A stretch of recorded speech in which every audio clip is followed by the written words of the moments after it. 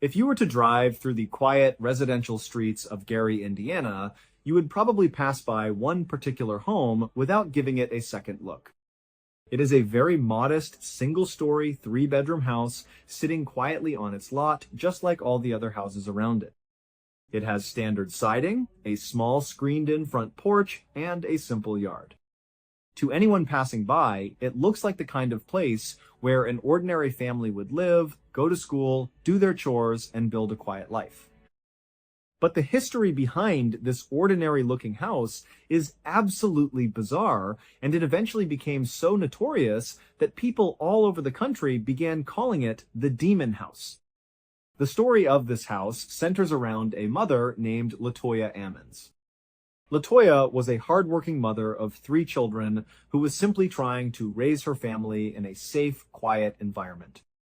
She lived in this single-story house with her 3 kids and her mother, Rosa Washington, who was the children's grandmother. For a while, they tried to maintain a normal routine, but before long, things inside the home began to take a very dark and inexplicable turn. LaToya began experiencing things that defied any logical explanation, and eventually the situation grew so extreme and so terrifying that she felt she had no choice but to reach out to the authorities for help.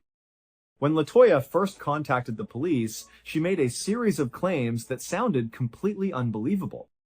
She told the officers that there were dark, malevolent forces inside her home, and she specifically reported that actual demons were physically picking up her children and throwing them against the walls of the house.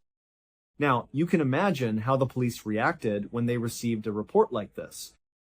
When law enforcement officers get a call from a parent claiming that their children are being thrown against the walls, their first immediate thought is not that the house is haunted. Their immediate thought is that this is a case of severe child abuse, neglect, or a parent who is mentally unstable and unfit to care for her children. They worried that LaToya might be hurting her own kids and using stories of the paranormal to cover up her actions. Because of these serious concerns, the police did what they always do in situations involving the potential endangerment of minors. They contacted Child Protective Services and arranged for an immediate investigation.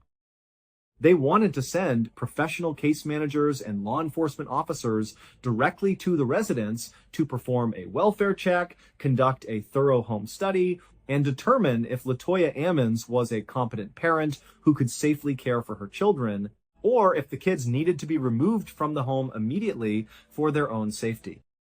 What the authorities actually found when they got involved shocked everyone. Instead of a simple case of parental neglect or fabricated stories, they ended up documenting a series of events so strange and unsettling that they were recorded in official government files. These events are not just rumors or local neighborhood gossip. They are written down in a formal police report from the Lake County Sheriff's Department. When people first read through this official document, their initial reaction is usually disbelief. It looks like something taken straight out of a horror movie script, but it is a real, public record signed by professional law enforcement officers who had to write down exactly what they witnessed while on duty. The investigation officially began to heat up after Child Protective Services decided to conduct a formal home study at the property. The agency wanted to inspect the living conditions, look for signs of physical abuse, and make sure the house was a clean, safe environment. To carry out this task, they assigned a case manager named Valerie Washington to lead the study. Because of the bizarre and potentially volatile nature of the claims, the Lake County Sheriff's Department decided to send some backup. They assigned Lieutenant Gruska to accompany Valerie Washington to the home to assist her with the inspection and to observe the family's behavior firsthand. When Lieutenant Gruska arrived at the house to meet up with Valerie Washington, he also met LaToya Ammons, her mother, Rosa Washington, and LaToya's 2 young sons, 9-year-old Andrew and 7-year-old Amante. Before they even stepped foot inside the front door, Valerie Washington pulled Lieutenant Gruska aside out of earshot of LaToya and the rest of the family. She looked shaken, and she wanted to tell him about an event that had occurred just 8 days earlier before the police had officially joined the home study. This event had taken place at a local hospital where the family had been taken for medical and psychological evaluations, and Valerie Washington had witnessed it with her own eyes. 8 days prior, Valerie Washington was sitting in a hospital waiting room along with a clinical psychologist. They were there to evaluate the children and interview the grandmother, Rosa Washington, about the living conditions and the mental state of the family. The two young boys, Andrew and Amante, were also in the room, sitting quietly. As they were all chatting and going over the standard intake questions, the youngest son, 7-year-old Amante, suddenly stood up from his chair. He walked slowly into the very middle of the hospital waiting room. As the caseworker and the psychologist watched him, Amante's eyes suddenly rolled back into his skull, showing only the whites of his eyes. Then, the 7-year-old boy began to emit a low, rumbling, growling sound. Valerie Washington noted that the sound was incredibly deep, far too deep and resonant to have come from the vocal cords of a normal 7-year-old child. But while the caseworker and the psychologist were frozen in shock, the grandmother, Rosa, did not seem surprised at all. Her reaction made it clear that she had seen this happen before. Rosa immediately got up from her chair, marched straight over to the young boy, took him firmly by both of his hands, and looked him directly in the face. She began to yell at him, repeating the phrase, "You are not you," over and over again. Despite his grandmother shouting directly at him and holding his hands tightly, Amante did not snap out of it. His eyes remained rolled back into his head, and he did not respond to his grandmother's voice or show any sign of conscious awareness. Instead, as Rosa continued to repeat the words, "You are not you," Amante began to backpedal. He was moving backward, toward a solid wall directly behind him. Rosa did not let go. She kept a firm, solid grip on his hands, holding them tightly as he retreated. When the 7-year-old boy reached the wall, he did not stop. In a movement that defied the physical capabilities of a young child, Amante placed the sole of his foot flat against the vertical surface of the wall. He began to literally walk backwards up the wall. He was able to do this by pressing his weight against his grandmother. Since Rosa was holding on to his hands with a strong grip and leaning forward, Amante used her counter-resistance and his own physical leverage to walk vertically up the wall, defying gravity. The psychologist and Valerie Washington stood by, completely paralyzed, watching this impossible display in total disbelief. Rosa continued to hold on tight as the boy climbed higher and higher until his feet were high up on the wall and he was stretched out, practically on his tippy toes, suspended in the air against the flat surface. Then, suddenly, the boy flipped forward. He came off the wall, did a forward flip right in front of his grandmother, and landed cleanly on his feet on the opposite side of Rosa. It was a bizarre, acrobatic feat that a normal 7-year-old would have struggled to perform under any circumstances, let alone while seemingly unconscious, with his eyes rolled back. The moment the boy landed, the sheer panic of the situation broke over Valerie Washington and the psychologist. They did not try to investigate or ask questions. They literally ran out of the waiting room, down the hospital hallway, to find a medical doctor. They quickly explained what they had just seen, trying to find the words to describe a child walking backwards up a wall. The doctor, having absolutely no idea what to make of this wild report, decided to walk back into the waiting room to see for himself. When the doctor walked into the room, the strange episode had already ended. Amante's eyes were back to normal, the growling had stopped, and he was sitting quietly in a chair next to his grandmother, looking completely calm. The doctor walked up to him and, hoping to see some physical explanation, simply asked the boy if he could do that again. Amante just looked up at the doctor with a confused expression and said, "What? I did not do anything." He acted as though he had absolutely no memory of the event and had no idea what they were talking about. Now, Lieutenant Gruska's written report does not detail his immediate personal reaction to hearing this story from Valerie Washington. But the fact that this entire exchange was included in the official police report is highly significant. Lieutenant Gruszka wrote the report at the very end of his investigation, and even though he was not present at the hospital himself to witness the wall-walking incident, he chose to dedicate a significant portion of his official narrative to it. In law enforcement, police reports are strictly supposed to contain first-hand observations and direct evidence related to the specific incident being investigated.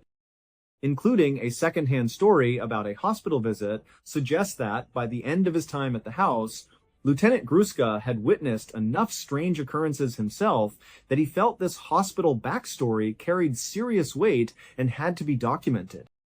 It shows that his pragmatic professional skepticism was starting to waver. Shortly after Valerie Washington finished telling this story to Lieutenant Gruszka outside the house, 2 more police officers arrived at the scene to assist with the home study. One was Officer Brian Miller, and the other was Officer Charles Austin. With 3 police officers and the Child Protective Services caseworker now gathered on the property, the group turned to face the family, ready to conduct their physical walkthrough of the residence. But as they walked toward the front door, LaToya Ammons stopped them. She made it very clear that she and her children would not go back inside that house. She explained that they had actually moved out of the Vacurum very recently because the physical and psychological attacks they were experiencing inside had become completely unbearable. They felt like they were under constant siege by demonic entities, and they were too terrified to cross the threshold. They were willing to cooperate with the home study, but they were not going to step inside. This created a bit of a difficult situation for the officers, who needed someone familiar with the property to guide them through.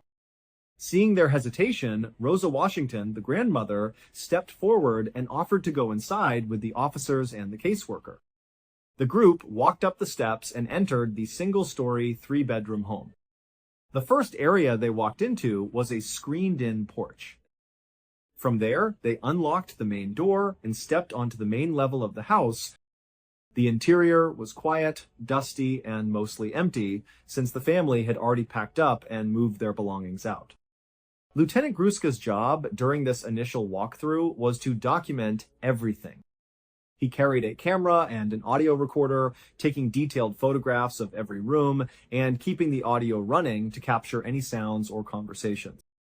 They walked through the 3 bedrooms, the kitchen, and the living room. Everything on the main floor appeared completely normal. It looked like any other vacant rental property. But the family had claimed that the vast majority of the strange and violent activity took place downstairs, in the basement. The group walked over to the basement door, opened it, and looked down. A set of simple wooden steps led down into the darkness. They turned on the light and made their way down to the basement floor, which was made of solid concrete.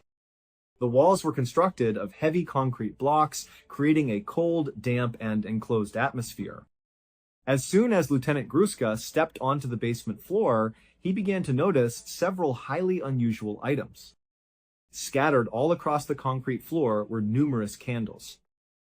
They had all been burned down completely to their wicks, leaving behind pools of hardened wax. Near the underside of the wooden stairs, the officers found a small makeshift altar and a Christmas nativity scene that had been carefully set up on the floor. Lieutenant Gruszka walked over toward the stairs to take close-up photographs of the altar and the nativity scene.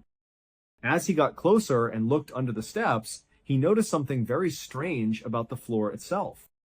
In the specific area underneath the wooden staircase, the solid concrete floor had been violently broken away.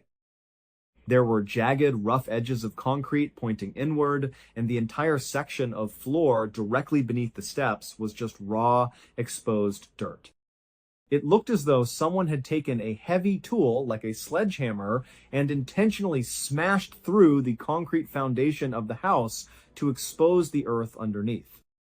When the officers questioned Rosa about the candles, the altar, and why the concrete floor had been smashed open, she could not give them a detailed or logical explanation. She simply looked around the damp basement, shivered, and said that there was a presence down there.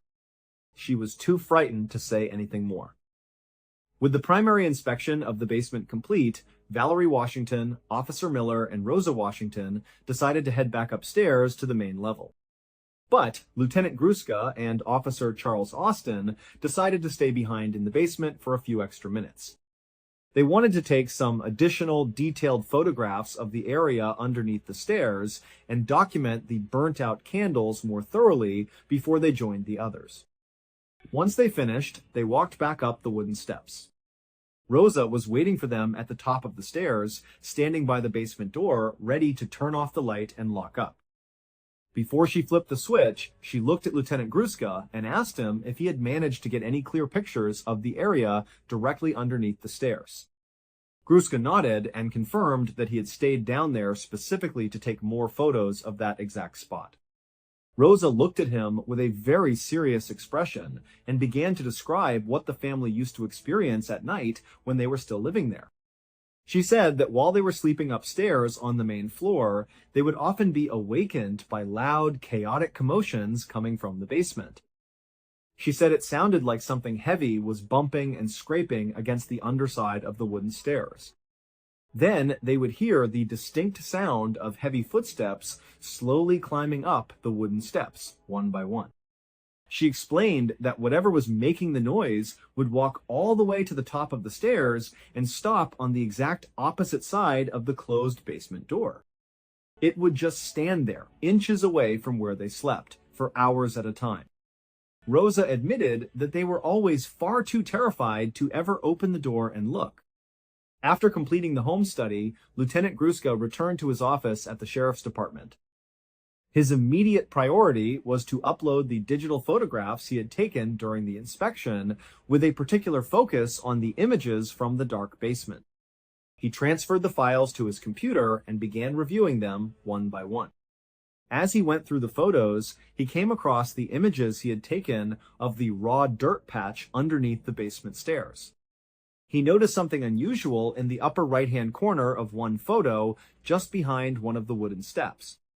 The area was partially obscured by shadow, but there appeared to be a strange, semi-transparent white mist or cloud hovering in the air. Intrigued, Gruska used his computer software to zoom in on the white mist. As the image became larger, the shape of the mist began to resolve into a distinct, recognizable pattern. He called other officers into his office to look at the screen. As they stared at the zoomed-in image, they could clearly see that the white mist had the distinct features of a man's face. But that was not all. As they continued to study the photo and zoom in even closer, they noticed another anomaly on the left side of the frame. There, hovering faintly in the shadows, was a second mist, this one with a pale green tint. When they examined the shape of this green mist, it appeared to form the distinct features of a woman's face. Lieutenant Gruska and Officer Austin, who were the only two people in the basement when those specific photographs were taken, were completely baffled. They both knew for a fact that there was no smoke, no dust clouds, and no visible mist of any kind under the stairs when they were standing there. The air had been completely clear. Yet, the camera had captured these two distinct, face-like mists. Uneasy but determined to find a rational explanation, Lieutenant Gruska decided to review the audio recording he had made during the basement walkthrough. He fast-forwarded the audio file to the exact time frame when he and Officer Austin were left alone in the basement taking those final photographs. As he listened, the audio was very clear. He could hear his own voice and Officer Austin's voice as they talked about the camera settings, the candles, and the broken concrete. But then, right in the middle of their conversation, as they were clicking the camera shutter, a third voice suddenly appeared on the recording. It was not Gruska's voice, and it was not Austin's voice. It was a completely distinct, disembodied voice that spoke directly into the audio recorder microphone, clearly whispering the word, "Hey." Lieutenant Gruska was deeply unsettled. The audio recorder he was using was a professional, high-quality device that he had used many times in his career.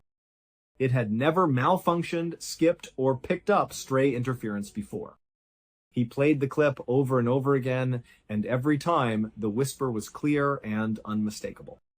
He showed the recording to several other officers in the department, and none of them could provide a logical, physical explanation for how a third voice could have been recorded in an empty, locked basement. On April 30th, Lieutenant Gruska decided to expand his investigation by contacting someone who had been inside the home while the Ammons family was still actively living there. He reached out to Latoya's local parish priest, Father Michael Maginot. Latoya and her family were deeply religious and regular churchgoers, and she had reached out to Father Maginot for spiritual help when the disturbances first began. Father Maginot agreed to meet with Gruska and describe what he had witnessed. He explained that he had visited the Ammons residence on Carolina Street 5 days before the police conducted their first home study. He had gone there because Latoya was in a state of absolute despair, claiming that her home was occupied by demons and that her family was in physical danger. Father Maginot recalled that he sat down with Latoya and her family in the main living room to discuss the situation. As they were talking, he noticed that the light inside the adjacent bathroom began to flicker on and off. The flickering was rapid and highly distracting, so Father Maginot eventually got up from his chair and walked over to the bathroom to inspect the fixture. The moment he stepped across the threshold and entered the bathroom, the flickering stopped completely and the light remained steady. Confused, the priest walked back to the living room and sat down to continue his conversation. Almost immediately, the bathroom light began to flicker rapidly again. This happened several times. Every time Father Maginot stood up and walked into the bathroom, the light would immediately behave normally. The moment he sat back down in the living room, the flickering would start right back up. While Father Maginot was busy investigating the erratic bathroom light, Latoya suddenly pointed toward one of the windows in the living room. She pointed out that a strange, thick liquid was beginning to form on the surface of the window blinds. Father Maginot and the family walked over to the window to examine it. They watched as a thick, oily, greasy substance began to slowly trickle down the plastic slats of the blinds. Father Maginot looked up at the ceiling, checking for any signs of a water leak, plumbing issues, or structural damage, but the ceiling was completely dry and intact. There was no visible source or logical explanation for how this oily liquid could be spontaneously appearing and dripping down the blinds. As they stood there staring at the grease, the plastic cord that was used to open and close the window blinds suddenly began to sway. It was swinging back and forth, side to side, with considerable force. Everyone in the room froze. Father Maginot checked the window, but it was completely closed and locked. There was no air conditioning running, no fans nearby, and no draft of any kind in the sealed room. Yet, the heavy cord continued to sway as if someone was physically pulling it. As Father Maginot looked down toward the floor, trying to process what he was seeing, his eyes fell upon the carpet directly next to where they were standing. Pressed deep into the fibers of the carpet was a massive, heavy footprint. The priest examined the footprint closely. It was far too large to have been made by his own shoes, and no one else living in the house had feet anywhere near that size. It looked as though a massive, heavy individual had stood right next to the window, leaving a deep indentation in the carpet, even though no such person was present in the room.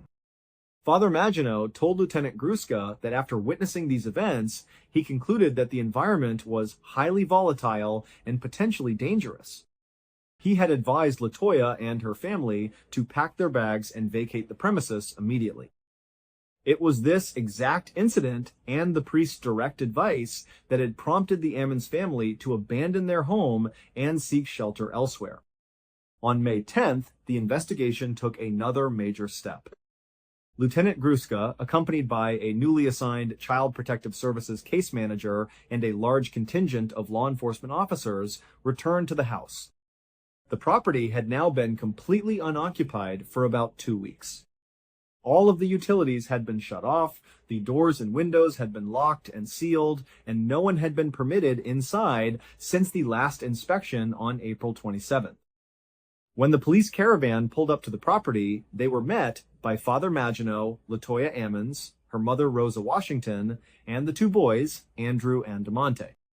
Because of the bizarre nature of the case and the escalating reports of physical anomalies, the police department had brought a canine unit with them. The report does not say so explicitly, but the massive police presence and the tracking dog suggested that the department wanted to rule out any physical, criminal explanations. They wanted to make sure that some intruder, squatter, or malicious individual was not secretly living inside the walls or the crawl spaces of the house, staging these events to terrorize the family. Before anyone else entered the structure, the police handler sent the trained tracking dog inside. The dog conducted a thorough room-by-room search of the entire single-story house, looking for any signs of human intruders, hidden compartments, or illegal substances. After a detailed sweep, the dog returned to the front door, having found absolutely nothing unusual. The house was completely empty. With the physical safety of the building confirmed, the police officers, the new case manager, Father Maginot, and Rosa Washington entered the home. The main floor looked exactly as it had 2 weeks prior. Everything was dusty, quiet, and undisturbed, confirming that no one had been inside. The group walked over to the basement door, opened it, and turned on the overhead light. As they prepared to walk down, they immediately noticed something strange on the wooden stairs. Dripping down the steps was a wet, glistening trail of thick, oily substance. It looked identical to the greasy liquid that Father Maginot had witnessed on the living room blinds weeks earlier. The trail started near the top of the stairs, snaked its way down the wooden steps, turned around the corner of the banister, and disappeared into the dark area underneath the staircase.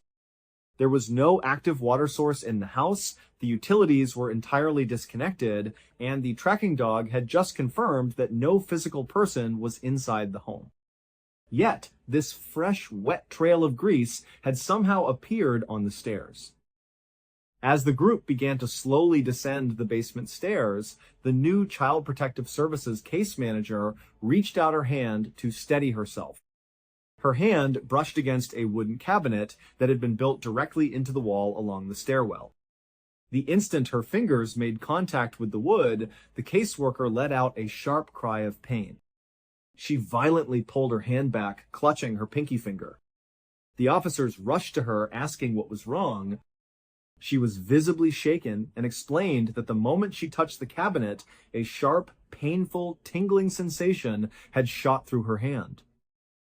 When Lieutenant Gruska looked at her hand, he saw that her pinky finger had turned completely pale white.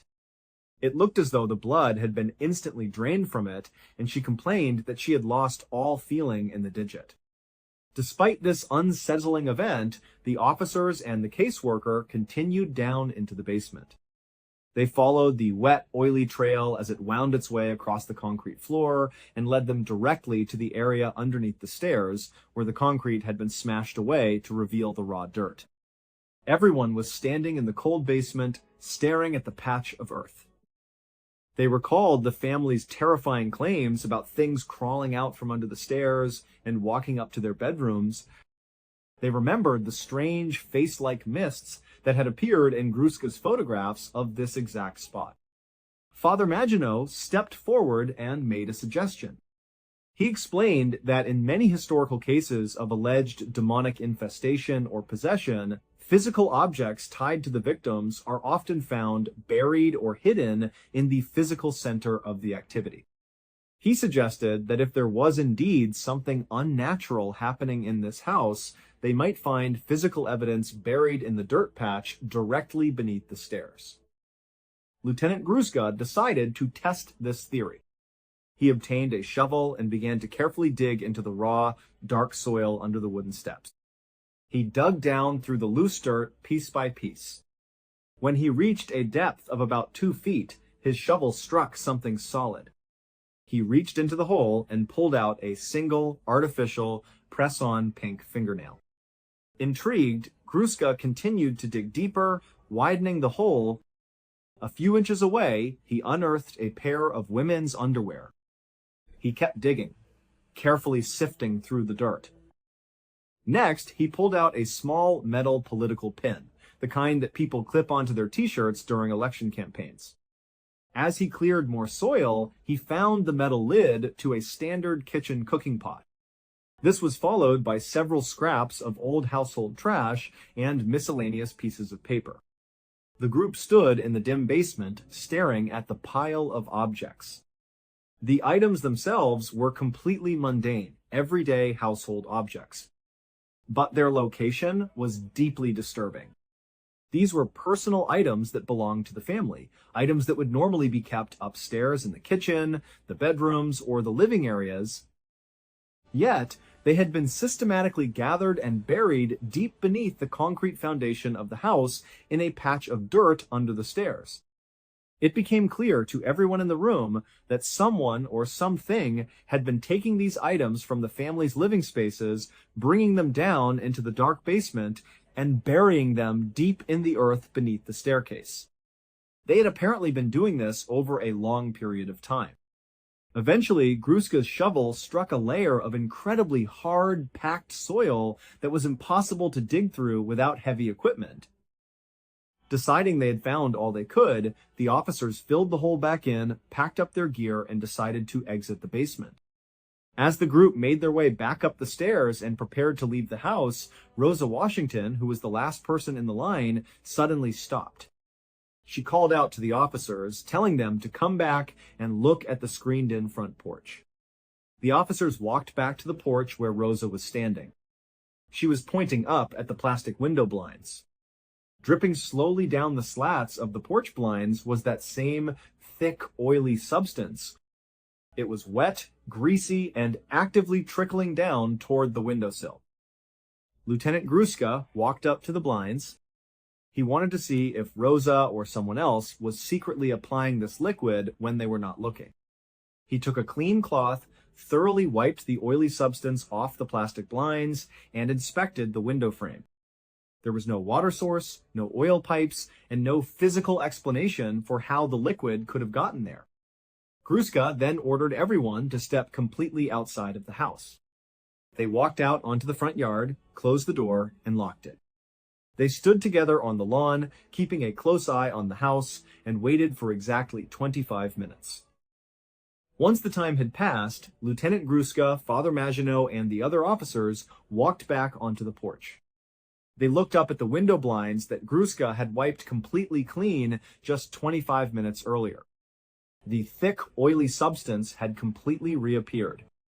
It was actively dripping down the plastic slats in the exact same pattern as before, leaving fresh, greasy trails.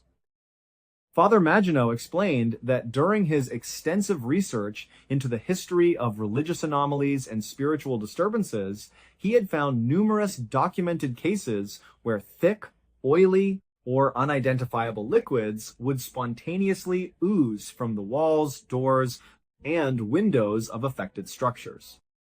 The appearance of this grease, with no physical source and returning even after being wiped clean, matched those historical accounts perfectly. At this point, Lieutenant Gruska and the other law enforcement officers decided they had seen enough. The environment was filled with too many variables that could not be explained by standard police procedures or physical science. Gruska ordered everyone to immediately vacate the premises. They walked out of the house, locked the heavy doors behind them, and sealed the property. That marked the official end of the police involvement and the conclusion of the formal police report. But the mystery of the house did not end there. Officer Charles Austin, who had been in the basement with Lieutenant Gruska when they heard the disembodied voice on the recorder, was deeply affected by what he had experienced.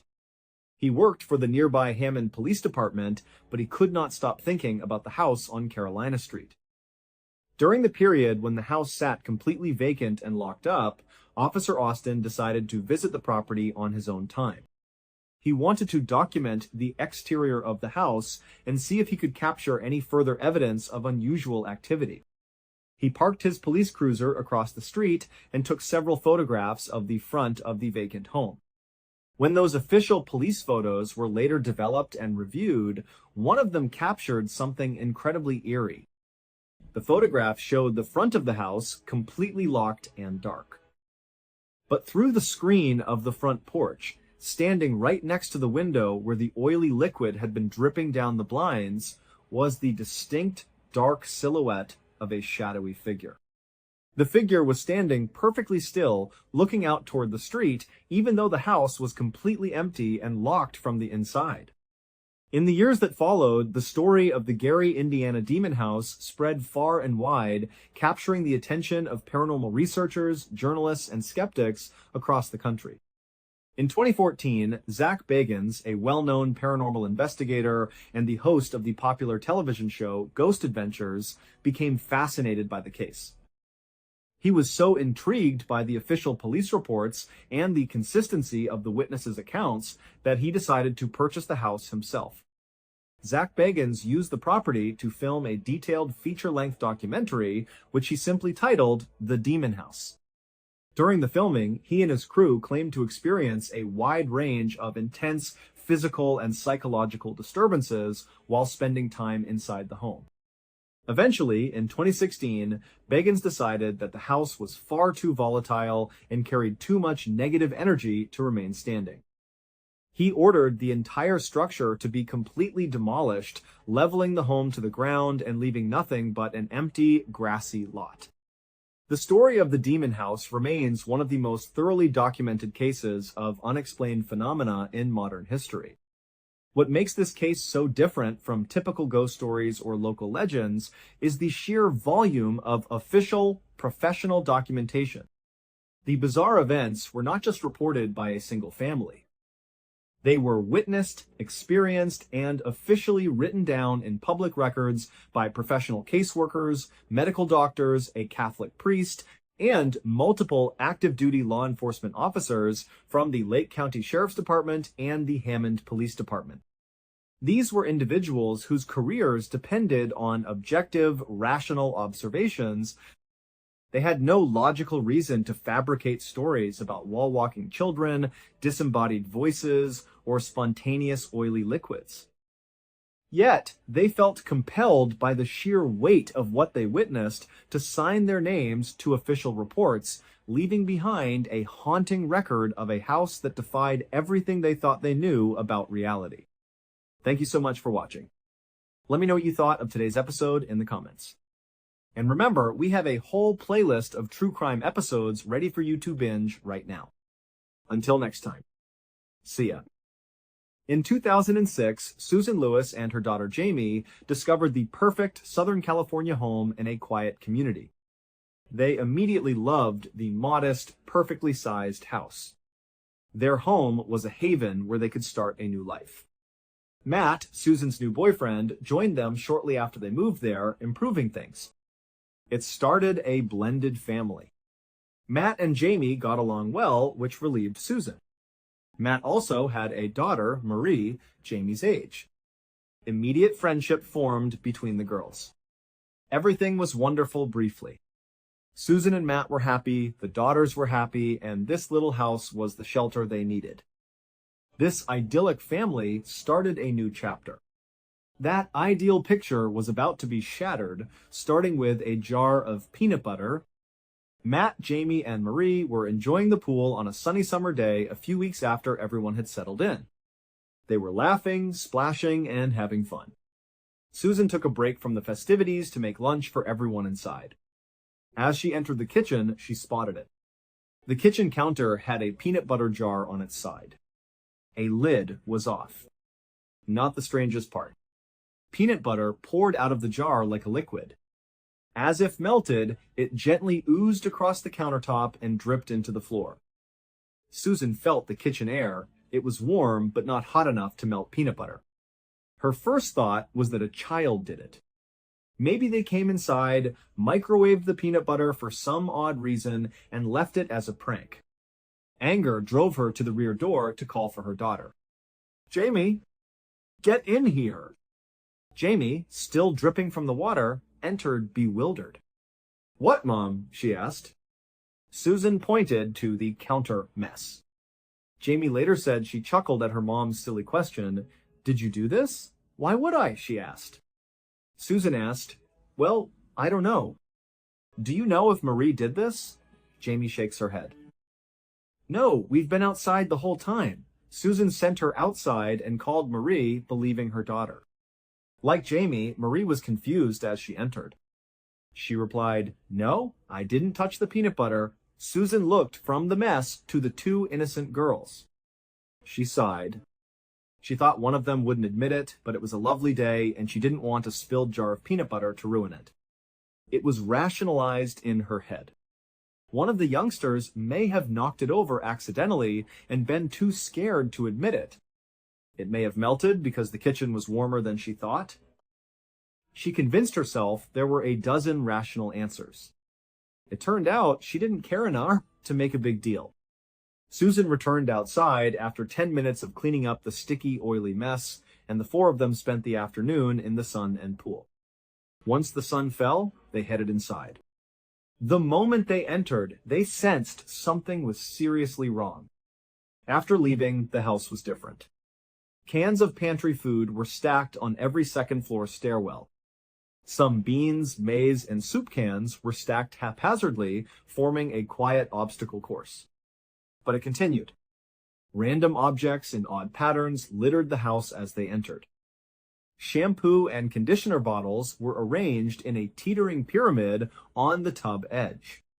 They had a flawless star pattern of hairbrushes and combs on the counter.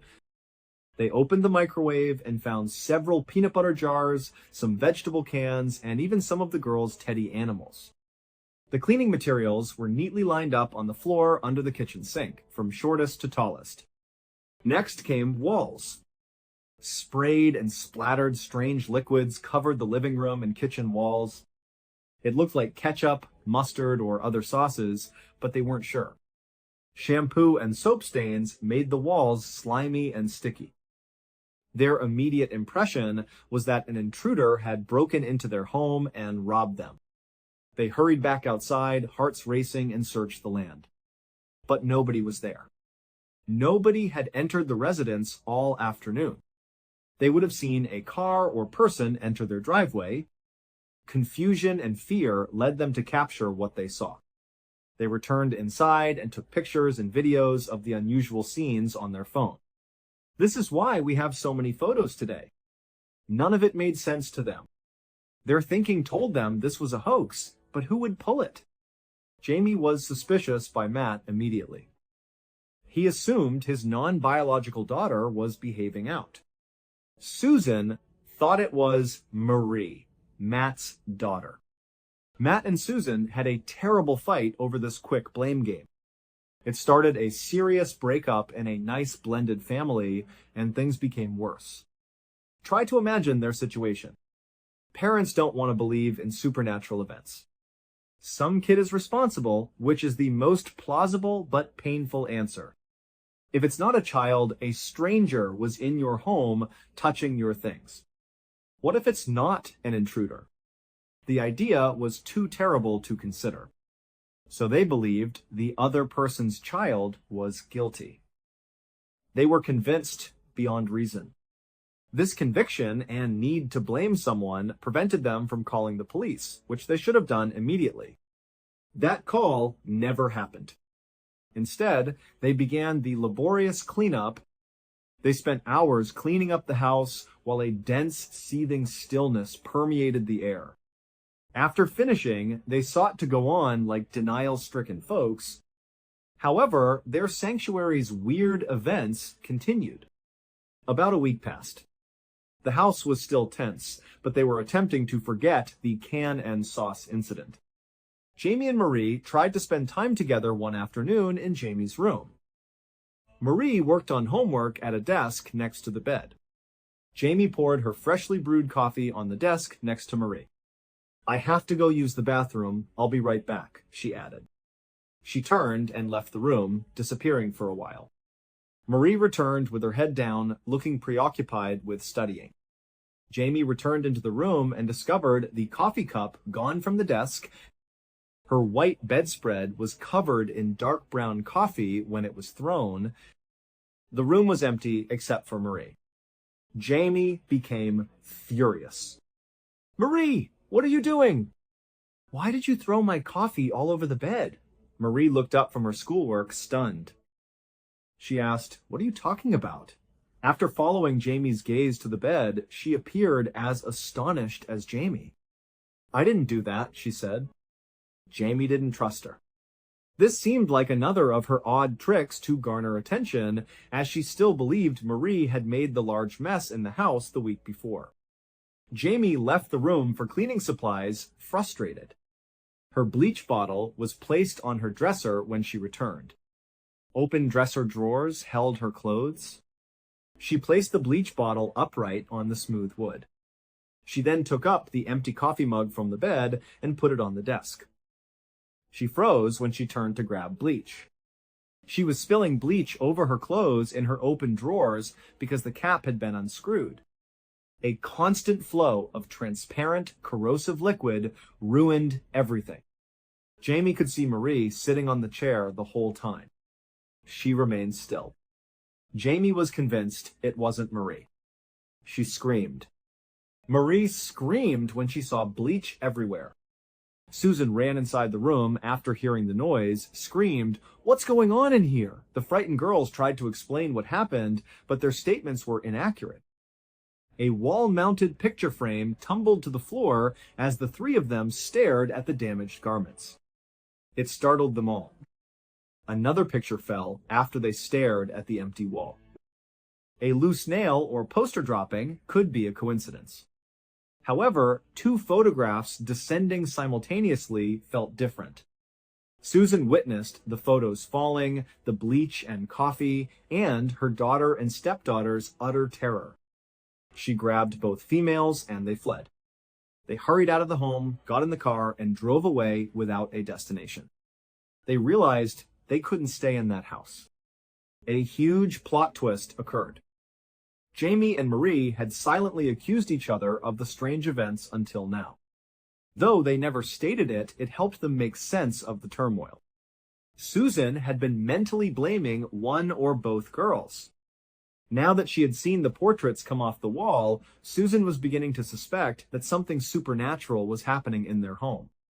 Jamie and Marie were convinced. They were the first to express it as they drove aimlessly. They suspected their home was haunted. Susan and the girls drove home when they calmed down. Matt was at work all day and didn't know what happened. They returned inside with heavy hearts. The house failed again. Cans stacked up the stairs, stuff in unusual patterns on the floor, the microwave was filled of various goods, and the refrigerator door was open, spilling food onto the kitchen floor. Strange, sticky liquids covered the walls again. No one was responsible this time. Susan, Jamie, and Marie spent the entire vehicle ride together.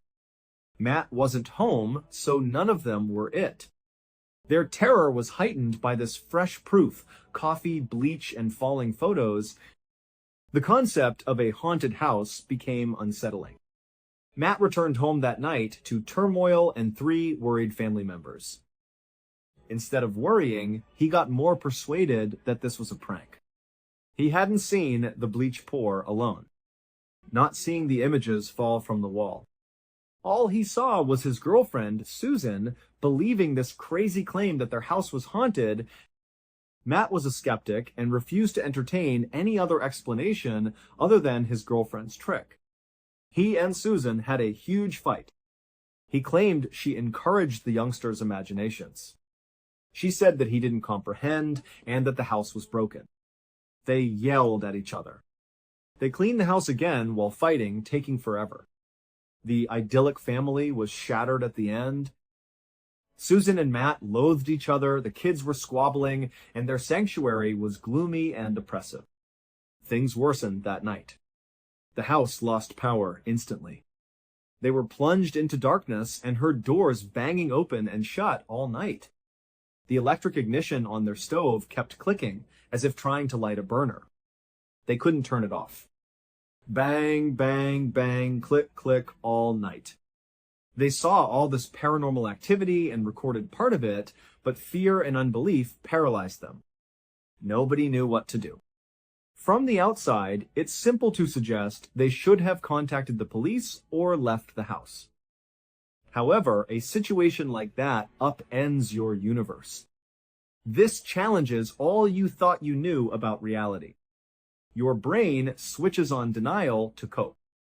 Instead of uniting against whatever was in their house, they fought and blamed each other for the things that were clearly happening in front of them, things that had nothing to do with them. Susan, Matt, and the girls hadn't notified their friends or relatives yet. They were humiliated and afraid of being disbelieved. Susan finally snapped the next day. She told a close friend everything. Peanut butter, cans, bleach, smashing doors. Her friend listened carefully and gave odd advice. Maybe you should try giving it a peace offering, she added. Maybe this thing in your house feels like you're intruding on its space. If you offer it something to show you mean no harm, that you want to coexist, maybe it'll stop. Whether this advice was good or not, Susan felt in control for the first time. She embraced the notion. Matt would be at work that day, so she knew he would never approve. It would start another fight when he called it absurd. So she saw an opening. She told the girls the plan. Susan chose a little porcelain cat figurine for the offering. Cats were her passion, so she thought offering them would be powerful. She said, "We mean no harm. Let's call a truce." She set up a little table with candles and a cat figurine in the middle. Observing her, the females were unsure what to think. Susan talked from the heart since she didn't know what to say or how to ritualize. "Please accept this gift," she told the empty room. "It's my gift to you. We mean no harm, and we want to coexist." Fate brought Matt home quickly. The noise had kept him up the night before, and he was so sick and fatigued that he left work early. He entered his house and observed Susan and the girls performing a seance. He was mad. "Definitely not," he said. "We are not going to interact with this thing. We're not going to act like it's real, because it's not." He stepped to the table and saw the cat figurine was the focus. Susan and the girls begged him, "Don't do anything! Don't touch it!" But Matt ignored them. He grabbed the figurine from the table, went to the back deck, and flung it into their backyard. Susan and daughters cried. He had made things worse, and they were afraid. All eyes were on the backyard where the cat landed. But they turned and glanced at the table. They all gasped. The same cat figurine was in the middle of the table where it had been seconds earlier. It was impossible. Everyone had seen Matt chuck it. Matt refused to change. He didn't care. He ran back over, grabbed the new figure, and tossed it on the floor, shattering it into 100 pieces. The violence and aggression were the reverse of Susan's peace offering. At that moment, Susan felt a sickening feeling in her stomach and knew they would suffer for what he had done. Jamie woke up in the middle of the night after everyone had wept themselves to sleep. She discreetly went downstairs to the kitchen for water because she was thirsty. Her blood chilled when she entered and turned on the light. The kitchen walls were covered in ketchup-like writing that repeated one word: cat. She saw cat everywhere. She shouted and went upstairs, waking everyone. Everyone descended and saw the signs. Matt instantly faced Jamie. "You're the one that found this." "You did this," he said. Susan defended Jamie. "You're the one who smashed the cat figurine, Matt." "No wonder this is happening." It escalated into another terrible brawl, with everyone screaming and blinded by rage and terror. They were haunted and could only pull each other apart. Beyond the writing on the walls, the residence was looted again. The contents of every drawer were spilled on the floor. Every closet was open, clothes scattered. Extremely messy, unlike anything they had seen before. Nobody had woken up. Everyone slept in their beds and heard nothing. It wasn't rational. As they began another unpleasant kitchen cleanup, they shifted some objects and found something new. A large, muddy footprint was on the linoleum floor. It was bigger than Matt's foot and not Susan's or the girls'. It was a giant man's footprint, or something else. Again, we can easily ask why they didn't go. When in chronic turmoil, your brain craves normalcy. A coping method. They did nothing. They cleaned up the debris, washed cat off their walls, and tried to survive in a house they couldn't afford to leave. Family dynamics had collapsed by this stage. The kids were shy and terrified. Marie and Jamie stayed in their rooms all day. Matt and Susan barely spoke. The house was now a jail, and everyone was sad. In the last 2 weeks of their time in that residence, 2 frightening events forced them out forever. Marie experienced it first. One evening, she was home alone for 2 hours. Susan and Matt hated leaving her, but they had to. Jamie went out with buddies. As night fell, Marie was home alone. Similar to a horror film scene. TV was her distraction in the living room. TVs started turning off and on suddenly. Fast, rhythmic, on, off, on. She understood from experience that this was a terrible sign indicating trouble. She couldn't turn the TV back on after it fully switched off. The remote flew off the coffee table and skidded across the floor as she reached for it. She was stuck in fear, sitting there. She knew others were there. She then watched in terror as the empty rocking chair in the corner of the room started rocking slowly, then more vigorously, as if an invisible person had just sat down and was watching her. Marie watched the rocking chair as the portraits on the walls fell to the floor one by one. Marie and Jamie started carrying a digital camera around to chronicle weird events. Marie grabbed her camera while scared on the couch. With shaking hands, she aimed it around the room and started taking shots, trying to capture something. She ran for her phone and called Susan, her dad, and anyone who answered. She said, "You have to get here now." "Something's happening!" Susan and Jamie ran home to find Marie huddled on the couch, scared but unharmed. The house was thrown again. After things calmed down, Marie remembered the camera. "I took pics," she stated. The small computer screen displayed her images, which they viewed together. She appeared in numerous photos with weird, dazzling orbs of light in the living area. Their movement around the room was obvious. It proved something was there. It was the last straw for Matt. He could no longer deny it. Pictures showed his daughter was terrorized. He eventually believed their home was haunted. The church was his first stop because he didn't know who to call. He contacted priests and pastors to invite guests to the house. He could only get one priest to pray with the family for a few minutes before declaring, "I can't help you," and leaving. They were alone in a house they couldn't afford to leave, with a growing threat. Jamie's second major event, which broke them, occurred at home alone. In her bedroom, she heard a loud door hammering. Thump, thump, thump. Nobody else was home, she knew. Fearful, she grabbed her camera and filmed the door, recording her frightened breaths. Someone was repeatedly knocking on her bedroom door.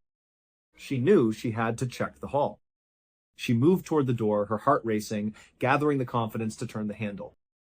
The beating on the other side stopped when her hand approached the doorknob as if it knew what she was about to do. The beating resumed when she retracted her hand. She went back to her bed and curled up in the fetal position for 3 hours, listening to somebody bashing her door. The banging ceased abruptly. Jamie believed she could depart the house after a few minutes of silence. She crept back to the door, cautiously turning the knob and opening it. The hallway was vacant. No one was there. When she peered outside her door, she saw a huge dent in the wood where the pounding had occurred. It appeared that a huge force had bent the hallway doorknob downward. A filthy mound of pots, pans, silverware, and knives covered the hall floor. It appeared that something was trying to smash her door with tools. The doorknob to the restroom next to her room was gone, leaving a space where you could look through. They hadn't replaced it yet. The bathroom light flickered as Jamie stood in the corridor. It's in there, she thought. In an odd flash of boldness, she decided to trap it. She hurried back to her desk, grabbed thread, and returned to the restroom door. She threaded the string through the doorknob hole, closed the door, and leaned back, thinking she had trapped it. When the door closed, she sensed resistance. Something was retreating. An invisible pull tugged at her. She fell backwards into her room when the string snapped. Bathroom doors crashed open. She imagined she would meet whatever was frightening her family. She was trapped in her bedroom when her bedroom door banged before she could see anything from the bathroom. She heard pans rustling and metal clinking outside her door. It interacted with its hallway tool pile. She noticed smoke enter her room from under the door after a moment. She went to the door and threw it open. She observed a frying pan with a burned roll of toilet paper in the hallway. Like a fuse, toilet paper was scattered along the corridor. This creature tried to burn the hallway. She was now completely survival-oriented. It now wanted to kill her, not terrify her. She used a hoodie from her room to extinguish the pan fire. She carefully crossed the corridor, tearing away the toilet paper, preparing to face this dreadful thing at any moment. She entered the living room and spotted toilet paper, paper towels, and newspapers. Her house was prepared to burn down with her inside. She hurried out the front door after navigating the maze of flammable items, searching for other fires. She sobbed on the front steps and waited for her family to come home. Jamie was screaming violently on the steps when Susan, Matt, and Marie returned. They ran inside, saw the toilet paper and burn marks, and Jamie recounted what happened. The end. That ended it. They knew to leave. They couldn't afford to move and knew it would ruin them, but they had no alternative. They packed only what they needed and left the house and its contents. House never sold. Susan went bankrupt. Strange things happened after they went. Next-door neighbors moved. The neighboring household moved. 5 nearby households pack up and leave. Not one of their homes sold. They remain empty, and no one knows why. Even though they were broke, Susan, Matt, Jamie, and Marie were glad to leave. Since leaving that house, they never experienced any paranormal activity again and are happy they survived. 911 dispatchers are prepared to handle banal and alarming calls. But Reno, Nevada dispatchers may have received the creepiest 911 calls ever. An elderly couple resided in a modest house 20 miles east of Reno. In 2010, her spouse died, leaving her alone at home. She started calling 911 twice or 3 times a week following his death. She didn't call for emergencies. She asked for things like, "Can you please put some water on to boil for my tea?"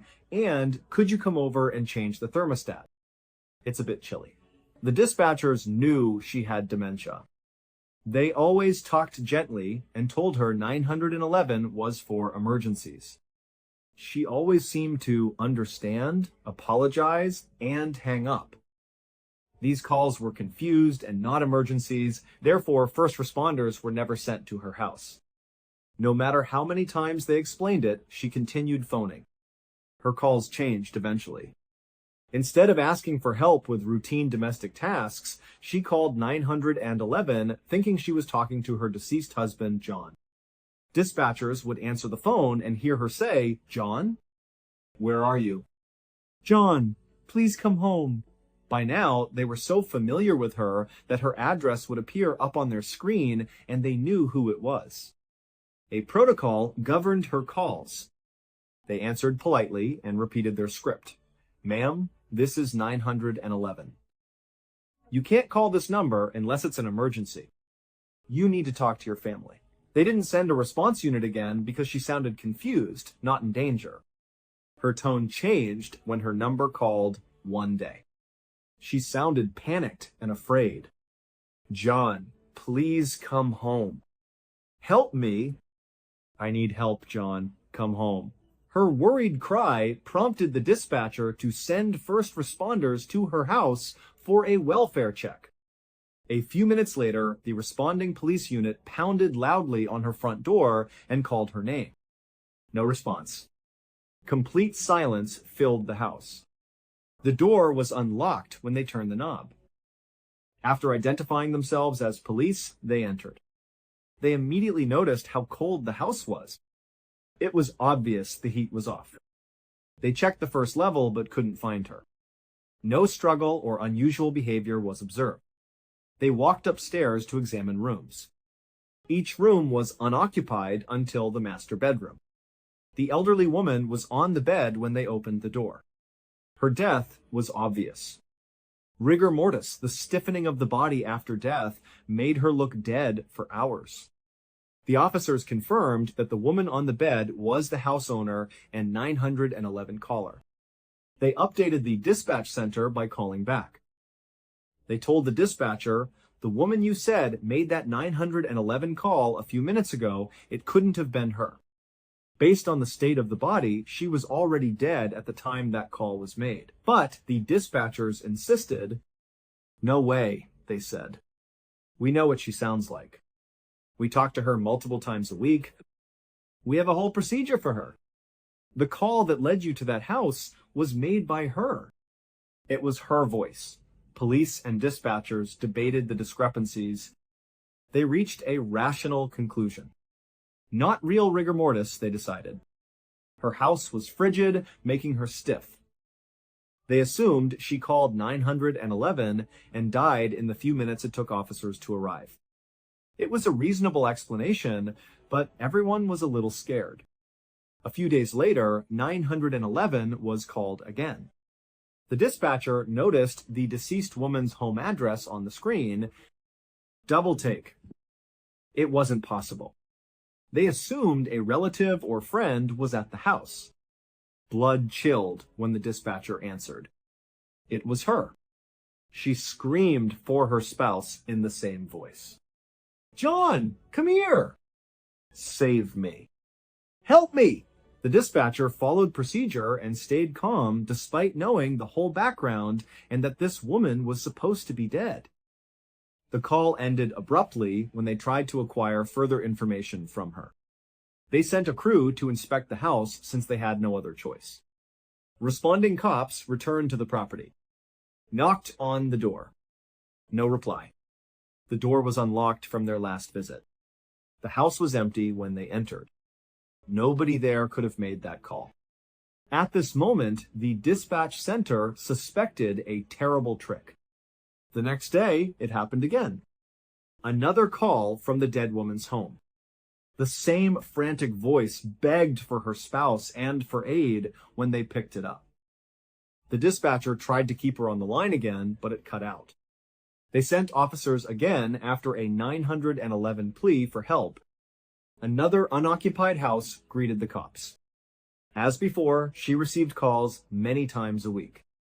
Vandals broke into and burnt her empty house, but they continued.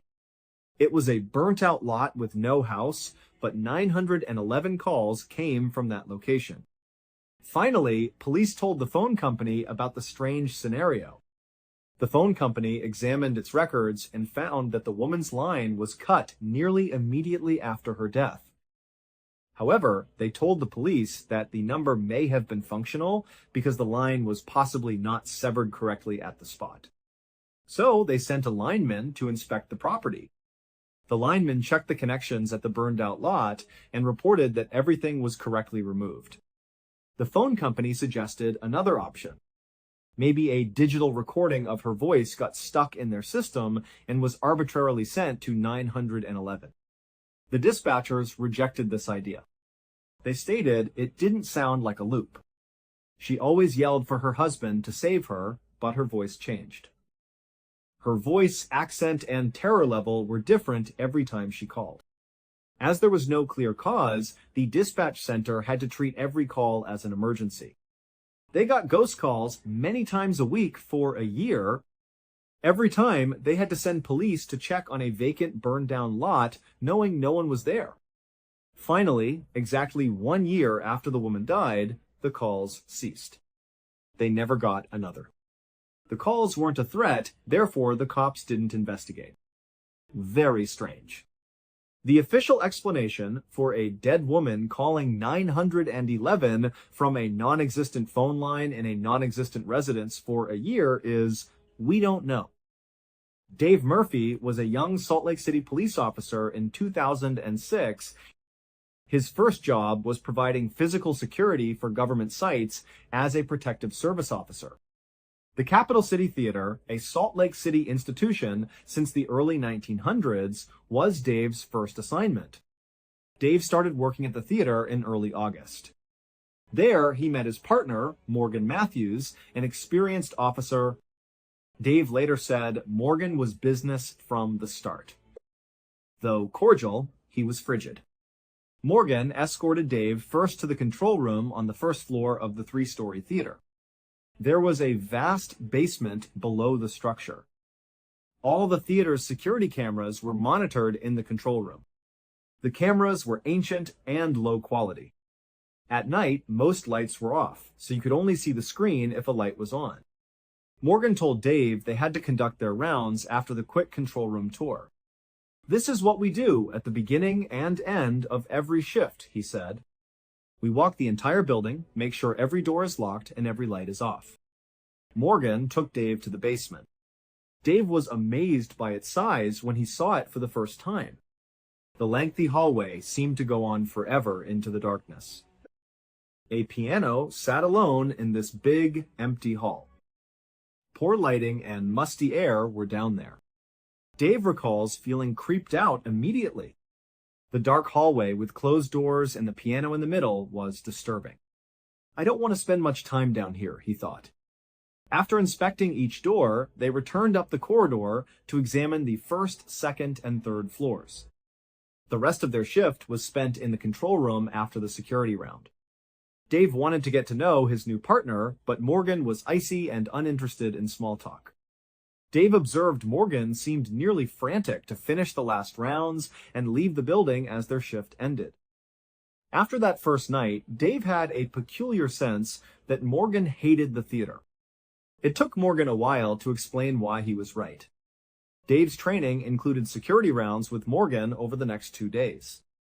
Morgan concluded 2 days after Dave started that Dave knew the building well enough to tackle the final rounds alone on August 9.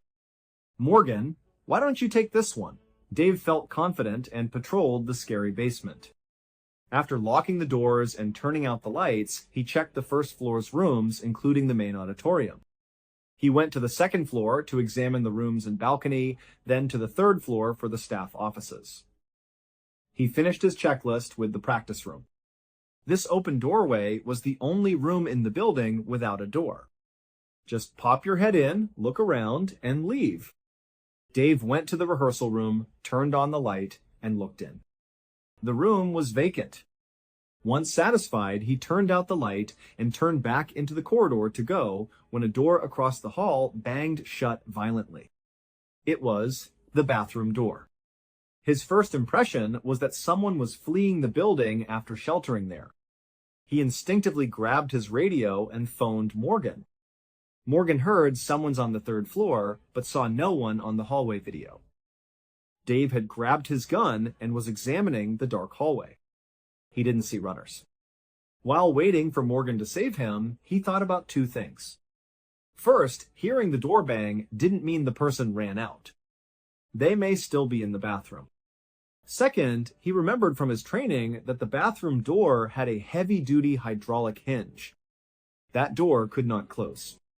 He was aiming his revolver at the bathroom door when Morgan emerged at the top of the stairs with his weapon. They entered the bathroom and cleared every stall and corner. No one was there. There was no escape.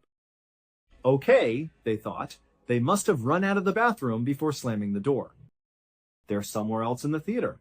They searched the entire building. They left the bathroom with pistols drawn and checked all third-floor doors. All was locked. Dave could see via the stairway door window that the second floor lights were on as they descended. He recalled turning them off minutes earlier. "Did you turn on the second floor lights?" Morgan shook his head. "No. They assumed the bathroom occupant ran to the second level and turned them on. When they entered the second story, all the lights were on and every door was open. They searched every room, closet, and crevice. Nobody was there. They switched out all lights, locked all doors, and kept searching. Lights off, doors locked, the first floor was perfect. They descended to the basement. As they searched for an intruder, the creepiness increased. They searched every room, but found no one. Back in the control room, they reviewed third-floor surveillance footage. The camera wasn't pointed toward the restroom door, and the corridor was too dark to view. The footage only shows the practice room light flashing on and off, and the door slamming loudly. They couldn't explain. They were afraid that someone was still in the building. One more thorough search yielded nothing. They gave up and left, calling it a bizarre, unexplained experience. Morgan worked alone on August 11th, 2 days later. Off day for Dave. Morgan perceived whispers from the hallway behind him while in the control room. After the door slammed, he was hypervigilant. He exited the hallway with his pistol. After he did, the whispering sound moved down the hall away from him. Nothing was visible when he peered around. He slowly walked down the corridor to the basement stairway. As he climbed the steps, he heard someone coughing from the basement. Morgan now acknowledged to being afraid. After all the strange things that had been happening, being alone in this vast, ancient theater and hearing coughing from the spooky basement was unnerving. He slowly descended the stairs with his rifle pointing ahead. He stopped coughing as he turned the corner at the bottom of the stairs. He turned on the lights and saw a long, deserted hallway. There was nothing. He checked all the doors as he walked down the corridor. Farther down the cellar, he smelled smoke. It came from a locked door next to him. He entered expecting a fire after unlocking the door. Despite the strong smoke scent, the room was empty and there was no fire. He examined the little room with the light on, but found nothing. He searched every room in the basement, convinced there was a fire. There was nothing. The smoke smell vanished as quickly as it appeared. He searched the auditorium for fires, but found none. He pondered phoning the fire department, but what would he say? He had to assume he smelled something. A few weeks later, on September 4, Dave arrived early for his shift at the theater. He spotted 3 employees speaking at the front desk when he entered. He overheard one talking about theater spirits as he passed. He was immediately intrigued. He approached the chatting man and introduced himself. Blair Fuller was the theater's senior accountant. Dave asked, "What's this about ghosts?" "I'm a security officer here, and I've seen some strange things myself." Blair invited Dave to his third-floor office to explain. "Okay," Blair said, "I've got a story for you. This happened a couple of years ago. I was right here in this office working late. It was about 9 or 10 at night, and I heard the elevator kick on. A loud elevator engine was always visible outside Blair's office. He didn't think much of it until he realized he was the only one in the building. The lights above the elevator door indicated the floor from his office window. It rose from the basement. It halted on the 3rd floor after the first 2. No one was there when the doors opened. Blair claimed he wasn't worried. He thought there was scheduled maintenance. The elevator alarm, which sounds when something blocks the entrance, went off after a while. He heard the loud ringing from his window, but saw nothing in the entryway. From his office, he walked to the elevator. He reported the temperature plummeted when he entered. The elevator was cold. He turned to face his office, and the doors closed. He said he didn't get off. It was his choice to ride. The elevator went down when the basement button lit up, obviously pressed. He wondered, what in the world is going on? The basement elevator opens. The place is empty. He entered the eerie underground hall. He shouted, "Hey, is anyone down here?" with all his courage. No one responded. Only light came from the open elevator car. He scarcely saw the piano in the hall.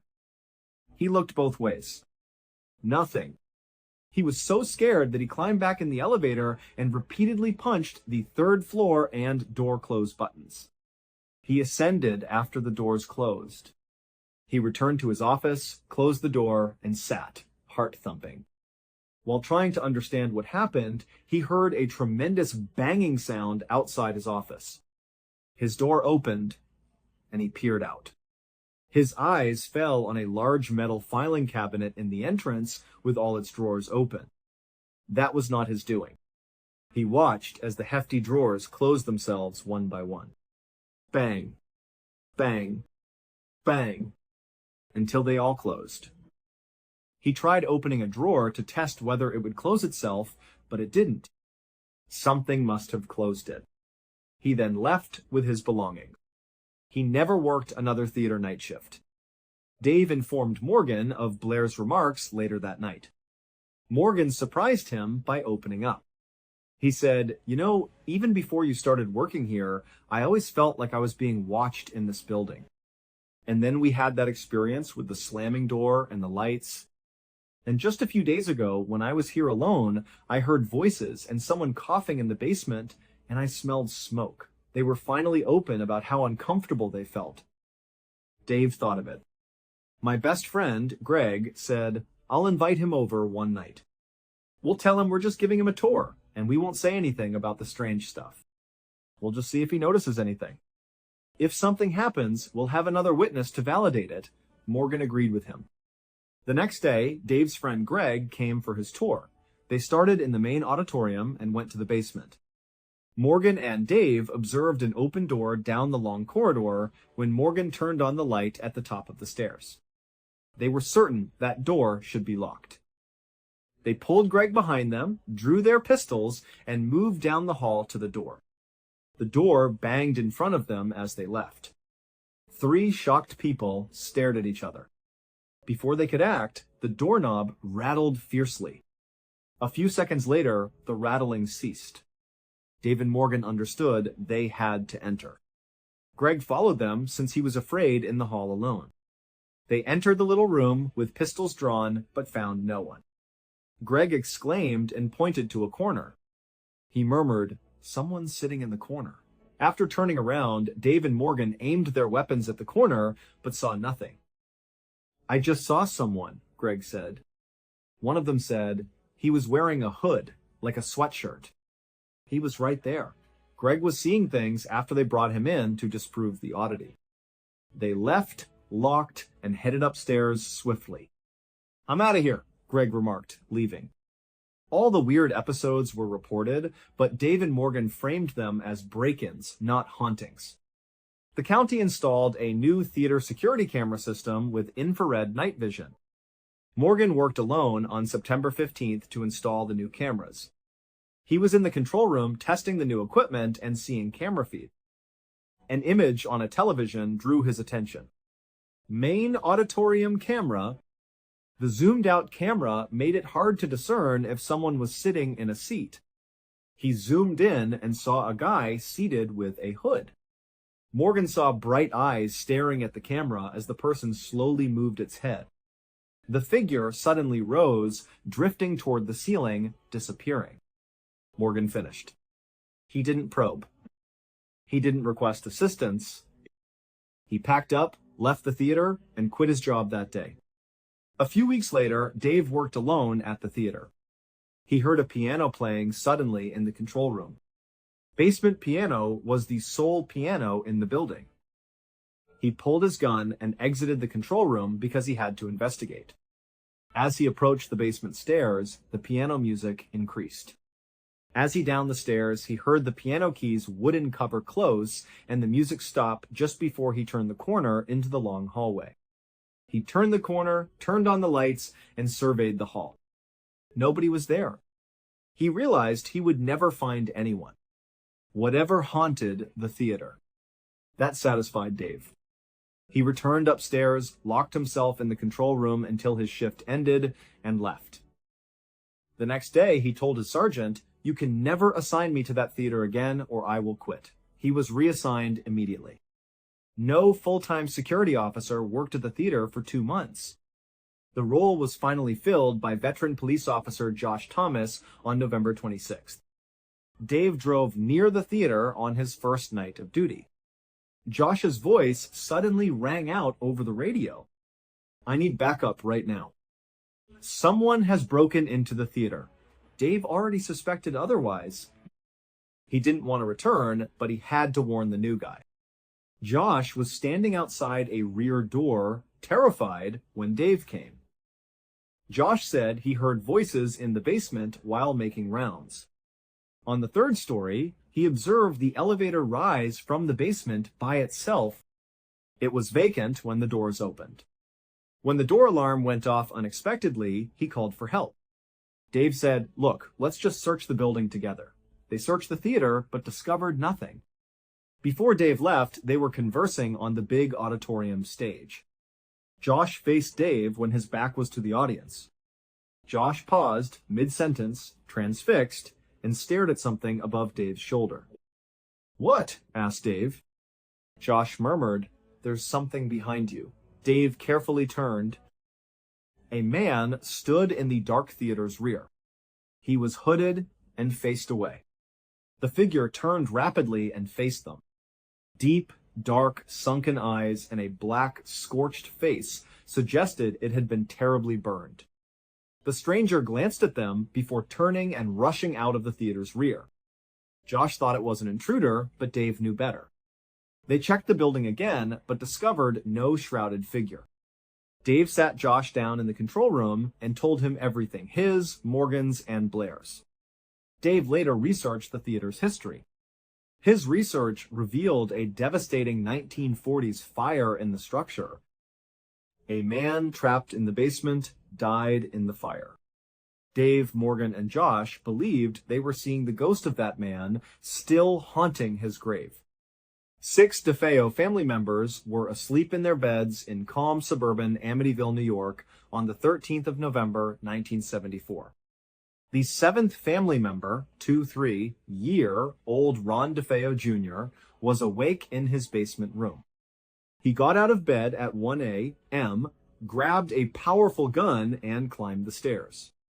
He reached the second-floor landing after climbing the second flight of steps. He went straight to his parents' bedroom.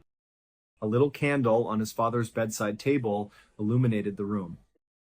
Ron shot his father twice in the back with the rifle. After his father stopped, he shot his mother twice with the rifle. He left the room calmly and crossed the hall to his 2 younger brothers' bedroom. He fired 1 shot at his 1-2-year-old brother Mark with the weapon again. He then fired 1 shot at his 9-year-old brother John. His 3-year-old sister Allison was asleep in another bedroom down the hall when he exited their room. He shot once with the rifle. After leaving her room, he went up a 3rd set of stairs to the 3rd story, located his 8-year-old sister Dawn, and shot her 1 last time. Ron DeFeo Jr. killed his family in 15 minutes. He was calm and collected. He casually moved from room to room, taking well-aimed shots. He dropped the firearm, stepped outside, and sprinted to a neighboring pub. He raced inside and yelled that he had just returned home to discover his family shot and needed help.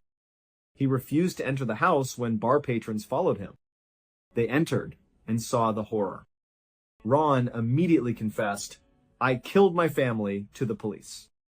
Ron Jr. was the most notoriously dysfunctional DeFeo. His explosive, angry temper and extensive drug and alcohol usage were well known. People avoided him. Amityville was unsurprised when Ron was found guilty of murdering the entire family. As crime scene details emerged, folks wondered if there was more to the story. All 6 victims were found face down in their beds. None exhibited evidence of fighting their attacker. Investigators initially thought Ron drugged them before killing them. No family members had narcotics or sedatives in their systems when toxicology findings came back. This didn't bother police at first. They assumed the family in the other rooms didn't hear the gunshots. Ron utilized a .35 caliber Marlin, one of the loudest guns available. Investigators tested the identical gun inside a house and found that it could be heard from a mile away. The detectives concluded that the family heard the gunshots, which was alarming. What was happening must have been known.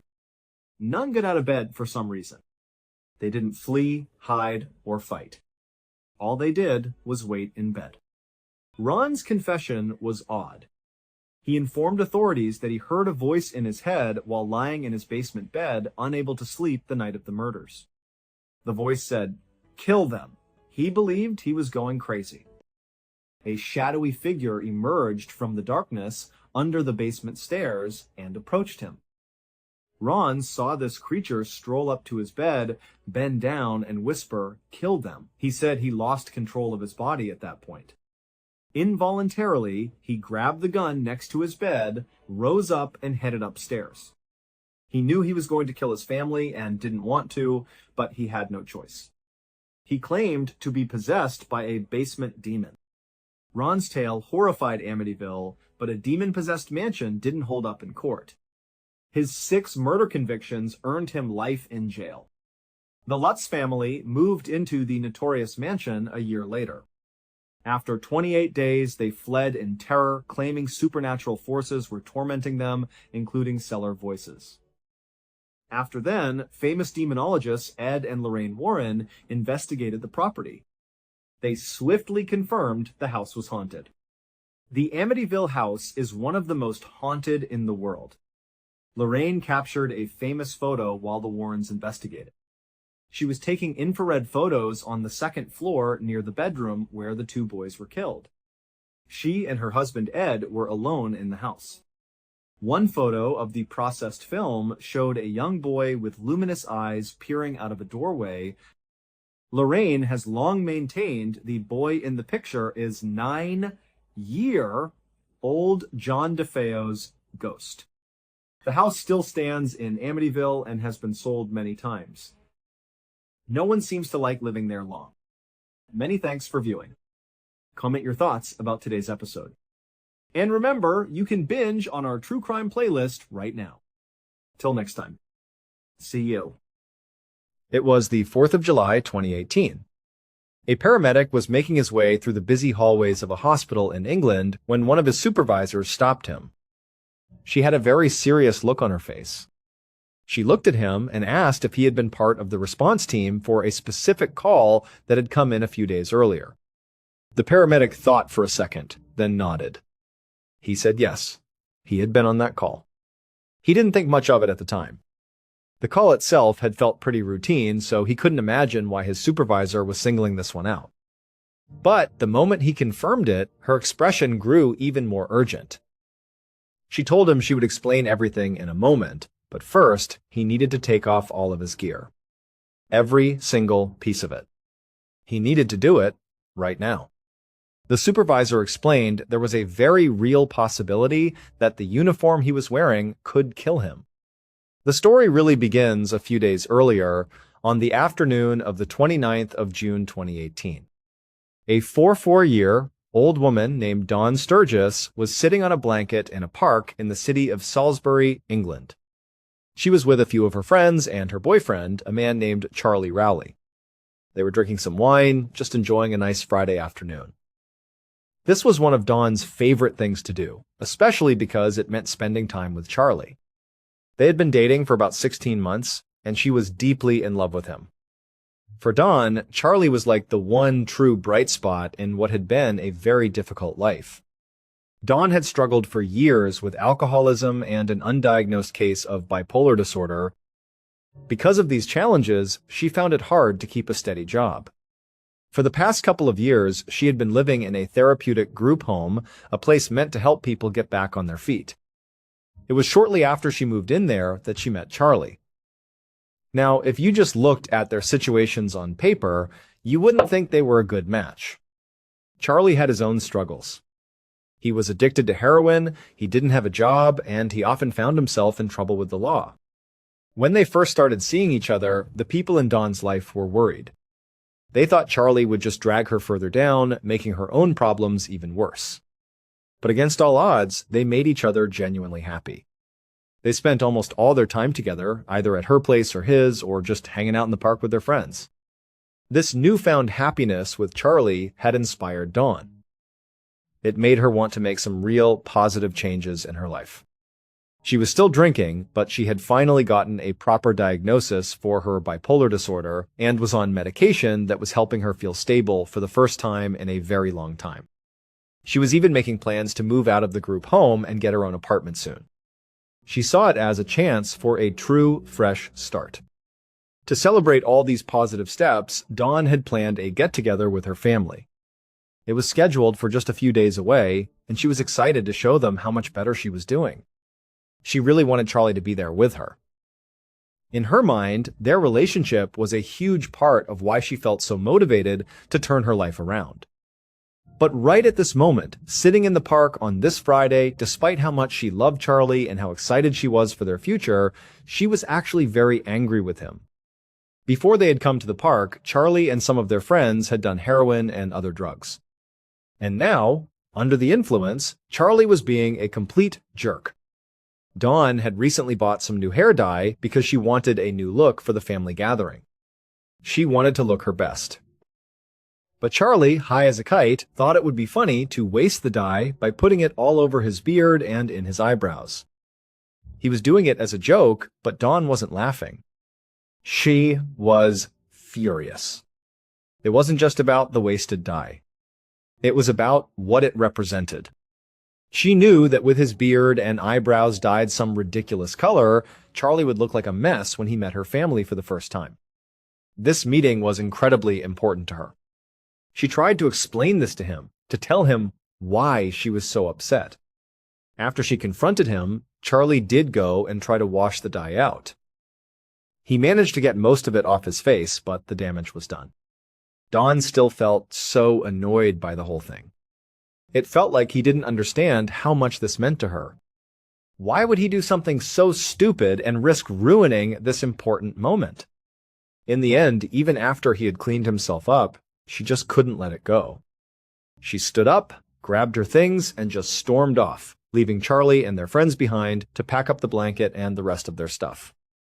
She was just done for the day. Hours later, around 10 o'clock that night, Dawn was lying on the couch in Charlie's living room. She was listening to Charlie and their friend, a man named Sam Hobson, talk about how unpredictable and unfair life could be. Dawn was still feeling a bit irritated with Charlie, but for the most part, her good mood had returned. After she had left the park in a huff, she had gone back to her place and used what was left of the hair dye on her own hair. Then, she had called her mom. Dawn had 3 children of her own, 2 of whom were already adults. But her youngest child was in the custody of Dawn's own mother. During the phone call, Dawn had asked if maybe her youngest could come to the family get-together tomorrow. Her mother had said yes, and that made Dawn really happy. She was looking forward to seeing everyone. But right now, all she really wanted was to go to sleep. She pushed herself up from the couch and started to make her way to the bathroom to get her nightly medication. Getting there was a challenge in itself. She had to carefully step over and around all the junk and random items that were scattered all over the floor of Charlie's apartment. Charlie had a habit of going out and finding things on the street or in dumpsters and bringing them home. Sometimes he would sell what he found, but a lot of it just ended up piling up, making the apartment incredibly cluttered. Dawn managed to navigate the maze of stuff, got her pills from the bathroom, and made her way back to the couch. She swallowed the medication with a bit of water and then laid back down, settling into the cushions. Within minutes, she was fast asleep. The next morning, Dawn woke up on Charlie's couch just a little before 9:30. She had a slight hangover, just a dull headache, but by her standards, it wasn't too bad. She hadn't drunk that much the day before, so she considered it a decent start to her day. A few minutes later, Charlie walked into the living room. He sat down on the couch next to her and wished her good morning. Between her headache and her lingering annoyance from yesterday's hair dye incident, Dawn really wasn't in the mood to talk to him. But before she could say anything, Charlie's eyes suddenly lit up. He told her he had almost forgotten something. He had a present for her, something he'd gotten a few days ago. With that, he jumped up and disappeared into the kitchen. He came back, holding a small box, which he presented to her. He said it was her gift. This completely changed Dawn's mood. All her irritation just melted away. Dawn didn't receive gifts very often. She had plenty of friends who cared about her, but like her and Charlie, they didn't have a lot of money to spare. So, getting a gift was a rare and special event for her. To be getting one now, out of the blue, was incredibly exciting. She smiled a huge, genuine smile and carefully lifted the lid off the box. Inside, nestled in the packaging, was what looked like a very expensive bottle of perfume. She gasped when she saw it. The bottle looked brand new and fancy. She knew she could never have afforded something like this for herself. She was honestly shocked that Charlie had managed to get it for her. She couldn't imagine how he had done it. Dawn threw her arms around Charlie and gave him a big hug. She told him she absolutely loved it. She carefully took the bottle out of the box. She sprayed a little bit of the perfume onto one of her wrists, then rubbed her wrists together. She sniffed it and thought it smelled wonderful. So elegant. Then she handed the bottle back to Charlie and asked him to put it somewhere safe for her. With a big smile still on her face, she stood up from the couch and went to find her makeup bag. It was time to get ready for the day. About 5 minutes later, Dawn was sitting back on the couch. She had her makeup bag in her lap and was applying foundation to her face. As she worked, she was chatting with Charlie, telling him she was thinking about adding another streak of color to her hair, maybe a blue one this time. But just as she finished with her foundation and reached for her powder, she felt her headache from the morning suddenly get much, much worse. She winced, closing her eyes and hoping the sharp pain would pass. But it didn't. Soon, she started to feel lightheaded and dizzy. She also realized she was sweating, a lot more than she should have been. She stopped talking about her hair and told Charlie that she was feeling really weird. Charlie looked concerned. He asked her if she wanted him to get her some painkillers, but Dawn just shook her head no. She had already taken her prescribed medication for the day and didn't want to take any more pills, worried it might upset her stomach. Instead, she handed her makeup bag to Charlie and asked him to put it back in the bedroom for her. Then she hurried towards the bathroom, planning to splash some cold water on her face. By the time she got into the bathroom and turned on the tap, her whole body felt like it was on fire. She was sweating so profusely that just splashing water on her face didn't feel like it was helping at all. The feeling was overwhelming. So, on instinct, she just climbed right into the empty bathtub. She figured the cold, hard surface of the tub would feel good against her hot skin and might help her cool down. But as soon as she lay down inside the tub, she felt her breath catch in her chest. It was becoming hard to breathe. Back in the living room, Charlie heard Dawn moving around in the bathroom. He heard the water turn on, then off again, and then the sound of her rustling around. He was a little worried about her, but he also knew that she got hangovers from time to time, and she had clearly woken up with one today. He figured this was just a really bad one. Besides, he was feeling a bit off himself and really wanted to leave. He had plans to meet up with his friend Sam to get some more heroin. He knew that would take the edge off his own headache and nausea. But before he could get up to leave, he heard a strange sound coming from the bathroom. At first, he couldn't quite place it. It was a kind of gurgling noise. Then he realized what it was. At that point, all thoughts of leaving vanished. He jumped to his feet and rushed to the bathroom door. When he threw it open, he gasped at what he saw. Dawn was lying in the empty bathtub, fully clothed, and there was foam coming from her mouth. She was frothing. Charlie had no idea what was happening, but his instincts took over. He ran over to her, pulled her out of the tub, and gently laid her down on the bathroom floor. He could tell she was basically unconscious. Her body was limp. He leaned in close to her face and listened, but he couldn't tell if she was even breathing. In that moment, Charlie knew this was not a hangover. This was something far more serious. He scrambled to find a phone and immediately dialed the emergency line. When the dispatcher answered, Charlie frantically tried to explain what was going on. He told them his girlfriend Dawn had just collapsed in the bathtub out of nowhere. The operator got his address and assured him they would send paramedics right away. But they also told Charlie that he needed to perform CPR on Dawn while he waited for help to arrive. The dispatcher then started giving him instructions over the phone, telling him exactly what to do. Charlie was terrified, but he took a deep breath and tried to follow their directions. He had to help Dawn. He kept the phone on speaker beside him as he straddled Dawn's chest and began giving her compressions. It felt like an eternity, but it was an agonizing 19 minutes before a single paramedic finally walked through the door. By that time, Dawn's skin had started to turn a terrifying shade of blue. Charlie paced anxiously around his small apartment while the paramedic took over the chest compressions. He could hear the paramedic on his radio calling for more backup. And sure enough, just a few minutes later, more paramedics arrived and streamed into the apartment. At first, seeing more medical professionals made Charlie feel a little hopeful. He thought that more help meant a better chance that Dawn was going to be okay. But then, from his spot in the living room, he overheard one of the paramedics say something about drugs. They were talking about the possibility of an overdose. As soon as Charlie heard that, he called out to them, insisting that Dawn didn't do drugs. But in the chaos of the small bathroom, the paramedics didn't seem to hear him. A second later, their voices became more urgent. They were using a lot of medical terms that Charlie didn't understand, but he did catch one phrase very clearly. Dawn's heart had stopped. The paramedics worked tirelessly and were eventually able to get her heart beating again. But it took them more than an hour to get her stable enough to be moved from the apartment to the hospital. Charlie just watched, completely panicked and filled with despair, as they loaded his girlfriend onto a stretcher. He followed them out of the apartment, wanting to stay by Dawn's side for as long as he possibly could. Just before they closed the doors of the ambulance, he leaned in close to her and told her that he would meet her at the hospital. He promised.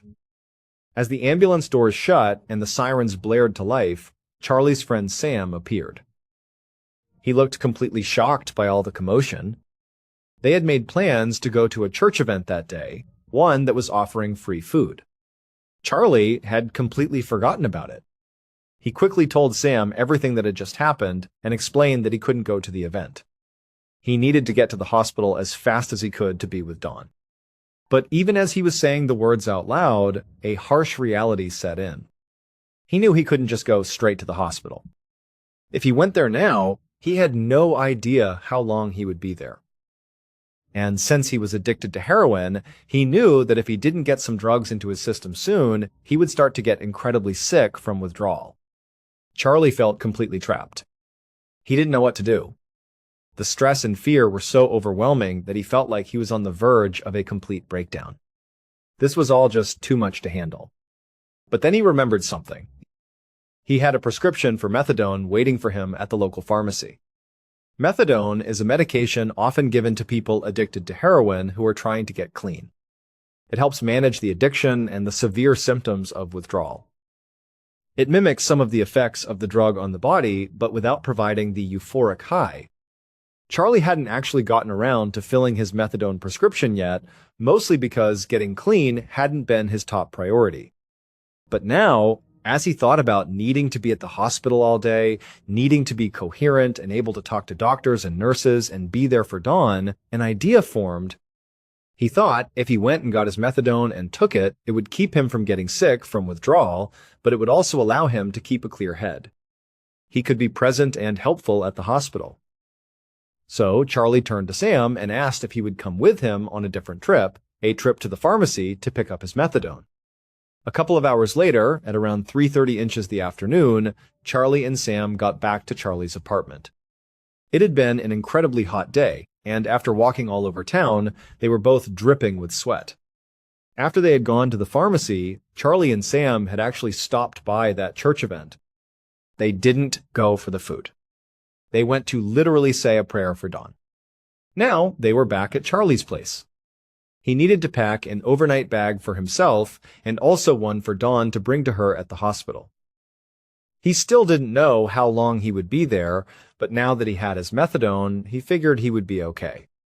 But as Charlie started gathering things, he found it was hard to think straight. He had a really intense headache, and even though they were inside now, he just couldn't stop sweating. Charlie thought to himself that maybe it was the methadone. He had never taken it before, and he reasoned that maybe these were just some of the side effects. He decided that he would just take a quick shower. He thought that might help clear his head and make him feel a bit more normal. But after he got out of the shower, he felt even worse.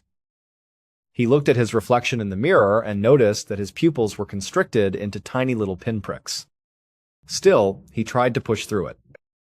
He went into his bedroom to get dressed and finish packing Dawn's bag. But as just a couple of minutes passed, he noticed his heart began to race.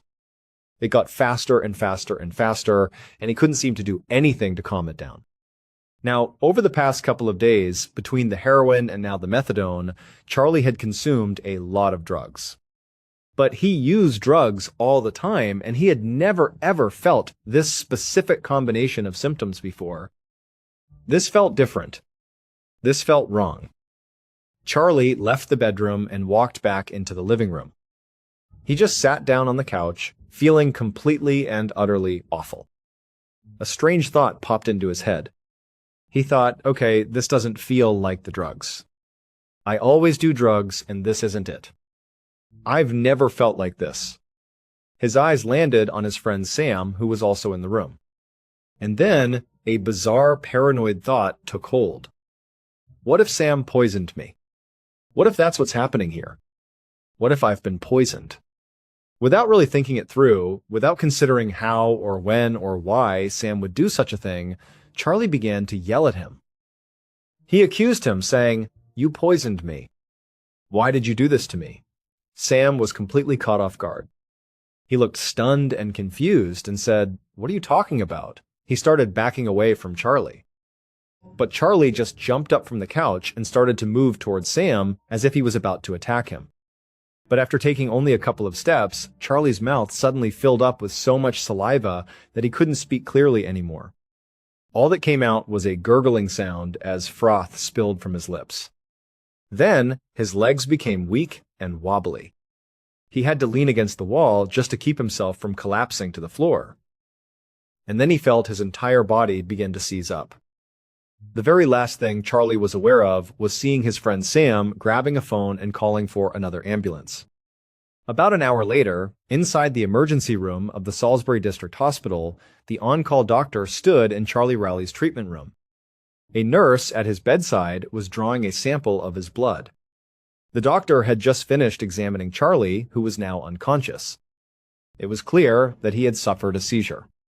He also had a high fever, his pupils were constricted, and his breathing was labored. To the doctor, it was obvious that Charlie's condition was extremely serious. But the doctor was also sure he knew exactly what had caused it. Charlie had overdosed on drugs.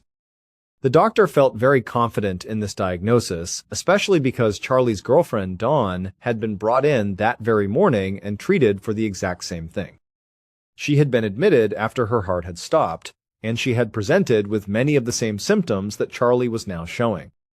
The medical team had managed to stabilize her, but she had been admitted to the intensive care unit and was still listed in critical condition. So, the doctor felt his diagnosis for both Dawn and Charlie was solid. The symptoms fit the profile of a severe opioid overdose.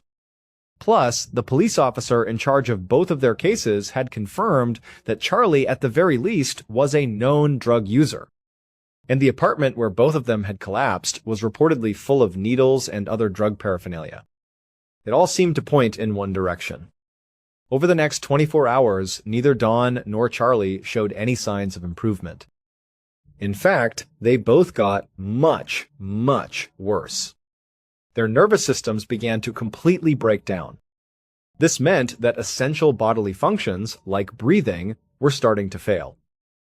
Dawn had fallen into a deep coma and was being kept alive by a life support machine. Charlie was also still unconscious, and his breathing had deteriorated so much that doctors had to put him on a ventilator to breathe for him. He had also been moved to the intensive care unit, just like Dawn. At this point, it was becoming clear to the medical staff that this probably wasn't a simple drug overdose. The way their conditions were progressing was not typical. It seemed more likely that they had taken a bad batch of drugs, maybe something that had been contaminated with a poison, or perhaps it was something else entirely. But none of the doctors or nurses could figure out what was actually wrong with them. Their cases were a complete medical mystery. By the afternoon of July 3rd, which was 3 days after Dawn and Charlie were first hospitalized, one of the doctors in the intensive care unit had officially taken over both of their cases. His name was Dr. Stephen Jukes. Dr. Jukes had reviewed the results from the initial toxicology screenings.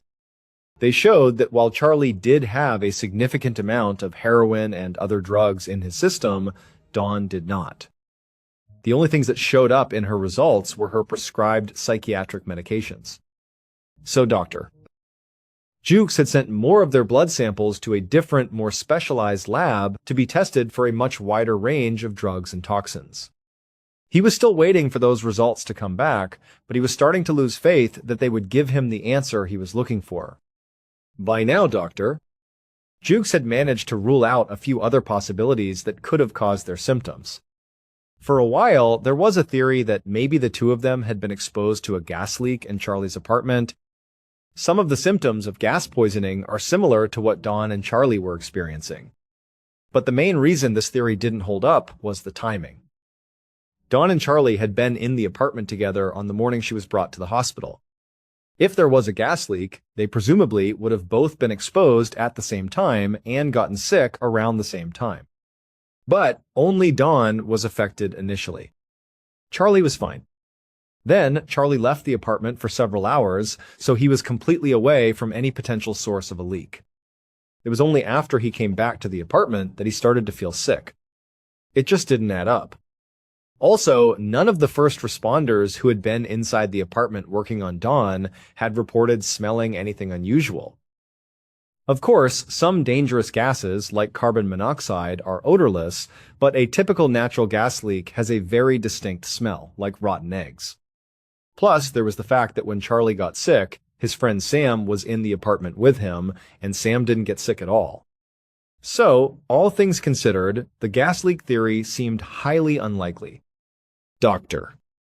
Jukes had also briefly considered if what happened to Dawn and Charlie could be connected to a strange toxin exposure case that had come through that very same hospital a couple of months earlier.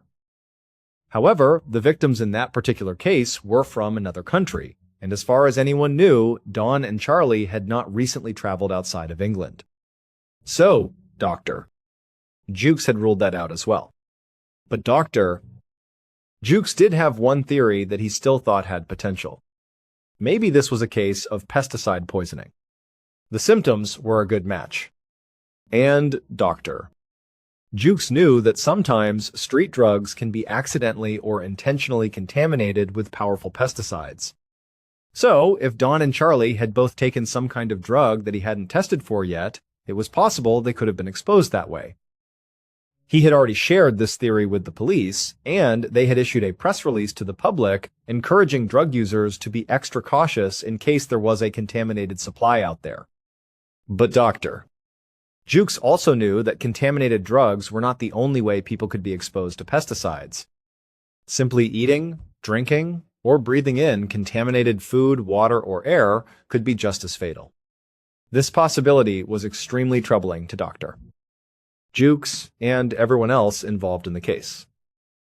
Because if Dawn and Charlie had been exposed to potentially deadly chemicals just by going about their normal lives in their home or their neighborhood, it meant that everyone else in their community could also be in danger. Without being able to speak to Dawn or Charlie, there was no way to know for sure where they had been, what they had touched, or what they might have ingested before they got sick. Dr. Jukes felt like he needed to get that information from somewhere else, and he needed it fast. The next morning, July 4th, 4 days after Dawn and Charlie had gotten sick, Dr. Jukes pushed open the door to a small family waiting room in the hospital. Inside, Dawn's mother, her 3 sisters, and her son were all waiting. He had heard they were there visiting Dawn, so he had asked a nurse to bring them to this room so he could speak with them privately. He was hoping they might be able to shed some light on where Dawn had been and what she might have been doing before she collapsed. As soon as he walked in, the family looked up at him with anxious expressions. He had barely gotten his name out before they started asking him questions about what was happening and why the news was portraying Dawn as some kind of drug addict. "Doctor." Jukes held up his hand gently to quiet them. Once they had settled down, he explained that at the very beginning they had believed it was an overdose because her symptoms looked just like one. But now, based on how her condition had progressed, he knew that an overdose was very unlikely to be the cause. Then he told them about his theory involving pesticides and said he really needed their help. He asked them to tell him everything they could about Dawn, her habits, her health history, and the people she usually spent her time with. Dawn's mother told him she had spoken to Dawn on the phone the night before all of this had started. She said Dawn had seemed perfectly fine. She had even asked if her youngest daughter could come to the family get-together they were planning.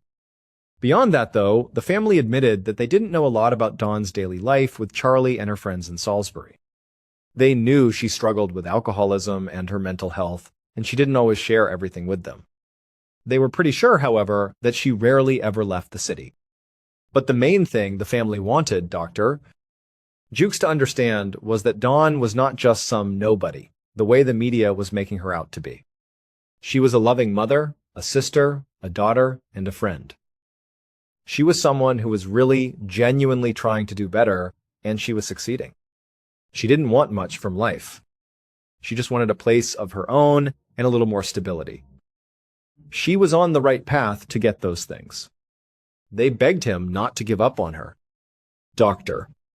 Jukes promised them that he wouldn't. But as he left the room, he couldn't help but feel a sense of disappointment. He was glad to know more about Dawn as a person. She sounded like a wonderful woman. But he had been desperately hoping for some kind of breakthrough, some clue about what could have possibly happened to her. And he hadn't gotten one. None of them had been able to give him any information that could begin to explain what was going on. At this point, he really wasn't sure what else he could do. As doctor, Jukes was heading back towards his office, trying to figure out his next move. He saw a lab technician rushing down the hallway towards him. The tech was holding a piece of paper and looked frantic. When he reached Doctor Jukes, he shoved the paper into his hands. The tech was out of breath, but managed to tell Dr. Jukes that he had to read this immediately. So, Doctor. Jukes looked down at the paper. He saw that it was the latest lab results for Dawn and Charlie. And as he scanned the contents, he could not believe what he was reading. The new, more comprehensive blood tests he had ordered did not show the presence of pesticides or any other street drugs. But they did show something else. Something so unexpected and so incredibly dangerous that Dr. Jukes knew in an instant that Dawn and Charlie were not the only ones at risk here. Everyone was at risk. Literally everyone in Charlie's apartment building, everyone in their neighborhood, all the paramedics, all the police officers, all the doctors and nurses who had treated them, and all the other patients in the hospital. In fact, it was even possible that everyone in the entire city was now in danger, and it might already be too late. Doctor. Jukes turned and sprinted down the hall towards his office. He burst through the door, grabbed the phone, and called the police. A few hours later, a man named Philip Murphy stood on the street outside of Charlie's apartment building. Murphy was the deputy head of investigations for one of England's counter-terrorism units. His team had established a wide perimeter, completely cordoning off the entire building and evacuating every single person who lived inside. Dozens of officers and highly specialized crime scene technicians were moving in and out of the building, all of them wearing bulky, full-body protective suits. They were methodically swabbing every surface and carefully collecting any potential evidence. Because of those lab tests that Dr. Jukes had run, Murphy knew exactly what substance had made Dawn and Charlie sick. But he had no idea how they could have possibly come into contact with it. And answering that question was no longer just a medical mystery or a local police matter. It was now a matter of international security. It wasn't just Murphy's counterterrorism unit that was involved now. Multiple other agencies had been brought in, including the UK's Secret Service, also known as MI5. MI5 would be responsible for dealing with the other countries that were now becoming involved in this investigation. In addition to securing Charlie's apartment, the counterterrorism unit had been deployed to the hospital. They were now requiring anyone who visited Dawn and Charlie to wear protective gear. They had contacted all of the paramedics and police officers who had interacted with them and instructed them to bag up their uniforms and all of their equipment to be treated as biohazards. Some police officers were now tasked with sifting through thousands of hours of CCTV footage from all around the city, going back several weeks looking for any sign of Dawn or Charlie. Others were contacting their friends to try and piece together a timeline of their recent movements. At least one friend had already taken officers on a tour of the park, where they had all been hanging out the day before Dawn and Charlie got sick. Murphy already had a team heading to that park to close it off and begin taking more samples. He also had another team doing the same thing at Dawn's home.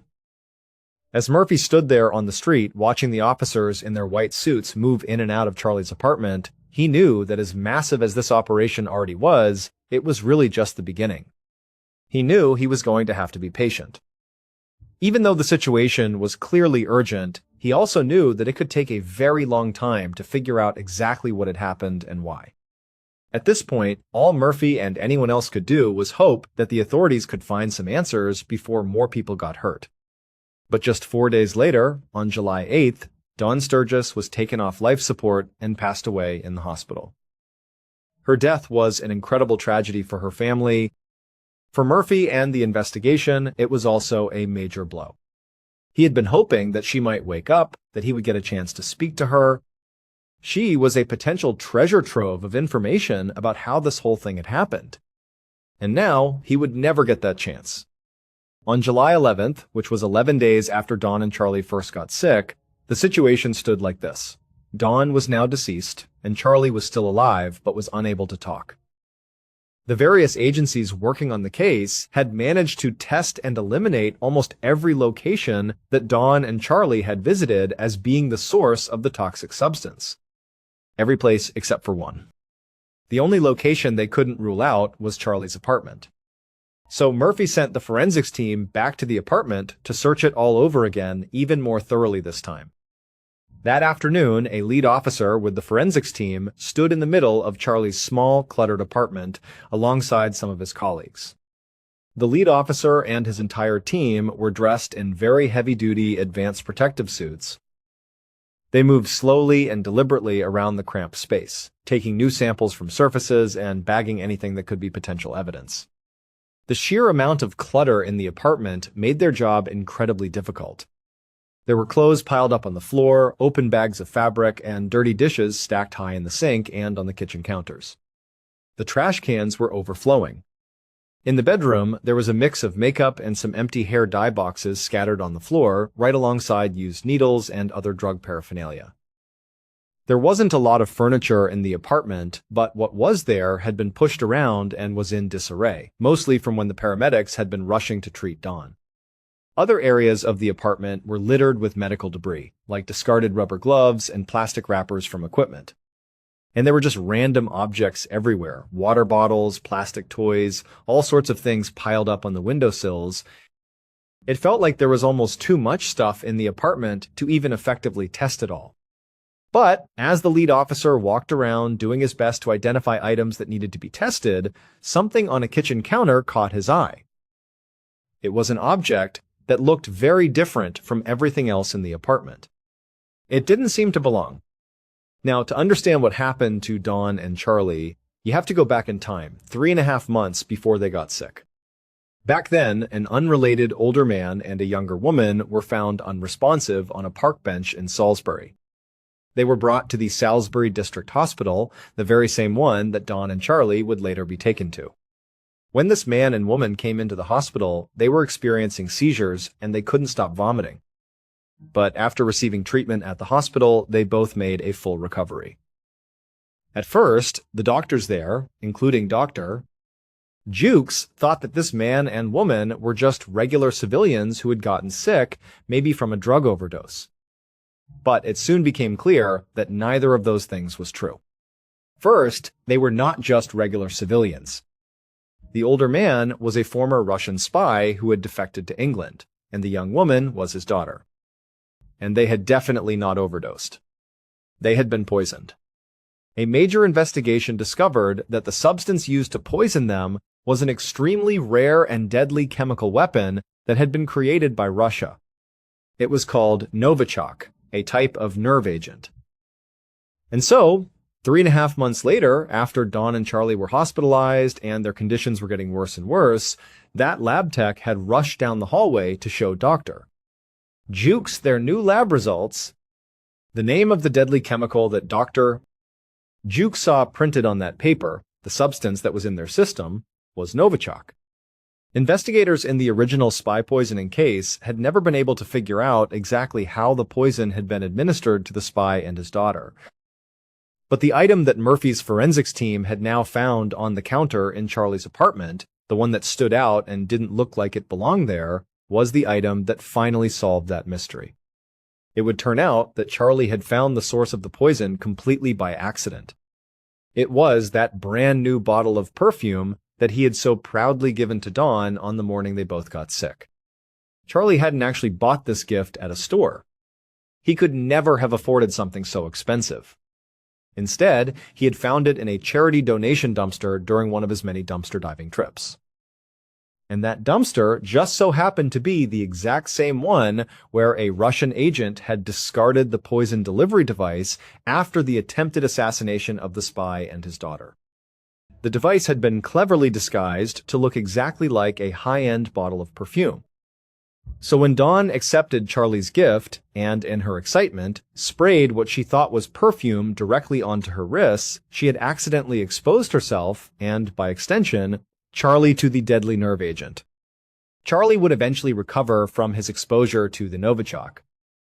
As for the 3 Russian agents that authorities believe were involved in the attack, they returned to Russia and have never been prosecuted. Russia has consistently denied any involvement in the poisoning. Thank you so much for watching. Let me know what you thought of today's episode in the comments. And remember, we have a whole playlist of true crime episodes ready for you to binge right now. Until next time, see ya. Mount Fuji, standing majestically at 3,776 meters, is the highest peak in Japan. To millions around the world, its perfectly symmetrical snow-capped cone is a symbol of serenity, beauty, and spiritual peace. However, beneath this picturesque facade lies a volatile nature. Not only is Mount Fuji an active stratovolcano, but during the winter months, it transforms into an incredibly treacherous environment. Severe blizzards, sub-zero temperatures, gale-force winds, and sheets of solid, unyielding ice turn the scenic slopes into a deadly trap. For this reason, official climbing season is strictly limited to the summer months between July and September. During the winter, the mountain is officially closed to the public. Yet, there are no physical barriers or security guards stationed at the base of the mountain to stop determined individuals. Climbing during the off-season is a matter of personal responsibility and immense risk. While experienced mountaineers with specialized training, ice axes, heavy-duty crampons, and cold-weather gear can successfully navigate the winter peak, anyone else attempting the climb is inviting disaster. In the late autumn of 2019, a 47-year-old Japanese man, known online as Tedu and to some viewers as Tedzu, decided to challenge the mountain. Tedu was an internet streamer and a thrill-seeker, but he was by no means a mountaineer. He lacked the physical conditioning, the survival training, and, most fatally, the correct equipment. His goal was not just to summit Mount Fuji in dangerous conditions, but to broadcast the entire journey live to his online audience on a popular streaming platform. He believed the extreme setting would attract a massive crowd of viewers seeking validation and fame from the digital world. On the morning of his climb, Tedu arrived at the Subashiri Trail. The weather at the base was chilly but seemingly manageable. However, his choice of gear immediately signaled trouble to anyone with basic hiking knowledge. Instead of specialized insulated layers, waterproof clothing, and mountaineering boots, Taedu wore basic street clothes. He carried lightweight trekking poles, which are useful for dirt paths but entirely useless on hard ice. Most importantly, he lacked crampons, the sharp metal spikes attached to boots that allow a climber to bite into ice, and an ice axe, the ultimate tool for stopping a sudden slide down a slope. His most vital piece of equipment, in his own eyes, was his smartphone attached to a selfie stick. As Taedu turned on his live stream and began his ascent, the broadcast started on a cheerful note. He chatted casually with his audience, commenting on the volcanic ash beneath his feet and the beautiful scenery. Early on, viewers tuned in out of curiosity, sending words of encouragement and digital gifts. The steady stream of real-time comments and notifications acted as a powerful psychological anchor, fueling his determination to keep moving forward. However, as Taedu pushed higher up the mountain, the environment began to change drastically. The dirt and volcanic ash gave way to patches of snow, which quickly turned into continuous sheets of hard, slippery ice. The ambient temperature plummeted well below freezing, and the wind began to howl, whipping up loose snow and drastically reducing visibility. Taedu's physical condition began to deteriorate rapidly. Because he was only wearing regular clothes, the extreme cold began to seep into his body. On screen, viewers watched as Taedu began to hyperventilate. He openly complained to his audience that his fingers were becoming completely numb and losing all sensation. He struggled to hold his smartphone steady, and his hands shook violently. At this point, the nature of the live chat began to shift. Several experienced hikers in the audience realized the gravity of the situation. They began typing urgent messages, pleading with him to turn back, warning him that frostbite was setting in and that the upper slopes were too dangerous. But Taedu was trapped in a psychological phenomenon known as the sunk cost fallacy, compounded by the pressure of a live audience. He felt he had already climbed too high and invested too much effort to simply give up. He also feared disappointing his viewers and losing the digital spotlight. Every time he looked at his phone, he saw the viewer count rising. Misinterpreting this morbid curiosity as support, he pressed on, dismissing the warnings. As he neared the steep final stretch just below the summit, the trail became incredibly narrow and steep. The safety ropes and fences installed for summer tourists were completely buried under feet of ice or dismantled. The terrain was now a literal sheet of glass, tilted at a brutal angle. Taedu was forced to rely entirely on his lightweight trekking poles, which bounced uselessly off the hard ice instead of digging in. His regular shoes had absolutely no traction. The live stream captured his final, agonizing minutes. Taedu was slipping constantly, his breath coming in ragged, desperate gasps. He noted aloud how incredibly steep the slope had become and how dangerous the footing looked. Yet, he took another step forward. Suddenly, the camera angle jerked violently. The smooth motion of his walk broke. Taedu had lost his footing on a patch of black ice. "Wait! I'm slipping!" Taedu cried out, his voice instantly shifting from exhaustion to pure panic. Because he lacked an ice axe, he had no way to perform a self-arrest, a technique where a climber throws their body weight onto an axe to dig into the mountain and stop a fall. Without it, the steep, icy slope acted like a massive, frictionless slide. Taedu began to slide down the mountainside, gaining speed with every passing second. The smartphone, still broadcasting live, spun wildly, showing chaotic, terrifying blurs of white snow, blue sky, and the steep drop below. Taedu's voice could be heard over the rushing wind, uttering his final chilling words. Well, it can't be helped. It was a phrase of grim resignation, a realization that he had made a fatal mistake and there was absolutely nothing he could do to fix it. The thousands of viewers watching the stream could only look on in absolute horror as the camera suddenly froze, showing a still image of a trekking pole resting on the snow before the connection cut to absolute silence. The next day, search and rescue teams deployed a helicopter to scour the treacherous winter slopes of Mount Fuji. Given the extreme speed of his slide, Tedu had traveled an immense distance down the mountain in a matter of seconds. Rescue workers eventually located his lifeless body at an altitude of approximately 2,700 meters more than 1,000 meters below the point where he had slipped.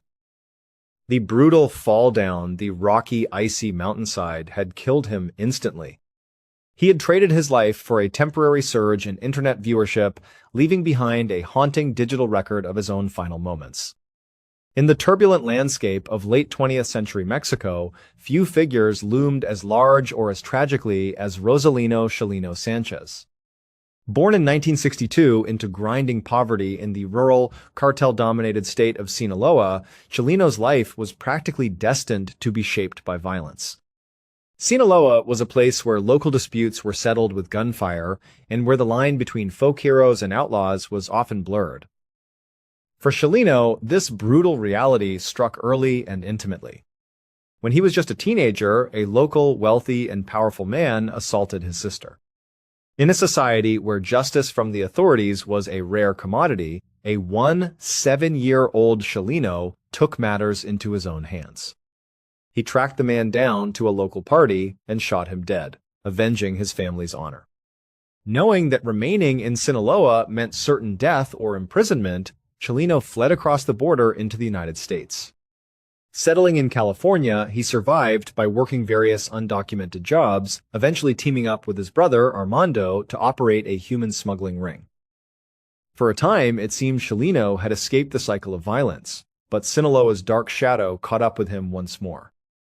In 1984, Armando was brutally murdered in a Tijuana hotel room. Devastated by the loss, Chelino sought a way to preserve his brother's memory and process his immense grief. He chose music. Chelino began writing corridos, traditional Mexican narrative ballads that historically told stories of the Mexican Revolution. However, Chelino modernized the genre, transforming it into narco-corridos, drug ballads. He did not sing about fictional heroes. Instead, he wrote raw, unvarnished, and deeply authentic songs about real-world cartel bosses, smugglers, gunfights, and betrayals. While spent time in a Tijuana prison for minor offenses, other inmates, many of whom were dangerous cartel soldiers, began hiring him to write ballads detailing their own exploits. Chelino possessed a rare gift. He could translate the gritty, violent realities of the criminal underworld into poetic, captivating lyrics. When he was released, his reputation exploded. Chelino's voice was untrained, raspy, and distinct, but what he lacked in classical vocal talent, he more than made up for in sheer authenticity. He sang with the conviction of a man who had lived through the very bloodshed he described. To the thousands of Mexican immigrants living in the United States and the youth back in Mexico, Chelino became an overnight cultural icon, pioneering a subgenre of music that would dominate the airwaves for decades. As his fame grew, so did the danger. In the world of narco-corridos, singing the praises of one cartel boss inevitably meant insulting a rival faction. Chelino knew he was constantly walking a tightrope, but he refused to back down. His legendary status was cemented in January 1992 during a performance at a club in Coachella, California. In the middle of his set, an armed man jumped onto the stage and pulled out a pistol, firing directly at the singer. Instead of running or ducking for cover, Chelino pulled a handgun from his own waistband and engaged in a fierce, close-quarters shootout with the assassin right in front of a terrified, screaming crowd. Though Chelino was hit in the torso and critical condition, he survived. The assassin was subdued, but the chaotic exchange left one bystander dead and several injured. This incident did not destroy Chelino's career, it turned him into a living myth. He was no longer just a musician singing about violence, he was a man who lived by the gun and was willing to die by it. He became the ultimate symbol of the unyielding, fearless outlaw. However, Chelino was a realist. He knew that surviving the Coachella shootout had only bought him a little time. He openly told friends and family that his days were numbered and that his enemies would eventually find a way to finish the job. 4 months later, in May 1992, Cellino made a fateful decision to return to his homeland of Sinaloa for a highly anticipated promotional tour. His triumphant homecoming culminated on the night of May 15th at the Salon Bugambilias in Culiacan. The venue was packed to the brim with passionate fans eager to see their idol return to the soil that birthed his music. The atmosphere was electric, but the undercurrent of danger was palpable. Just as Cellino was preparing to sing one of his most famous tracks, an unidentified man in the crowd stepped forward and handed a small piece of paper to someone on stage, who then passed it directly to the singer. The moment was captured perfectly on a fan's camcorder, preserving one of the most haunting images in music history. As Cellino unfolded the note and read it silently, his entire demeanor shattered. The tough, untouchable outlaw persona vanished in an instant. His face grew incredibly pale, his eyes widened with a mixture of profound shock and deep sorrow, and a heavy sweat broke out across his forehead. He wiped his brow, staring blankly out into the crowd as the weight of the universe seemed to settle on his shoulders. The note was an explicit, undeniable death threat from the local cartels. It stated quite simply, "If you sing tonight, this will be your last performance. We are going to kill you as soon as you step off the stage." For a long, agonizing few seconds, Cellino stood frozen. He looked at the paper, then crumpled it up and stuffed it into his pocket. He had two choices. He could drop the microphone, flee the stage under guard and try to hide, or he could give his people what they came for. Choosing the path of a true artist, Cellino signaled the band to start playing. He looked out at the audience, smiled through his fear, and delivered what many witnesses later described as the most passionate, haunting, and flawless performance of his entire life. He sang every lyric as if it were a final confession, knowing with absolute certainty that every breath he took on that stage brought him closer to his demise. When the concert concluded, Cellino did not rush away. He intentionally lingered on the stage, waving to his fans and sang an extended, emotional goodbye to his band members, knowing he would never see them again. Hours later, in the early morning of May 16th, Cellino left the venue in a caravan with his brothers and cousins. As their vehicles navigated the dark streets of Culiacan, they were suddenly intercepted by a group of heavily armed men driving suburban vehicles. The men flashed badges claiming to be state police officers and demanded that Cellino step out of the vehicle. Recognizing the reality of the situation, Cellino complied to protect his family. He willingly got into their car and disappeared into the night. A few hours later, two farmers walking near an irrigation canal on the outskirts of Culiacan discovered a body dumped in the dirt. It was Cellino Sanchez. He was blindfolded, his wrists and ankles bore severe rope burns from being bound, and he had been shot twice in the back of the head, executed in classic cartel fashion at just 29 years old. Cellino's final moments on stage, captured forever on film, remain an indelible testament to a man who looked his own mortality directly in the eyes and chose to sing his heart out anyway. The 25th of September, 1978, began as a picture-perfect morning in Southern California. The sky over San Diego was a flawless, brilliant blue, completely devoid of clouds. Visibility was virtually unlimited, extending for miles in every direction. For aviation professionals, it was the kind of pristine weather that promised an effortless day of flying. Among the thousands of people traveling through the air that morning were the passengers and crew of Pacific Southwest Airlines PSA Flight 182. PSA was a beloved regional airline affectionately known for its bright, cheerful brand. The company famously painted a black smile beneath the nose cone of every aircraft, earning them the nickname the Grinning Birds. The flight crew on duty was highly experienced. At the controls was Captain James McFerrin, a veteran pilot with over 14,000 hours of flight time, accompanied by First Officer Robert Fox and Flight Engineer Martin Wan. Flight 182 was a Boeing 727-200 commercial airliner en route from Sacramento to San Diego's Lindbergh Field, carrying 128 passengers and 7 crew members. Many on board were PSA employees commuting to work or heading home, creating a relaxed, friendly atmosphere in the cabin. At the same time, a completely different type of aviation operation was taking place in the very same airspace. A small, single-engine Cessna 172 was flying on a training mission. Inside the tiny cockpit were two men. David Boswell, a 35-year-old Marine Corps sergeant practicing instrument landing approaches, and his instructor, Martin Kazi, a seasoned 32-year-old pilot. They were practicing a series of specific maneuvers under the guidance of San Diego's Air Traffic Control, ATC. Because the weather was so exceptionally clear, the air traffic controllers instructed the crew of PSA Flight 182 to transition from instrument flight rules to visual flight rules, VFR. Under VFR, the ultimate responsibility for maintaining a safe distance from other aircraft shifts from the controllers on the ground to the eyes of the pilots in the cockpit. It is a fundamental rule of the skies. See and avoid. As the massive Boeing 727 began its descent into the San Diego area, the approach controller radioed Captain McFerrin, alerting him to the presence of the small Cessna ahead of them.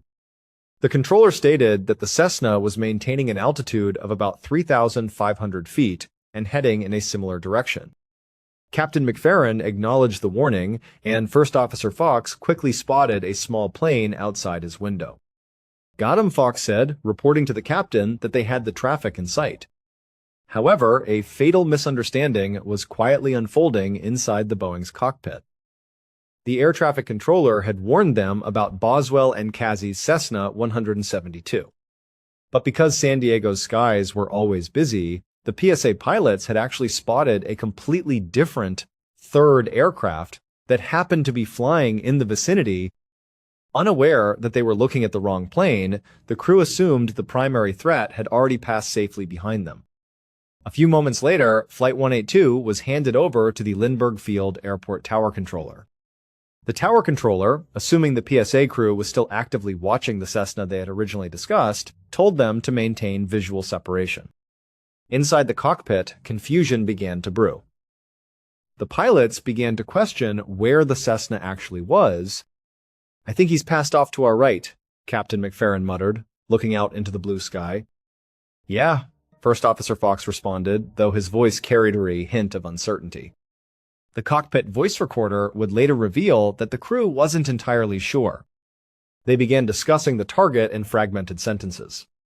At one point, a voice in the cockpit murmured, "I hope so." Unfortunately, instead of asking air traffic control for an explicit clarification or requesting radar assistance to pinpoint the rogue aircraft, the crew allowed the conversation to drift. They assumed everything was fine. Meanwhile, the Cessna was flying directly ahead of the giant airliner. Because it was much smaller and slower, the Boeing 727 was rapidly gaining on it from behind. Crucially, due to the high-nosed pitch of the Boeing 727 as it prepared for landing, the Cessna fell directly into a catastrophic blind spot. It was positioned directly beneath the nose and cockpit floor of the airliner. The PSA pilots could look forward and sideways all they wanted, but it was physically impossible for them to see the small plane directly beneath their feet. Down on the ground, the automated conflict alert system at the Air Traffic Control Center began to flash and sound an alarm, indicating that the radar paths of the two planes were about to merge. The controller noticed the warning, but chose not to issue an urgent, evasive command to the PSA jet. Because the PSA pilots had explicitly stated earlier that they had the traffic, the controller assumed the commercial pilots were fully aware of the Cessna and were intentionally passing close by it. The controller merely radioed the Cessna crew to inform them of the fast-approaching jet. At exactly 9:47 a.m., the unthinkable happened. The massive belly and right wing of the Boeing 727 slammed into the tiny Cessna from behind at an altitude of approximately 2,600 feet. The impact was violent and instantaneous. The Cessna disintegrated into a ball of fire, its fuselage breaking into pieces and tearing into the right wing of the airliner. The collision completely shattered the internal hydraulic lines inside the Boeing's right wing, rendering the flaps and control surfaces entirely useless. The right wing erupted into flames. Inside the cockpit of Flight 182, a blaring chorus of master caution, alarms, and fire warnings filled the air. The plane instantly rolled violently to the right, its nose dipping down into an unrecoverable steep dive toward the Earth. Despite the terrifying forces pulling at the aircraft, Captain McFerrin and his crew displayed incredible professionalism, fighting the controls until the very end. Realizing that the hydraulic fluid was completely gone and the plane was unresponsive, McFerrin keyed his microphone to radio his final transmission to the tower. "Tower, we're going down. This is PSA," he said, his voice remarkably steady despite the circumstances.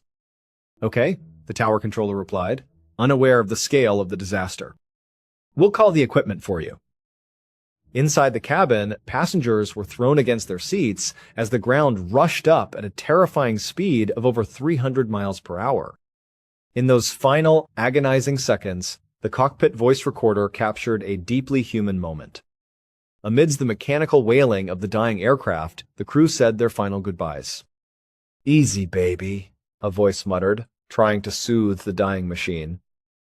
Then, just before impact, a final voice whispered over the intercom, "I love you, Mom." At 9:02 and 7 seconds a.m., just 20 seconds after the collision, PSA Flight 182 slammed directly into the residential neighborhood of North Park, San Diego, exploding in a massive fireball that sent a column of black smoke thousands of feet into the air. The impact demolished an entire city block, destroying 22 homes. All 135 people on board the Boeing, both pilots in the Cessna, and 7 people on the ground were killed instantly, bringing the total death toll to 144. It was, at the time, the deadliest aviation disaster in United States history, a heartbreaking catastrophe born from a single, quiet moment of visual confusion in a perfectly clear sky. Human beings are hardwired to fear heights. It is an evolutionary survival mechanism designed to keep us away from steep drops and unstable edges.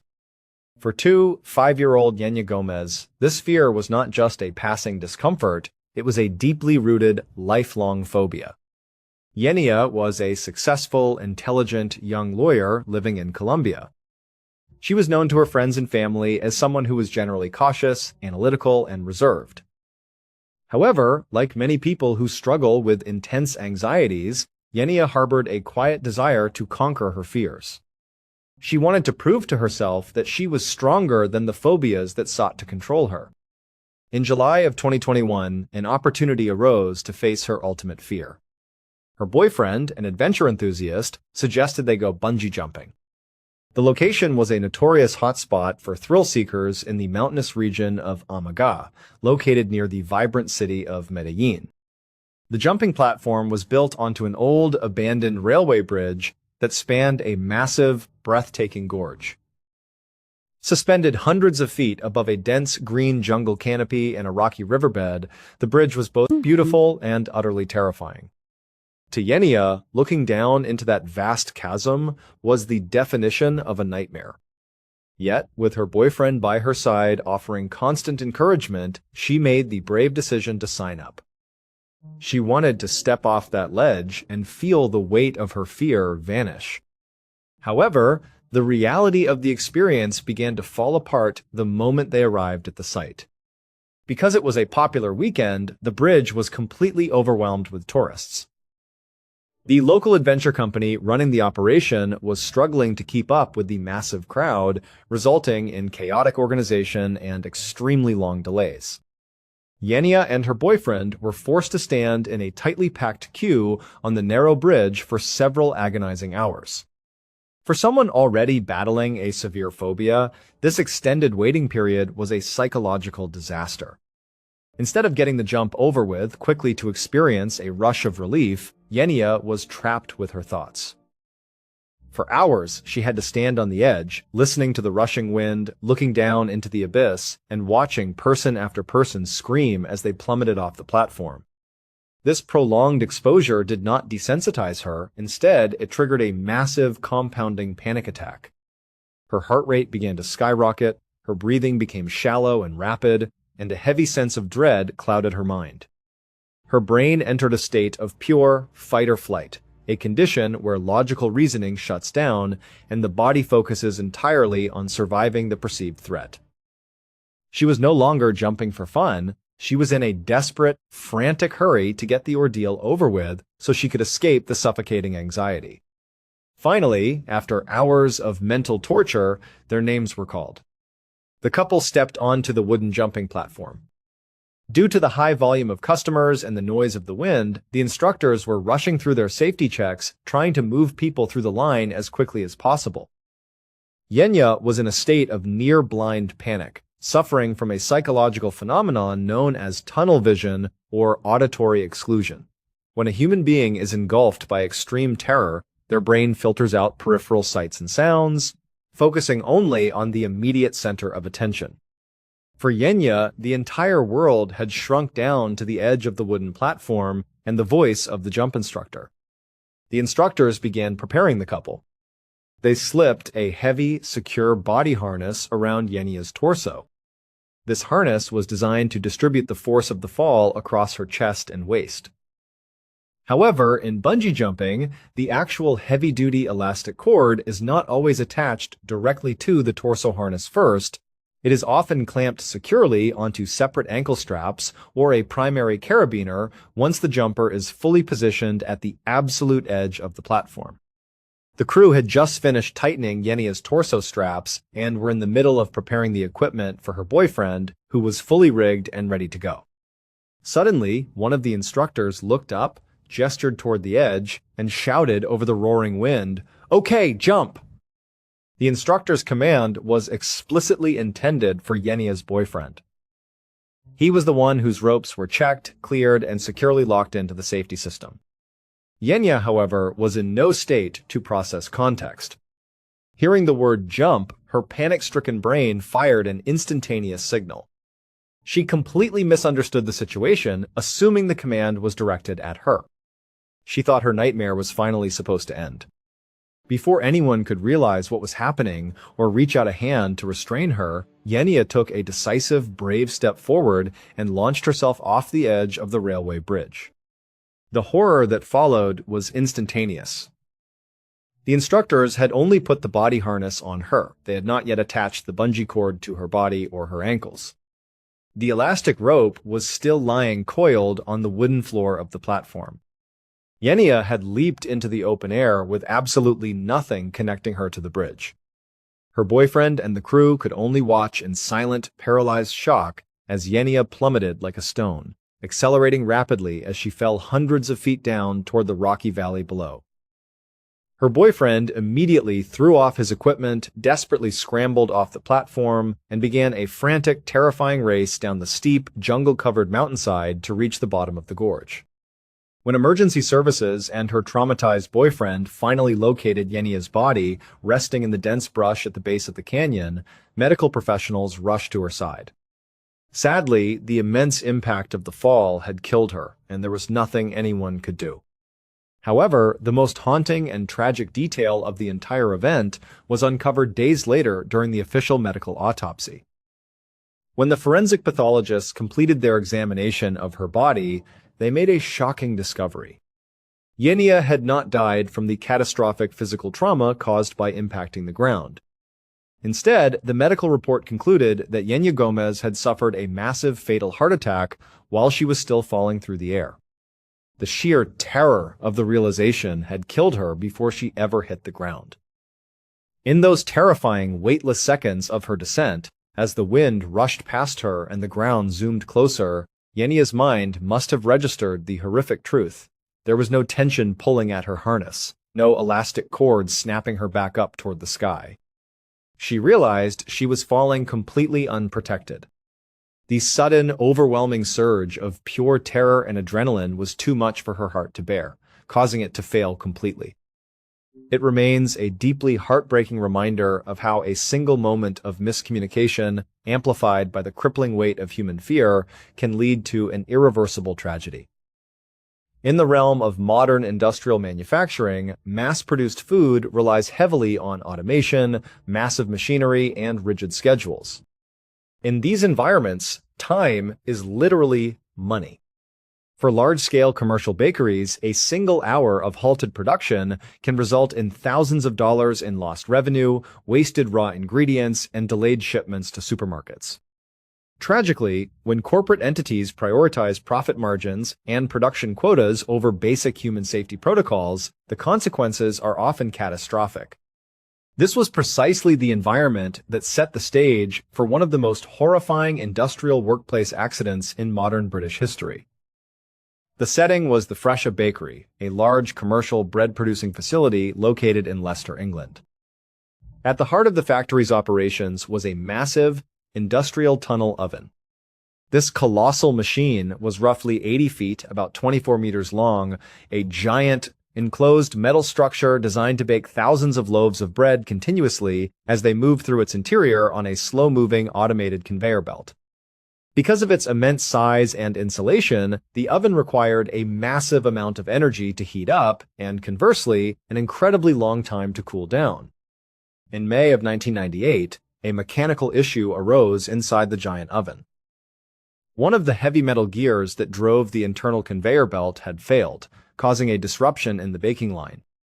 Under standard, legally mandated safety guidelines, the protocol for repairing such a machine was clear and uncompromising. The oven had to be shut down completely, and maintenance crews were required to wait at least 24 hours to allow the massive metal structure to cool down to a safe ambient temperature before anyone could attempt to enter.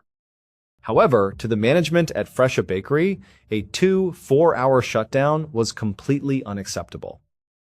The factory was running on a tight schedule, and stopping production for a full day meant losing approximately $1,500 for every single hour the oven sat idle, on top of the steep costs of hiring specialized external technicians.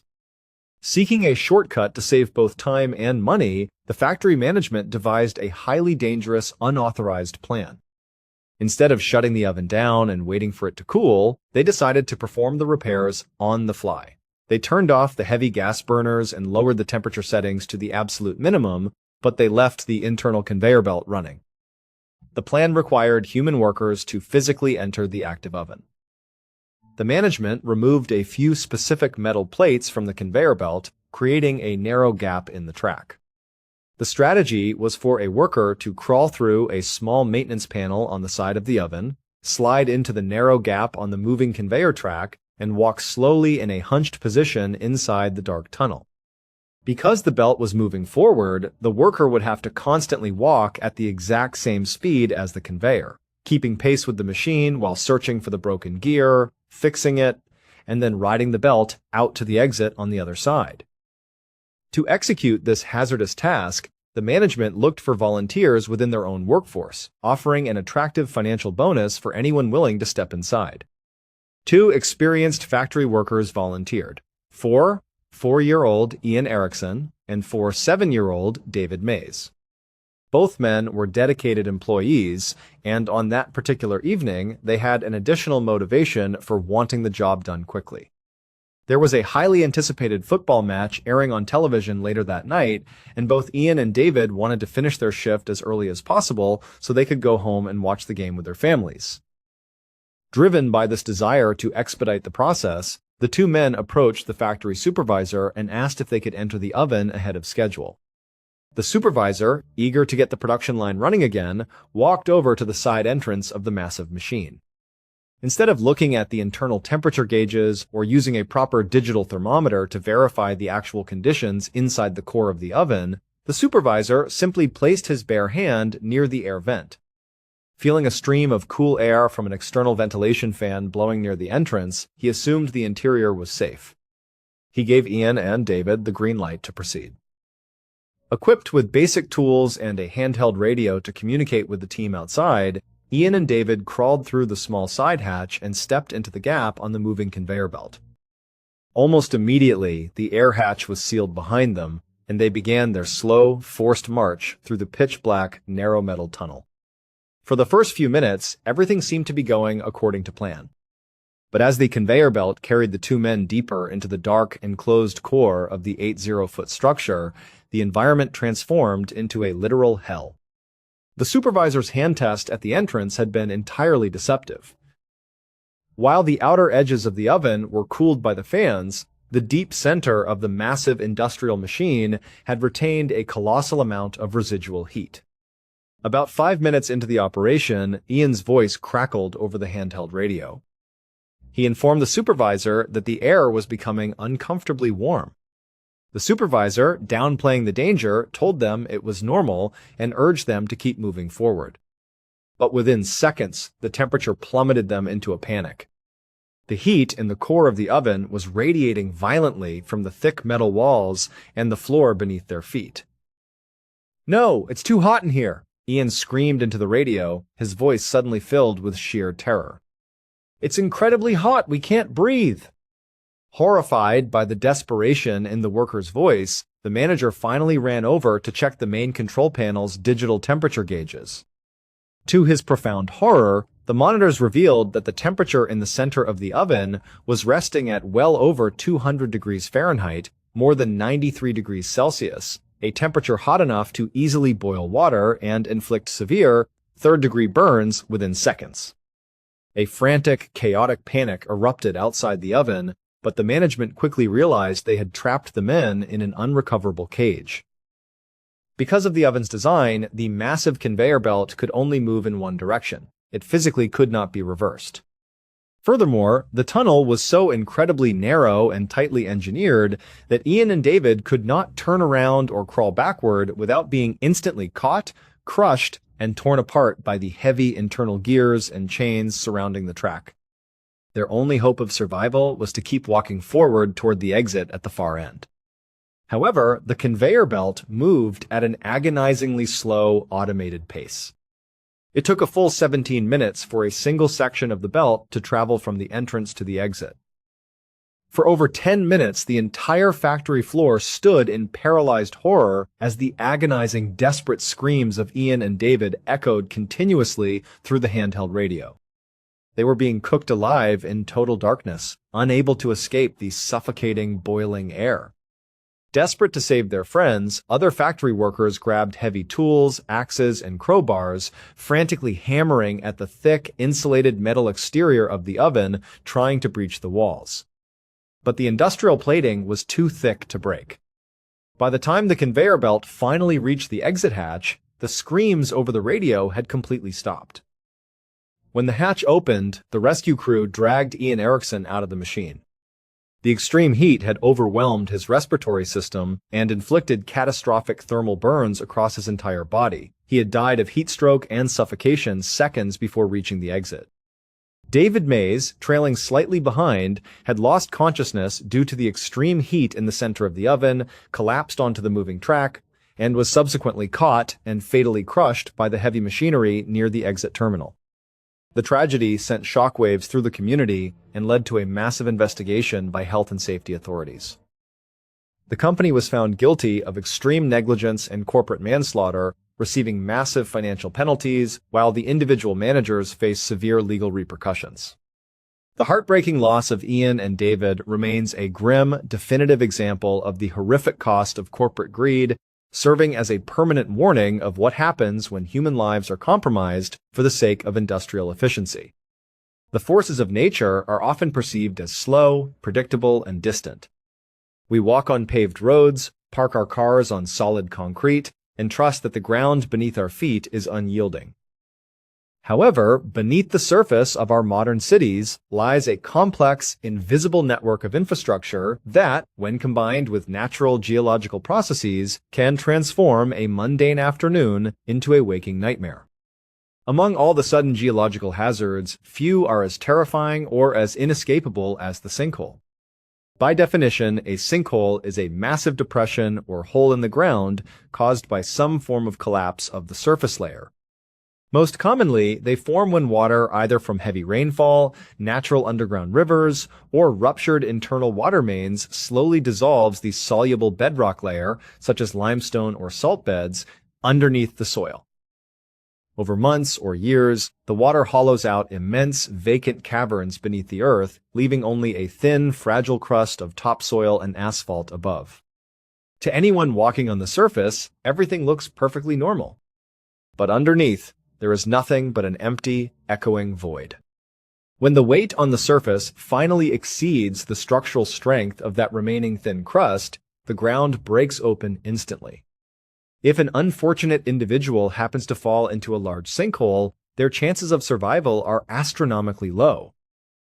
Unlike a regular pit, the ground inside a sinkhole after the initial implosion does not remain stable. It continues to sink, crumble, and churn like a massive vortex of quicksand beneath one's feet.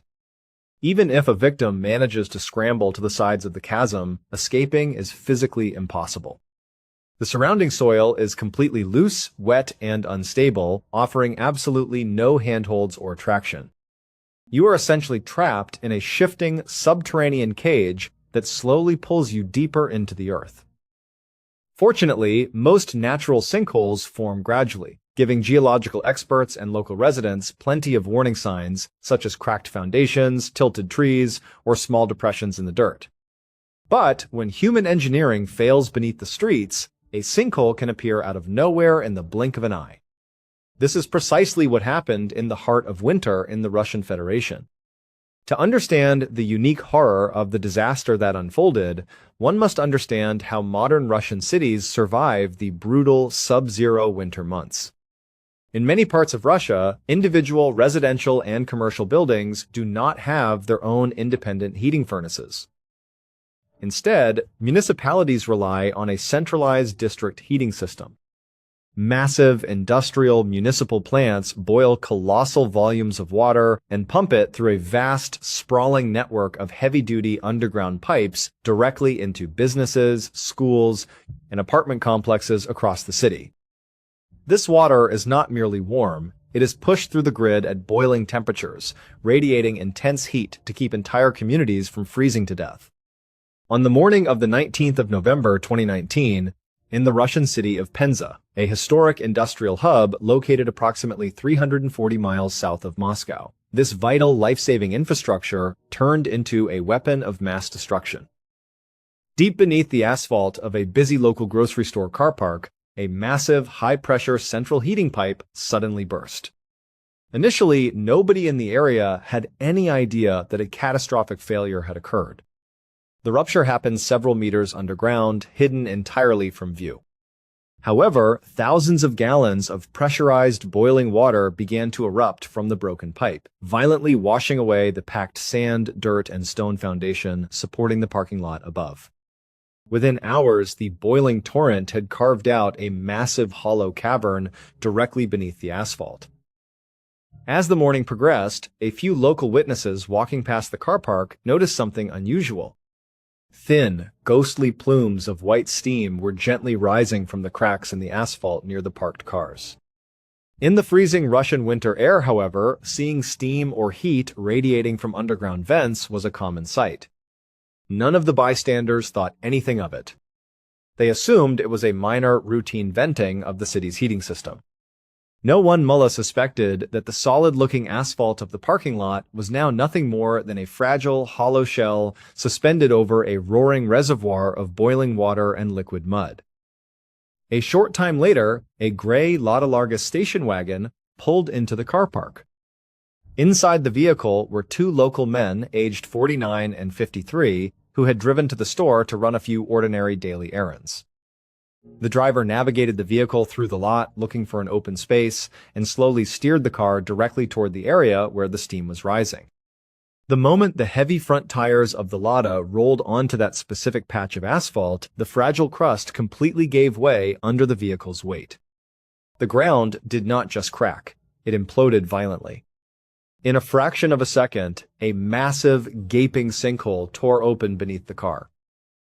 The front of the Lada dropped instantly into the abyss, and the entire vehicle flipped forward, plunging upside down into a deep chasm filled to the brim with raging, churning water that had reached temperatures of over 170 degrees Fahrenheit, 75 degrees Celsius.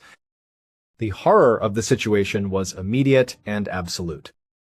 The vehicle was completely submerged in the boiling pit, and the impact of the fall jammed the car doors tightly against the crumbling, shifting walls of the sinkhole. Terrified, bystanders rushed toward the edge of the pit, desperate to help, but they were instantly driven back by the suffocating waves of intense heat and scalding steam erupting from the hole. The boiling water quickly flooded the interior cabin of the trapped car. By the time emergency rescue services arrived at the scene with heavy cranes and specialized thermal suits, it was already too late. The churning, unstable nature of the sinkhole made the extraction process incredibly dangerous, as the edges of the pavement continued to collapse into the water. When workers finally managed to hook the vehicle and hoist the crushed Lada out of the steaming crater, they made a heartbreaking discovery. Both men inside had succumbed to severe thermal trauma and drowning within minutes of the initial collapse. The Penza sinkhole disaster remains a deeply chilling example of how quickly and quietly the ordinary world can collapse beneath us. It stands as a tragic testament to the invisible dangers hidden within our industrial societies, where a simple drive to the grocery store can end in a sudden, inescapable struggle against a boiling abyss. In the realm of modern music history, there are very few artists who truly lived the brutal realities they sang about.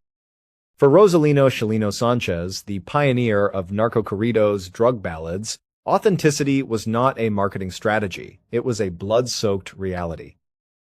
By the early 1990s, Chileno had transformed from a poor immigrant, fleeing a vendetta in Sinaloa, Mexico, into the undisputed king of underground Mexican music in the United States.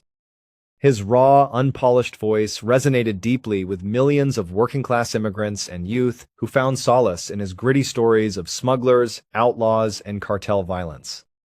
However, singing about the criminal underworld is an inherently lethal profession.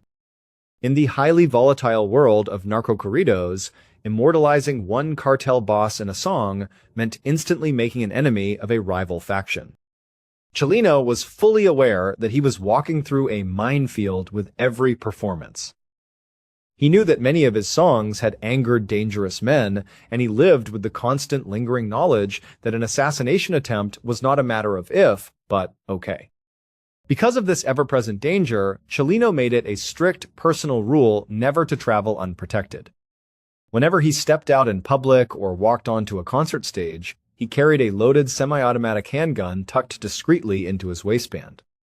This lethal convergence of music and violence reached a terrifying climax on the night of the 25th of January 1992. Chileno was scheduled to perform a highly anticipated concert at the Plaza Los Arcos, a popular nightclub in Coachella, California. The venue was completely sold out, packed to the brim with over 1,000 passionate fans who had gathered to drink, dance, and see their idol perform live. The energy in the club was electric, the air thick with anticipation as the backing band struck up the traditional brass and accordion melodies. Chileno walked onto the stage to a roaring ovation. Wearing his signature cowboy hat and a sharp suit, he immediately commanded the room. He began singing his famous ballads, his distinct, raspy voice echoing through the crowded venue. For the first part of the night, the concert was a massive success. The crowd sang along to every word, raising their glasses to the man who gave a voice to the outlaws. But hidden deep within the dense crowd of 1,000 fans was a man named Eduardo Gallegos. Gallegos was a local 32-year-old unemployed man with a history of volatile behavior. He had not come to the club to enjoy the music. He had arrived with a specific, deadly objective. Tucked away in his jacket was a loaded .25 caliber pistol. Around midnight, in the middle of Chileno's performance, Gallegos suddenly broke away from the crowd. Pushing past unsuspecting bystanders, he aggressively scrambled up onto the elevated stage, breaching the thin line of security. Before the band members or the audience could even comprehend what was happening, Gallegos marched directly toward Chileno, pulled out his handgun, and pointed it straight at the singer's chest. What happened next would permanently cement Chileno Sanchez's name into the annals of folklore. In a situation where almost any ordinary person would have panicked, frozen in fear, or begged for mercy, Chileno's survival instincts, forged in the violent streets of Sinaloa, instantly kicked in. He did not flinch, duck, or attempt to run away. Instead, as Gallegos pulled his trigger, Chileno displayed an almost supernatural level of composure. At the exact same moment the assassin fired, Chileno reached into his own waistband, pulled out his 9mm pistol, and began returning fire at point-blank range. The nightclub instantly exploded into pure, unadulterated chaos. The upbeat, festive music screeched to a sudden halt as the deafening, sharp cracks of real gunfire echoed through the speakers. A violent, chaotic gun battle erupted directly on the stage. Gallegos fired his weapon repeatedly, and one of his initial rounds tore through Chileno's torso, critically wounding the singer. Despite being shot and losing blood rapidly, Chileno stood his ground, maintaining his grip on his weapon and continuing to unleash a barrage of bullets at his attacker. Seeing their idol under fire, several brave members of the audience and Chileno's personal entourage rushed the stage. A frantic, desperate struggle ensued as they attempted to tackle and disarm Gallegos. During the wild close-quarters melee, weapons continued to discharge erratically. One of the loose firearms was grabbed by an associate who accidentally fired into the crowd, further amplifying the horror. Down on the floor of the nightclub, pure panic took over. 1,000 terrified, screaming fans scrambled over tables and chairs, desperately stampeding toward the exit doors to escape the crossfire. People threw themselves onto the floor, shielding their loved ones as bullets whistled through the air. When the smoke finally cleared and the police arrived at the bloody scene, the true scale of the carnage became apparent. Eduardo Gallegos had been shot multiple times by Chileno and was quickly tackled to the ground by the crowd, who severely beat him before handover to the authorities. Chileno Sanchez was slumped on the stage, bleeding profusely from a near-fatal gunshot wound to his abdomen. The erratic, stray bullets flying off the stage had struck several innocent bystanders. In total, 8 people were wounded, and tragically, a 20-year-old man named Claudio Renova was struck by a stray bullet and killed instantly. Chileno was rushed to a nearby hospital in critical condition. For several days, he hovered on the brink of death, undergoing emergency surgeries to repair the severe internal damage caused by the assassin's bullet. Ultimately, his strength prevailed, and he survived the horrific ordeal. The Coachella incident was a massive turning point. In the corporate music industry, a chaotic shootout that leaves a bystander dead would usually destroy an artist's career, making them too dangerous for venues to book. But in the world of narco-corridos, the event had the exact opposite effect. It did not ruin Chileno, it turned him into a living god. He was no longer just a musician singing poetic stories about dangerous outlaws. He was a real-world outlaw who had stood face-to-face with an assassin on a public stage, drawn his own weapon, and fought for his life in a blaze of glory. He had lived the very violence that defined his art. His album sales skyrocketed, and his legendary status became completely untouchable. Tragically, this intense fame also painted an even larger target on his back, setting off the final countdown toward his ultimate assassination in Sinaloa just 4 months later. The Coachella shootout remains a terrifying, definitive moment where the illusion of entertainment shattered, exposing the deadly reality behind the music. In the study of aviation disasters, investigators often look at mechanical failures, severe weather, or structural defects to explain why a tragedy occurred. But occasionally, a catastrophe happens in perfect conditions, driven entirely by human miscommunication and visual illusion. The mid-air collision involving Pacific Southwest Airlines PSA Flight 182 over San Diego on the 25th of September 1978 is one such event.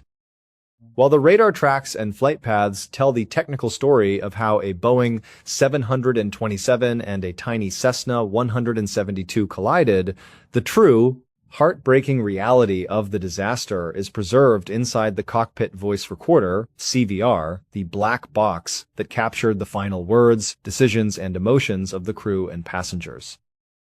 To understand the atmosphere inside the cockpit before the chaos, one must realize how comfortable the crew felt.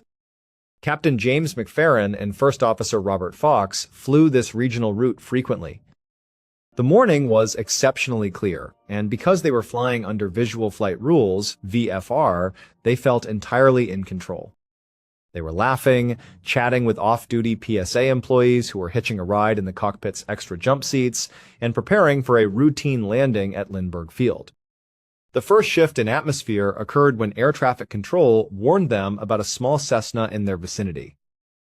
First Officer Fox spotted a plane, reported it, and the crew went back to their landing checklists. What they did not know was that they had spotted the wrong aircraft. The real Cessna 172, flown by a student pilot and his instructor, was climbing directly ahead of them, moving much slower than the commercial jet. Because the Boeing 727 was descending with its nose pitched upward, the Cessna completely disappeared into a blind spot beneath the cockpit floor. As the jet closed the distance from behind, a subtle anxiety began to ripple through the cockpit. The crew couldn't see the Cessna anymore. The black box recorded the pilots trying to reassure themselves. "I think he's passed off to our right," Captain McFerrin muttered, searching the blue sky. "Yeah," First Officer Fox responded, though his voice lacked conviction. A few seconds later, a voice from one of the off-duty employees in the jump seat quietly noted the danger of the busy airspace, stating, "There's a lot of traffic out there. It's a busy place," the captain agreed. The tension was low, but the uncertainty was there. They assumed the plane was gone, but they didn't know. Instead of double-checking with radar controllers, they pressed forward. That silent gap in certainty proved fatal. At exactly 9:47 a.m., a violent, deafening crunch reverberated through the aircraft. The belly of the Boeing 727 slammed over the top of the Cessna at 2,600 feet. The impact was catastrophic. The small plane disintegrated, tearing open the structural framework of the Boeing's right wing and severing all internal hydraulic lines. Instantly, the entire atmosphere inside the cockpit shattered. The relaxed, professional environment vanished, replaced by an absolute cacophony of emergency alarms. The master caution lights flashed red, and the mechanical stick shaker began to violently vibrate the pilot's control wheels, warning them that the aircraft was losing aerodynamic lift. Because the hydraulic fluid was spraying out into the open air, the controls went completely slack. The giant airliner rolled heavily to the right and pitched forward into a terrifying near-vertical dive toward a residential neighborhood below. In those final 30 seconds, as gravity pulled everything forward and the wind roared outside the cracked structure, the flight crew demonstrated incredible psychological resilience. There was no screaming, no wild panic, and no breakdown of order. Captain McFerrin and First Officer Fox fought with all their physical strength to pull back on the control columns, desperately trying to get the nose of the plane up. "What have we got here?" Fox asked, his muscles straining against the unresponsive controls. "We're hit, man. We're hit," McFerrin responded, his voice remarkably focused. Realizing the aircraft was completely unresponsive, McFerrin kept his finger on the radio trigger. He did not want the world to wonder what had happened. He keyed his microphone to inform the control tower of their fate. "Tower, we're going down. This is PSA," he reported calmly. Inside the main cabin, the 128 passengers were suddenly thrown into a living nightmare. The plane was diving at an angle so steep that the windows showed nothing but the roofs of houses and streets rushing up at over 300 miles per hour. The immense G-forces made it difficult to move. Luggage tore free from overhead bins, and the cabin was filled with the terrifying sound of rushing air and the roar of the burning right wing. Yet, even in the face of certain death, the human spirit looked for connection. In those final 15 seconds, passengers clung to the hands of strangers or loved ones sitting next to them. Some began to pray silently, while others tried to comfort terrified children. Back in the cockpit, the flight engineer struggled to manage the failing engines. The captain, looking through the front windshield, saw the residential streets of North Park zooming closer. He knew there was nothing left to do. The mechanical struggle was over, and only the human moment remained. Trying to bring a shred of comfort to his dying crew and the machine they loved, Captain McFerrin muttered his final famous words to the airplane. "Easy, baby." It was a phrase used by veteran pilots to gently coax an aircraft out of a rough maneuver, a final, tragic sign of affection for the grinning bird that was about to die. Just 3 seconds before the impact, as the shadows of houses engulfed the cockpit windows, The CVR captured one final heartbreaking sound from the cabin area. An unknown voice, perhaps an off-duty pilot or a flight attendant opening the cockpit door, shouted a final message into the void. "I love you, Mom." At 9:02 a.m., the Boeing 727 slammed directly into the intersection of Dwight and Niles streets. The kinetic energy of the 300 mph impact completely pulverized the aircraft, creating a massive explosion that shook the entire city of San Diego. All 144 lives were extinguished in a fraction of a second. The physical wreckage was cleared away long ago, but the audio recording of those final 30 seconds remains a permanently chilling monument to the tragedy, a deeply moving record of professional bravery, tragic resignation, and the enduring power of human love at the literal edge of existence. The human body is an extraordinary, resilient machine, equipped with sophisticated survival mechanisms that have evolved over millions of years. When faced with an immediate life-threatening danger, our brain triggers an instantaneous command known as the fight-or-flight response. Adrenaline floods the bloodstream, the pupils dilate to take in more light, breathing quickens to oxygenate the muscles, and the heart pumps violently to prepare the body to either battle the threat or run away from it. It is an evolutionary masterpiece designed to keep us alive. However, like any high-powered system, there is a breaking point. When the mind is subjected to a level of pure, absolute terror that it cannot comprehend or escape, that very same survival mechanism can backfire, transforming our biological defenses into a fatal weapon. This profound and terrifying psychological phenomenon is at the absolute core of Yenia Gomez's tragedy on the abandoned railway bridge in Amaga, Colombia. To fully comprehend the horror of her final moments, one must look beyond the physical sequence of events and examine the sheer, devastating power of human fear.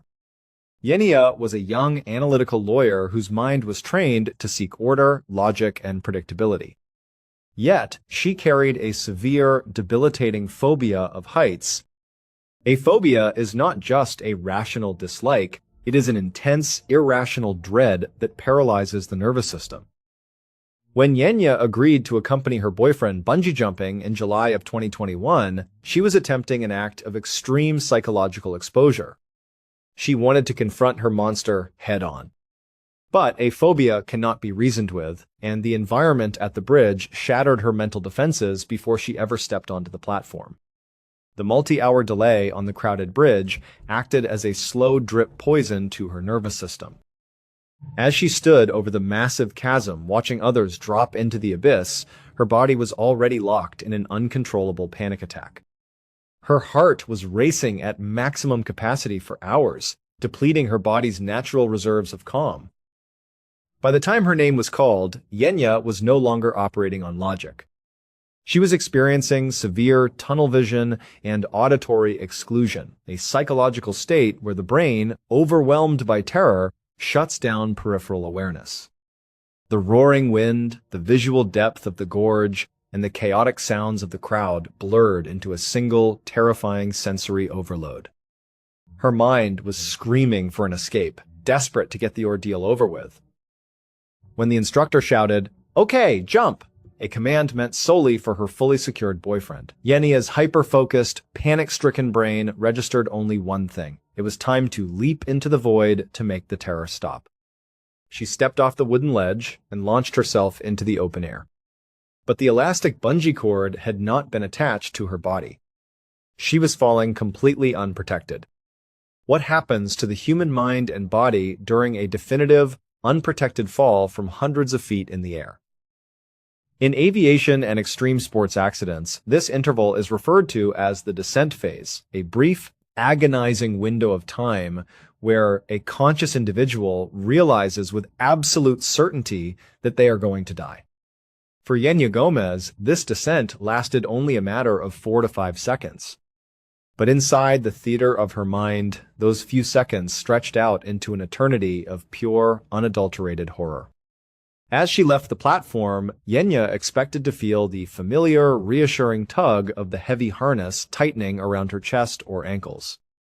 She expected the violent elastic recoil of the bungee rope to snap her safely back upward toward the sky. Instead, there was only the weightless, frictionless sensation of a terminal freefall. The wind roared past her ears, and the green jungle canopy and jagged rocks of the riverbed zoomed toward her at an accelerating pace of nearly 100 miles per hour. In that precise fraction of a second, the illusion of safety vanished. Yenia's conscious mind registered the ultimate horror. There was no cord. She was completely detached from the bridge, falling helplessly to her death. The physiological response to this realization was immediate and catastrophic. Pathologists and forensic scientists who study sudden death from fear note that when a person realizes they are in a completely inescapable fatal situation, the brain's amygdala sends a massive, unprecedented panic signal to the adrenal glands. The body releases a colossal, toxic surge of adrenaline and catecholamines, stress hormones, directly into the cardiovascular system. This massive chemical tidal wave hits the heart like a physical blow. The sudden influx of adrenaline forces the heart muscle to contract so violently and rapidly that it can no longer pump blood efficiently. The heart enters a chaotic, lethal rhythm known as ventricular fibrillation. The muscular walls of the heart begin to quiver helplessly instead of beating, causing blood pressure to instantly drop to zero. The brain is starved of oxygen, and consciousness fades. When the forensic team performed the official autopsy on Yenia's body, they expected to find that her death was caused by the massive deceleration trauma of impacting the rocky ground at the bottom of the gorge. Instead, the medical examiners made a startling and deeply haunting discovery. Her lungs and internal cardiovascular structures showed definitive signs that her heart had completely failed prior to impact. The profound, overwhelming terror of her realization had physically broken her heart while she was still suspended in midair. Her mind had processed a level of fear so immense that the body chose to shut down completely rather than endure the final impact. The story of Yenia Gomez is frequently cited as a tragic cautionary tale regarding industrial negligence and safety communication. But on a deeper, more profound level, it serves as an incredibly dark and thought-provoking study of the limits of human endurance. It proves that our emotions are not merely abstract thoughts. They are powerful, tangible forces that dictate our physical reality. Yenia did not die from the gravity of the earth, nor did she die from the stone below. She was killed by the sheer weight of her own realization, leaving behind a haunting legacy that reminds us that sometimes the ultimate limits of human fear can be just as lethal as a physical blow. Thank you so much for watching. Let me know what you thought of today's episode in the comments. And remember, we have a whole playlist of true crime episodes ready for you to binge right now. Until next time, see ya. In the spring of 2013, a young woman named Melissa finally moved out of her mother's house and into a place of her own. At first, it felt like freedom. A quiet home across town, a space that was entirely hers. No one to answer to, no one watching over her, no one telling her what to do. For the first time in her life, she could truly be alone. Or at least, that's what she thought. Because even in those first few weeks, there was something about the house that didn't feel completely empty. It was subtle, almost easy to ignore. The kind of feeling you brush off as imagination.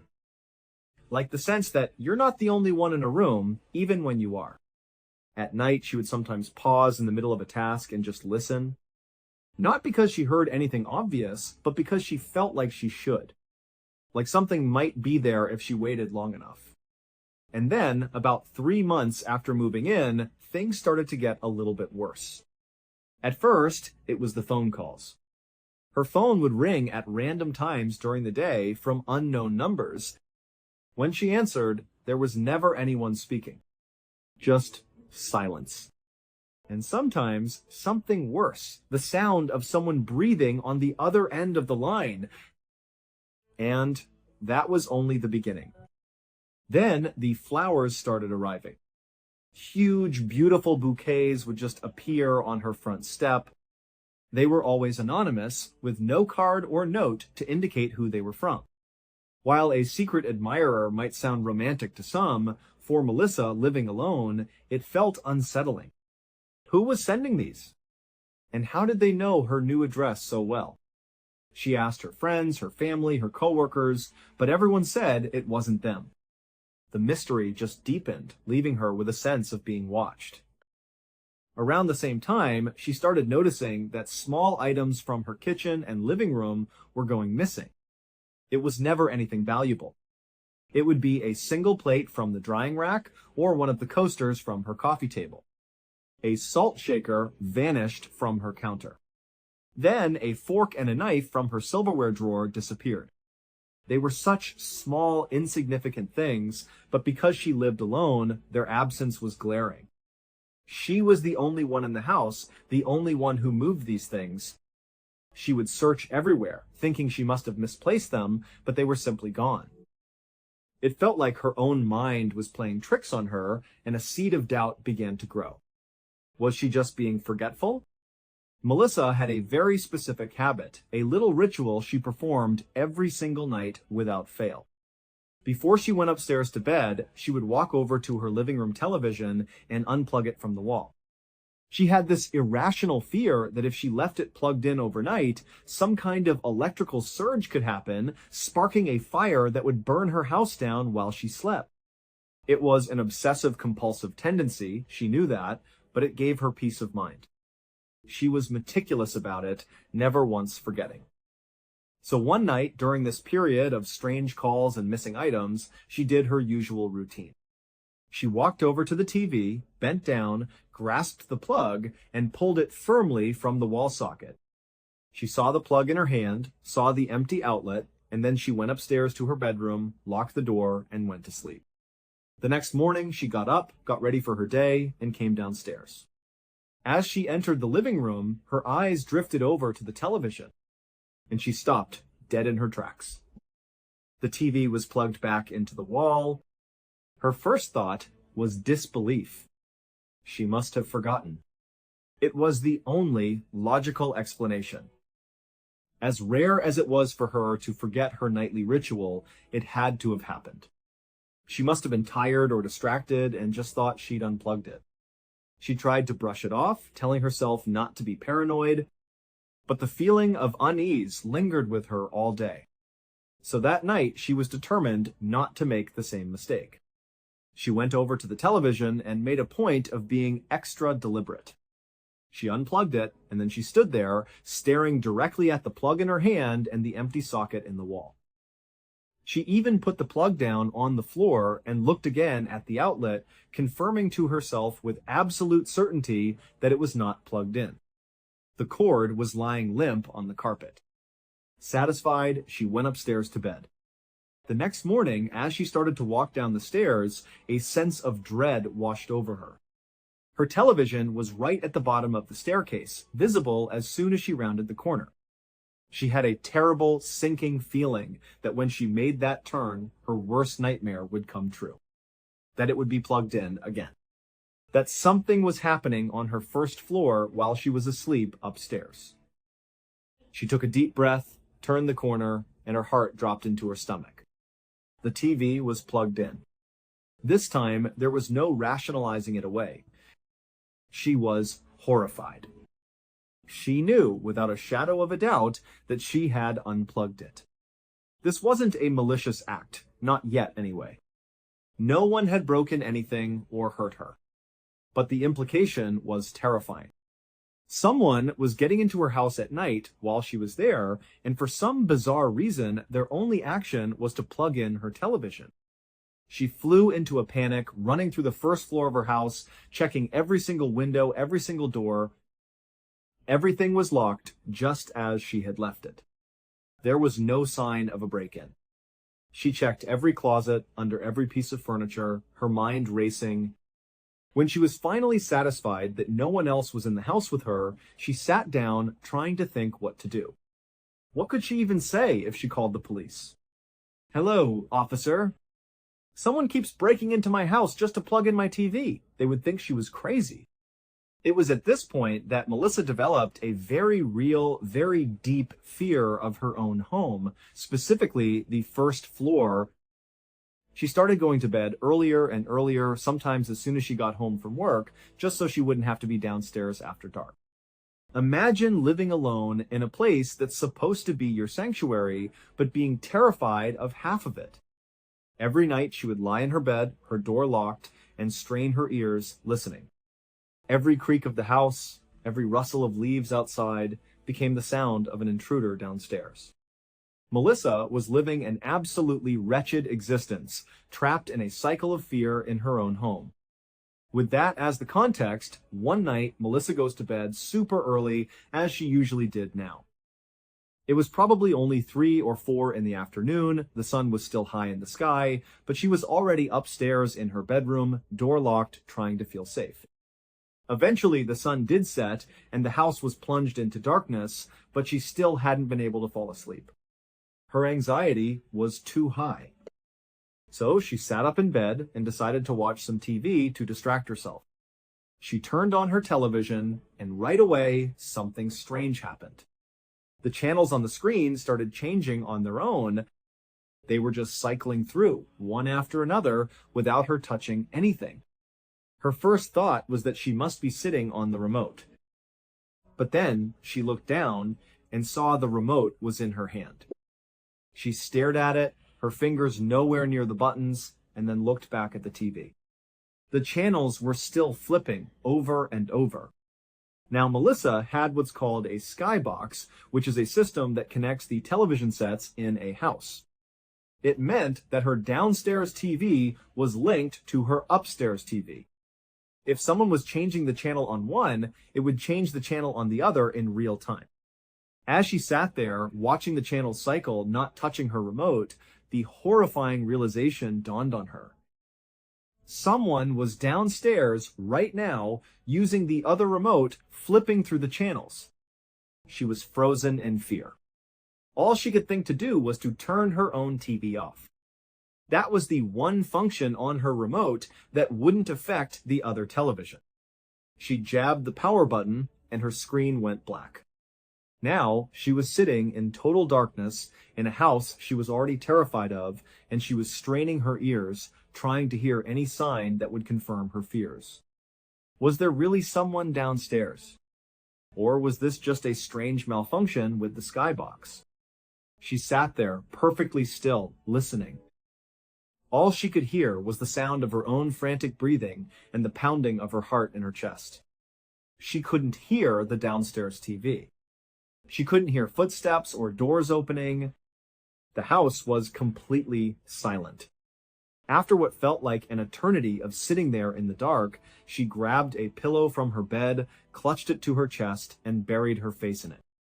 She just lay there like that, rigid with fear, until she eventually, somehow, fell into an exhausted sleep. The next morning, when she woke up, the sun was streaming through her window. It was amazing how the daylight could chase away the shadows and the fear. Suddenly, the house didn't feel so menacing. She started telling herself that it had to have been an anomaly, just a weird glitch with the skybox. She thought, I bet I go downstairs and the TV will be unplugged, just like I left it. So she cautiously made her way downstairs, and sure enough, the television was unplugged. For a moment, this confirmed her theory and brought a wave of relief. But then the doubt crept back in. The paranoia was getting to her. She was losing her mind, jumping at shadows. She knew she had to tell someone what was going on. As it happened, that very day, she was going to a family birthday party. It was a perfect opportunity. When she got there, she found her older brother and pulled him aside. She took a deep breath and told him everything. The hang-up calls, the anonymous flowers, the missing items, the television being plugged back in, and finally, the incident with the skybox the night before. At first, he looked at her with skepticism, like she was telling him a ghost story.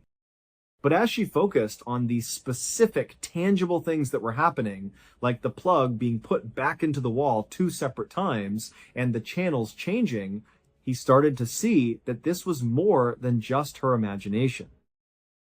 The look on his face shifted from doubt to genuine concern. For her brother, all these little weird things started to add up to something that felt genuinely sinister. He offered to come and stay with her for a few days to see for himself if anything happened. Just as they were making the plan, their younger brother walked by and overheard the conversation. Without hesitation, he said, "Oh, I'll stay there too." For 4 days, Melissa's two brothers camped out on the first floor of her house. They stayed up late, they watched the doors and windows, and they didn't see or hear a single thing out of the ordinary. The house was completely normal. For Melissa, this was a double-edged sword. On one hand, she felt reassured and safe having them there. But on the other hand, a new, more terrifying thought began to form in her mind. Did this mean that whoever was doing this was watching her house so closely that they knew she had protection now? Did it mean they were just waiting for her brothers to leave? Was she being watched that carefully? When the fourth day came and her brothers were getting ready to pack up and go home, she was practically begging them to stay. The idea of being alone in that house again was unbearable. They did their best to reassure her, telling her she had nothing to worry about, that it was probably all just a series of strange coincidences. They promised that if she experienced anything weird at any time of day or night, she should call or text them immediately, and they would be there in a heartbeat. Although their words were meant to be comforting, she did not feel reassured at all. It was starting to get late, at least by her new standards. It was around 3 in the afternoon, and the sun was beginning its slow descent towards the horizon. She knew she needed to go upstairs to her safe room. She said goodbye to her brothers, went back into her house, and immediately began her new security ritual. She must have walked through the house 20 times, checking and rechecking every lock on every window and every door. She looked in every closet, under the beds, making absolutely sure no one was inside and that everything was secure.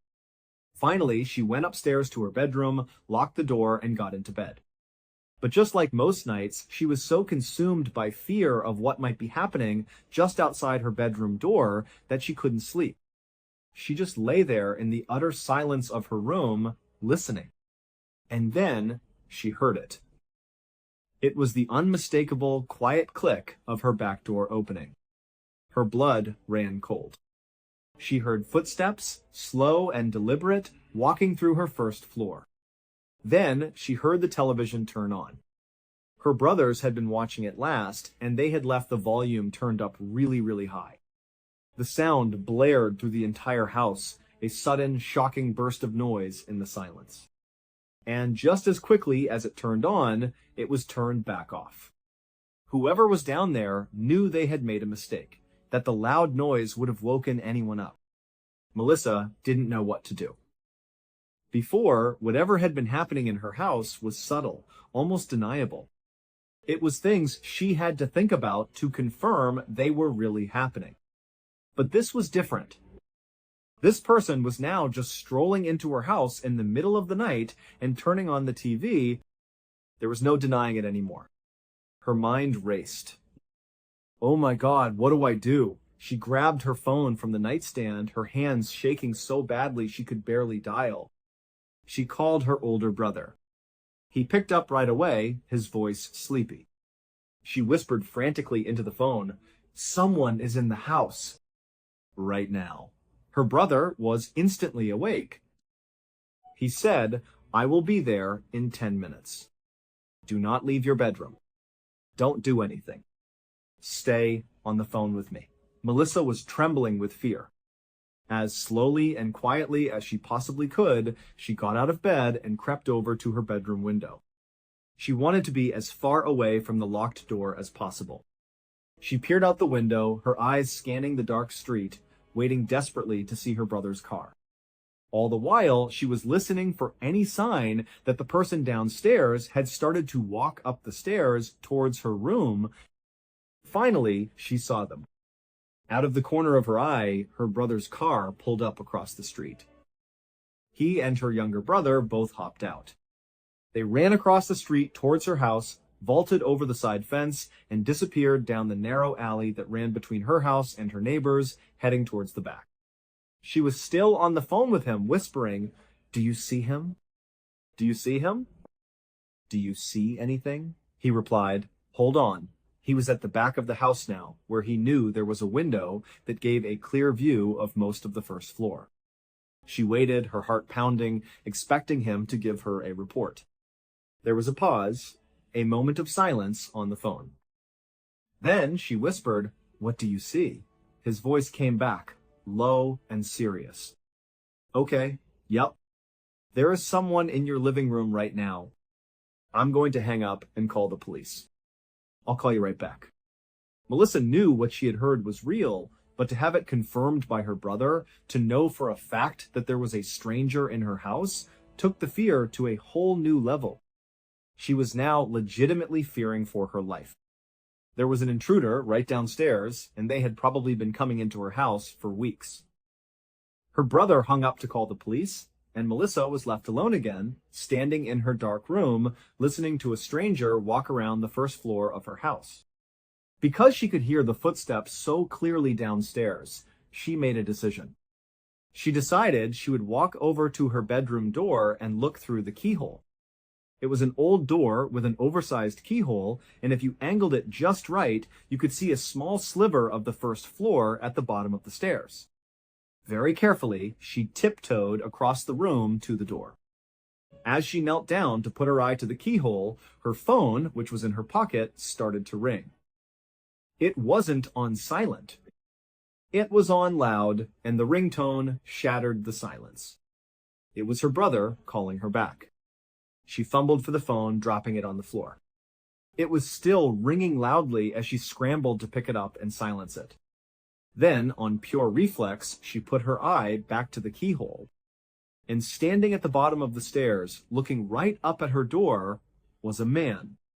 He was wearing a hat pulled down low over his eyes, and he had clearly heard the phone ring. As she watched in horror, he began to walk up the stairs. She fell backwards, screaming at the top of her lungs, yelling for her brothers to get inside. In the next instant, she heard the front door crash open, and her brothers came charging in. She heard an epic struggle on the stairs, a clash of bodies and shouts. And she heard a voice she didn't recognize, the intruder's voice, screaming, "I'm sorry, I'm sorry, I'm sorry." And then it was quiet. Hesitantly, she opened her bedroom door, wanting to help if she could. She looked out and saw her brothers had the man pinned down on the stairs. He wasn't moving. She saw her younger brother was holding something in his hand. He held it up for her to see, and he just shook his head. It was a knife. The stranger in her house had been carrying a knife. Before she could even process that terrifying piece of information, her older brother reached down and pulled the hat off the intruder's head, and Melissa's world tilted on its axis. It was her mother's ex-boyfriend from 10 years ago. The same man the whole family believed had always had an inappropriate and creepy attraction to Melissa. The police arrived and took him away. He quickly admitted to everything, confessing that he had been sneaking into her house for months. He would never tell them how he was getting in, but he admitted he was there almost every single night. He never gave a good reason for why he did it, he just said he started doing it. The police cited mental illness as the likely culprit, but the family always believed it was something much more sinister. In the end, he was given just 3 years in jail, and the family, once again, cut all ties with him. In February of 2013, a young woman named Kim finally moved out of her parents' house and into a tiny little apartment that she absolutely adored. Kim lived with severe social anxiety. Being out in public, having to make small talk with strangers, was an almost physically painful experience for her. She did everything in her power to stay indoors, to remain in her own controlled environment. She even had a job that allowed her to work from home, so she rarely had to travel. This small apartment was more than just a home. It was her oasis, her fortress. When she was there, she was safe. If she ever had to leave for groceries or an appointment, she would practically run to her car and then run back to her door, minimizing any chance of an unwanted interaction.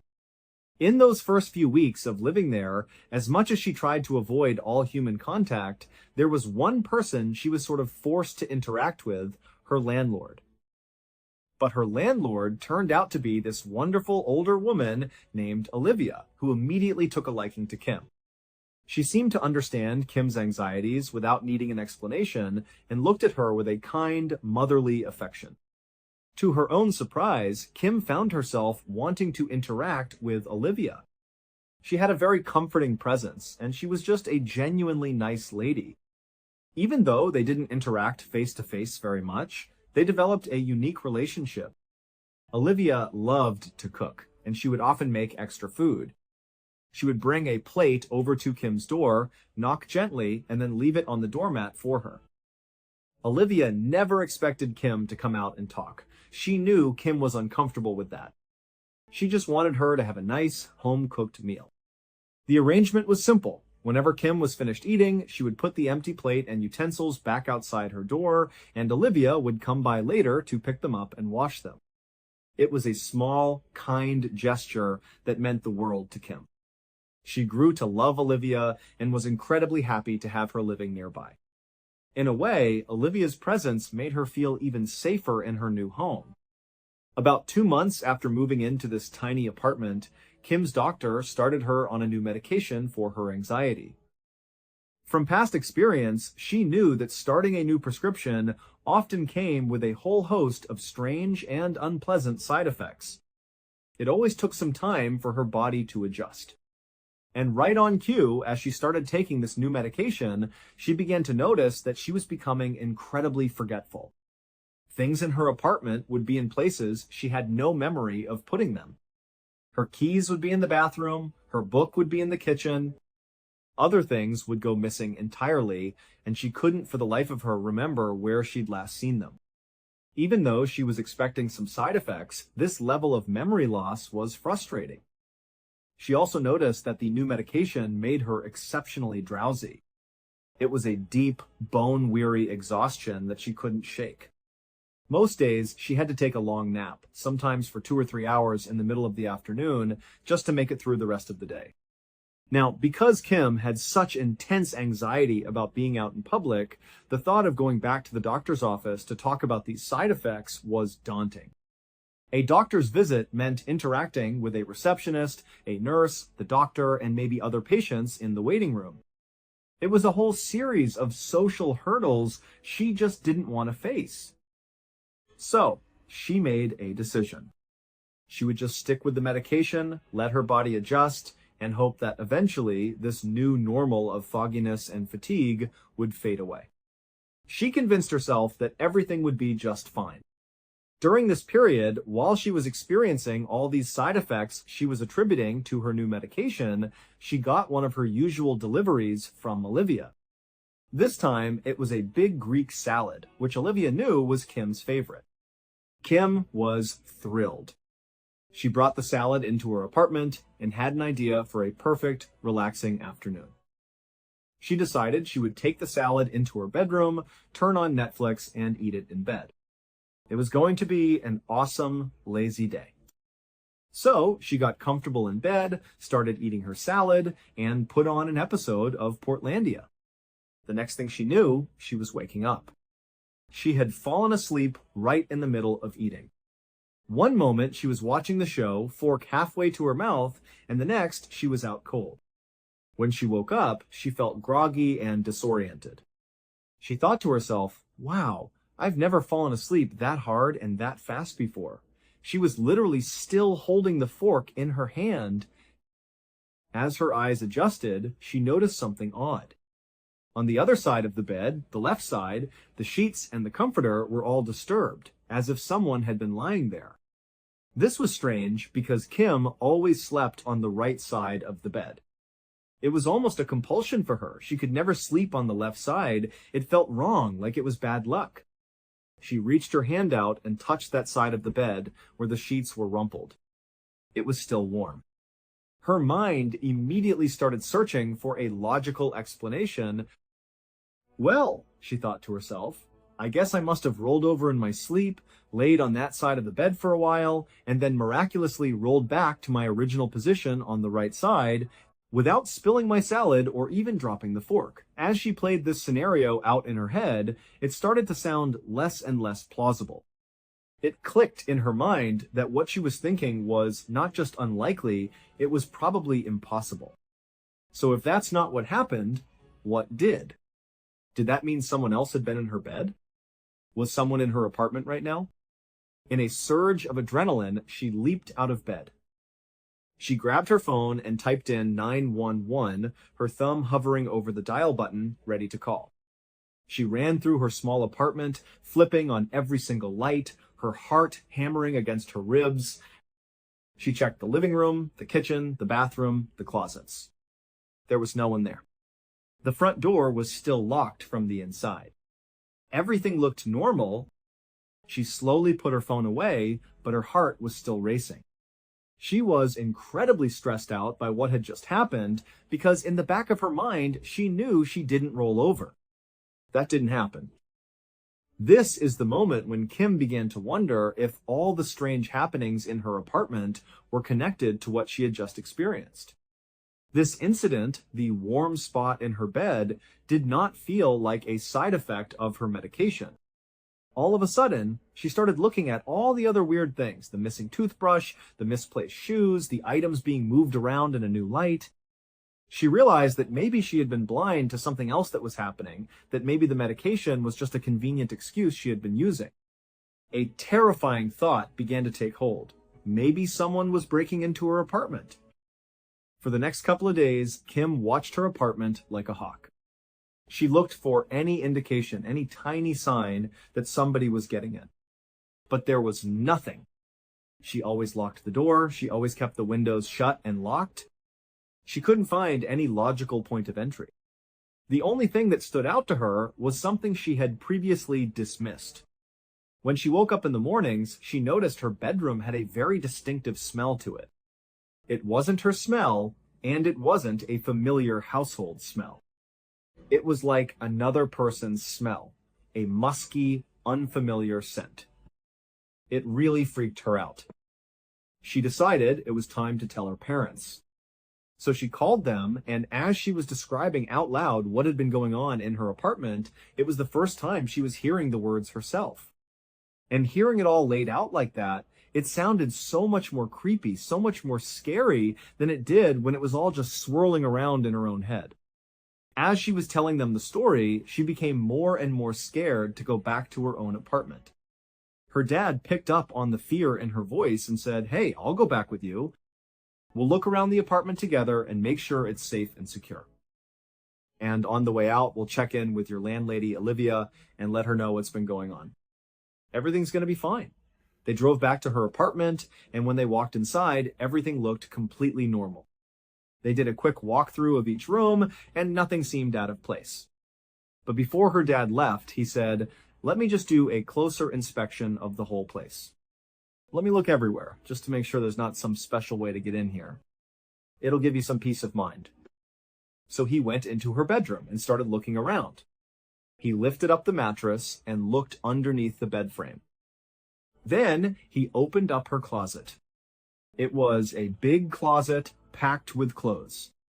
It wasn't quite a walk-in, but it was big enough that a person could easily stand inside. Her father reached in and started parting the clothes, using the flashlight on his phone to look at the back wall.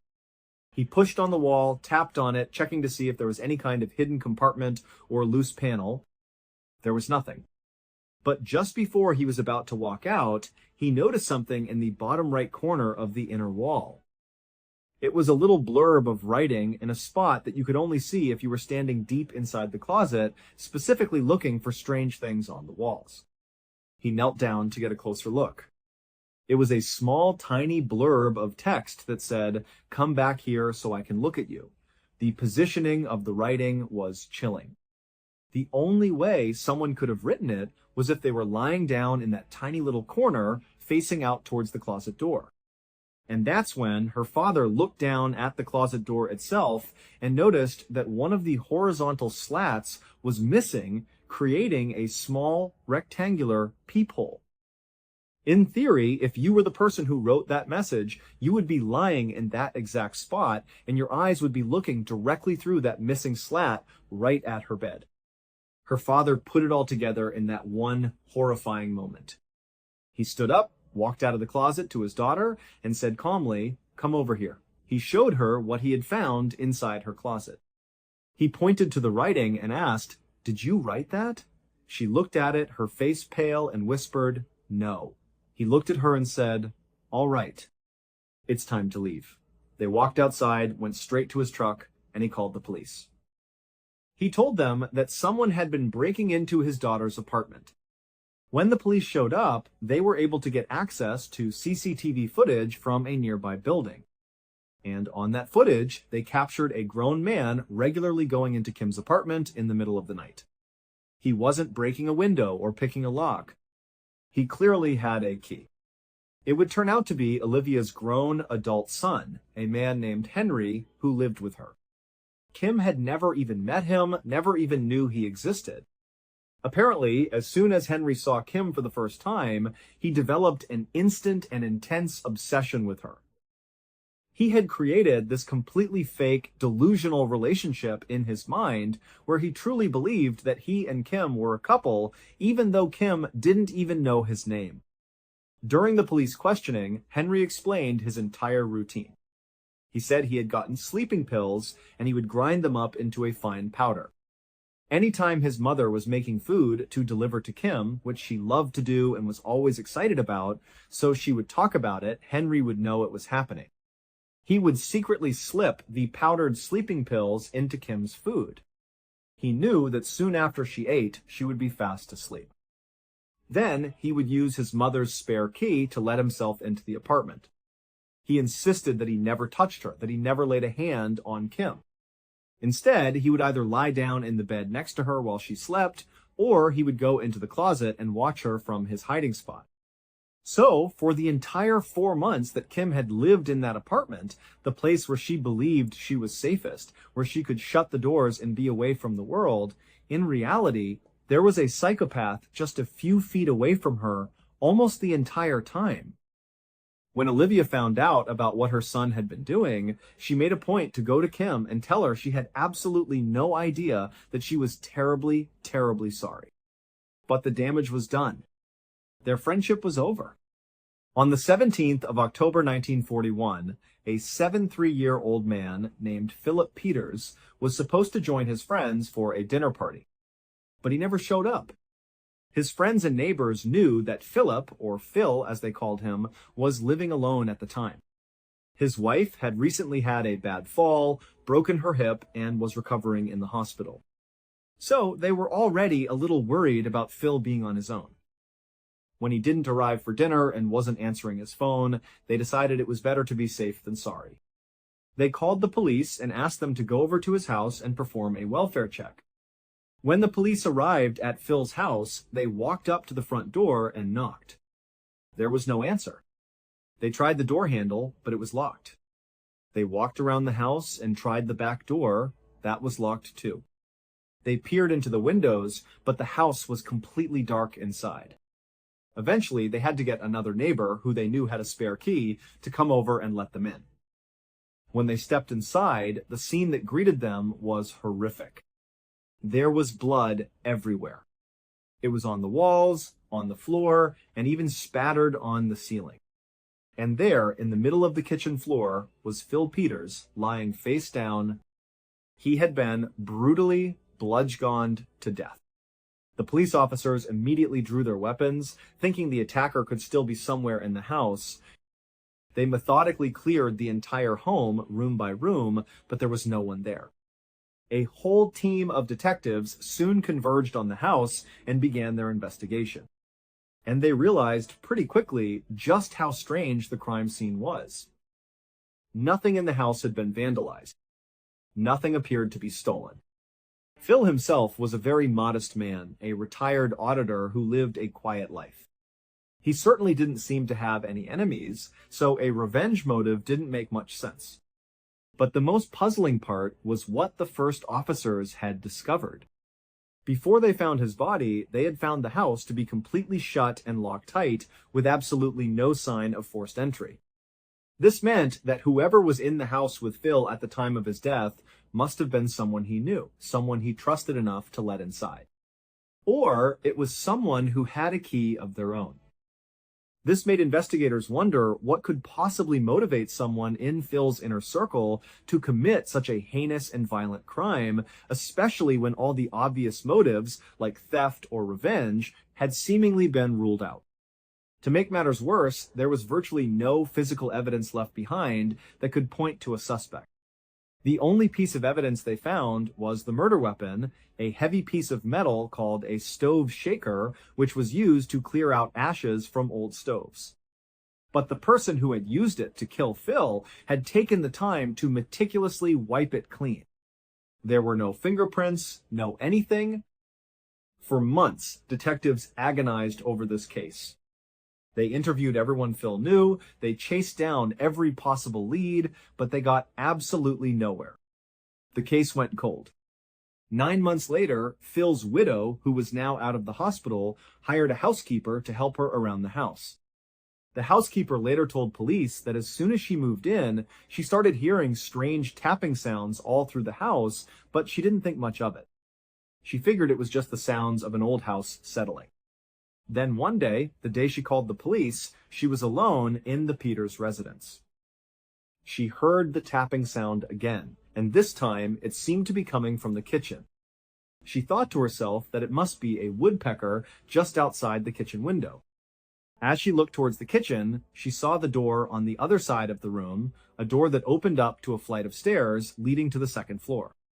And she said that door was slowly, silently creaking open. Out from behind the door came a pale white hand. It reached around the side of the door frame and began to pull the door open even further. The housekeeper screamed. The hand immediately retracted back into the space behind the door. She then heard the sound of someone storming up the stairs and running around on the floor above her before everything went silent again. She didn't hesitate. She ran out of the house as fast as she could and went to a neighbor's house to call the police. The police immediately responded, arriving at the house with their guns drawn. They went inside, thinking that perhaps the murderer had returned to the scene of the crime.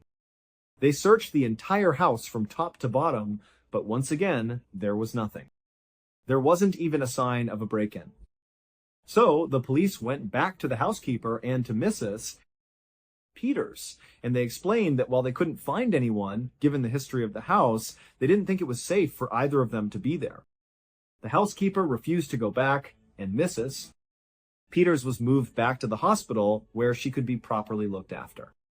At this point, the police decided they were going to permanently stake out the house. They assigned 2 detectives to watch it around the clock. So the 2 detectives went and parked their car where they had a good view of the property. For a couple of days, they sat there, watching and waiting. They didn't see anything, and they didn't hear anything. Finally, they decided to just go inside and have another look around for themselves. They both walked into the quiet, empty house. They went upstairs, looked around the bedrooms and the bathroom, but still saw nothing out of the ordinary. They went back downstairs and were standing on the first floor, getting ready to leave, when they both heard it. It was the distinct, quiet sound of a doorknob turning somewhere upstairs. They looked at each other, confirming they had both heard the same thing. They drew their weapons and went back up the stairs, searching the different rooms more carefully this time. One of the detectives went into the master bedroom and opened up a closet. He pushed past the old clothes hanging there, and in the bottom left-hand corner of the closet, he saw a foot. It darted back into a tiny, dark space in the very back corner. Without any hesitation, the detective lunged headfirst into the closet and grabbed onto the foot of this mystery person who was crawling into a tiny hidden panel in the back of the closet. He held on tight as the person on the other end fought with all their might to get away. The detective started pulling them out, yelling for his partner to come and help. His partner came charging in, and together they both grabbed onto this person and yanked them out of the closet and into the light. They would later describe him as the strangest looking person they had ever seen. He was super tall, but rail thin, and his skin was so covered in dirt and grime that it appeared to be gray. His name was Theodore Coneys, and he had been secretly living inside the walls of that house for over a year. Before he moved in, Coneys had fallen on hard times. He was homeless, sleeping in alleyways. As it started to get colder in September of 1941, he decided he would approach his longtime acquaintance, Phil Peters, and ask him for some money and maybe for a place to crash for a couple of days. But as it happened, when he got to Phil's house, Phil wasn't there. He was at the hospital visiting his wife. The house was vacant. Coneys saw an opportunity, and he broke in. At first, his plan was just to steal some food, get warmed up for a bit, and then leave. But as he was looking through the house for things to take, he noticed something in the back of one of the closets. There was a small, loose panel that led to a tiny, almost secret attic space. It wasn't being used for anything because it was impossibly small. You would have to be incredibly skinny just to get through the little square opening that led into it. And once you got in, you could only get in by slithering head first. You couldn't stand up, you'd be lying down the entire time. You couldn't even extend your legs all the way if you were a full-grown adult. You'd be kind of tucked up in a pseudo-fetal position. But to Coneys, this tiny, cramped space was a huge upgrade from living on the streets. He decided that this is where he was going to live for the winter. So he went around the house gathering supplies. He took blankets, food from the pantry, and filled bottles with water. He moved all of his supplies into his tiny little attic space. Then he went back downstairs, locked the front door again, made sure everything looked exactly the way it was when he first broke in, and he retreated into his little space, shutting the panel behind him. When Phil came home that night, he didn't notice a thing. And for the next several weeks, Phil lived his life completely unaware that he had a man living in his attic. Every time Phil would leave the house, Coneys would sneak out of his hiding spot, go downstairs, make himself some coffee, get a bite to eat, and then go back up to his little space. He even managed to carefully cut into the house's electrical wiring system. He stole one of Phil's radios, brought it into his cubby with him, attached it to the wires he had exposed, and now he was able to lie there and listen to the news, so he didn't feel so completely isolated from the outside world. But about a month after he moved in, Coneys made a mistake. He left his little spot to go downstairs because he thought Phil was gone for the day. He got to the kitchen and was going through the fridge. When he shut the refrigerator door, he looked over and there was Phil, standing there, looking at him with a mixture of confusion and anger, asking what he was doing in his kitchen. In a blind panic, Coneys grabbed the heaviest thing he could reach, the cast iron stove shaker, and he beat Phil to death. Not knowing what else to do, he wiped off the murder weapon and left it where it was. He went back to the fridge, got more food and drink, and then he went right back up to the tiny attic where he lived. For the next 9 months, he would follow the police investigation of Phil Peters' murder on his stolen radio, curled up inside his hiding spot in Phil Peters' house. Coneys was quickly found guilty of murder and sentenced to life in prison. After hearing his sentence read to him in court, he said out loud for everyone to hear, "Now I feel safe. I'll have a better home than I've had in years." Let me know what you think about today's episode in the comments. Which of these stories made you feel the most uncomfortable? If you like this story, there is a whole series of true crime stories waiting for you, just as strange, just as creepy, and sometimes even worse. Because, as these cases show, the scariest thing is not what is out there in the dark. That is what might have happened in your life that you never realized. In the fall of 2002, a 19-year-old woman named Gemma Houghton was just starting a brand new chapter of her life. She had just moved into her dorm room at the prestigious University of Manchester in England to begin her freshman year. Like a lot of new students, her first couple of months at the university were pretty quiet and uneventful. She was really there to learn, so she spent almost all of her time with her head in the books, focusing on her studies. Because of this, she hadn't really gone out of her way to meet new people or make a lot of new friends. She was finding her footing, getting used to a new place and a new routine. But then, in early 2003, about halfway through her first year, everything changed. One afternoon, she was standing just outside of her dorm building, probably just taking a break from studying, when a boy she had never seen before walked right up to her. He was tall, very handsome, and had this incredibly charming way about him. He just smiled and introduced himself. He said his name was Ian Redmond, and he was a senior at the school. And as it turned out, he actually lived in the very same building that she did. He said he'd seen her around and just wanted to finally say hello. Now, Gemma wasn't actively looking for a boyfriend at the time. Her focus was on her education. But she couldn't deny that she was immediately attracted to Ian. There was just something about him. And Ian would later say that the feeling was completely mutual. From his perspective, the moment he saw her, he knew he had to talk to her. This one single chance encounter, a simple hello outside of a dorm, would end up blossoming into a full-fledged romantic relationship. They started spending more and more time together. They would study in the library, grab coffee between classes, and just walk around the campus talking for hours. They were a perfect match.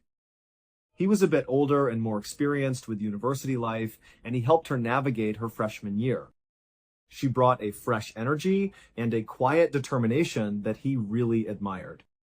Their relationship was one of those easy, natural ones that just felt right from the very beginning. And so their love story continued well after they both left the University of Manchester. They were inseparable. 6 years after that first meeting, on Christmas Eve of 2009, Ian asked Gemma to marry him. She, of course, said yes. It was a moment they had both been dreaming of. That very same year they got engaged, the couple reached another huge milestone. For years and years, both Ian and Gemma had been incredibly diligent about saving their money. They weren't big spenders, they were focused on building a future together. They were able to pool all of their savings and buy a house together. It wasn't a brand new glamorous house. In fact, it was a fairly beat-up cottage in a small, quiet town in England. It needed a lot of work. The paint was peeling, the floors were creaky, and the garden was overgrown. But Ian and Gemma didn't see it as a run-down house. They saw it as a canvas. They were actually very excited to do all the work themselves. They looked at this as an amazing opportunity to make the house exactly the way they wanted it, to pour their own personalities into every wall and every floorboard. More than that, it was a chance for them to spend quality time together, working as a team towards a shared goal. So, for the next 2 years, during all of their free time, on weekends and evenings after their regular jobs, Ian and Gemma would work on their home. They learned how to do plumbing, they put up drywall, they painted and sanded and gardened. It was hard, exhausting work, but they did it all together, laughing and learning along the way. They turned this dilapidated cottage into their own personal sanctuary. Then, finally, in August of 2011, right before their actual wedding day, they finished the last of the renovations. Their home was finally done. It was perfect. And so, they got married. Literally, right after their wedding reception, instead of heading straight to an airport for a honeymoon, they just moved right into their dream home that night. Their first night as a married couple was spent in the house they had built together. For the next couple of days, the newlyweds just got to enjoy being husband and wife for the very first time, all within the walls of their perfect home. It was a blissful, peaceful time. But the celebration wasn't over yet. It was time for their honeymoon. In addition to saving up for the down payment on their home, the couple had also set aside money specifically for a honeymoon. They wanted it to be an incredible, once-in-a-lifetime vacation, the surreal reward for all their years of hard work. After a lot of thought, they decided to go to Seychelles. It's this beautiful island nation in the Indian Ocean, a place that many people say has the most beautiful beaches in the entire world. It was the perfect escape. So on August 10th, the couple hopped on a plane and flew to Seychelles. When they landed, they checked into their resort, and it was unbelievable. It was this incredible place that overlooked a perfect beach with brilliant white sand and crystal clear turquoise waters. It was like something out of a postcard. After getting checked in and dropping off their bags, the couple went down to a restaurant right by the ocean. They were having a bite to eat, just sitting there listening to the waves, and they were probably thinking to themselves, this is it. This is going to be the best vacation ever. During the first week of their trip, the couple was very active. They were full of energy and wanted to see everything. They spent their days exploring the island, going out on different excursions like boat trips and hiking. They tried lots of different local restaurants. They were just all over the place, soaking in every moment of their honeymoon. And so, come Tuesday, August 16th, which marked the start of their second and final week, the couple was feeling a little bit tired from all that activity. They decided that today they would just have a lazy, relaxing day at the beach.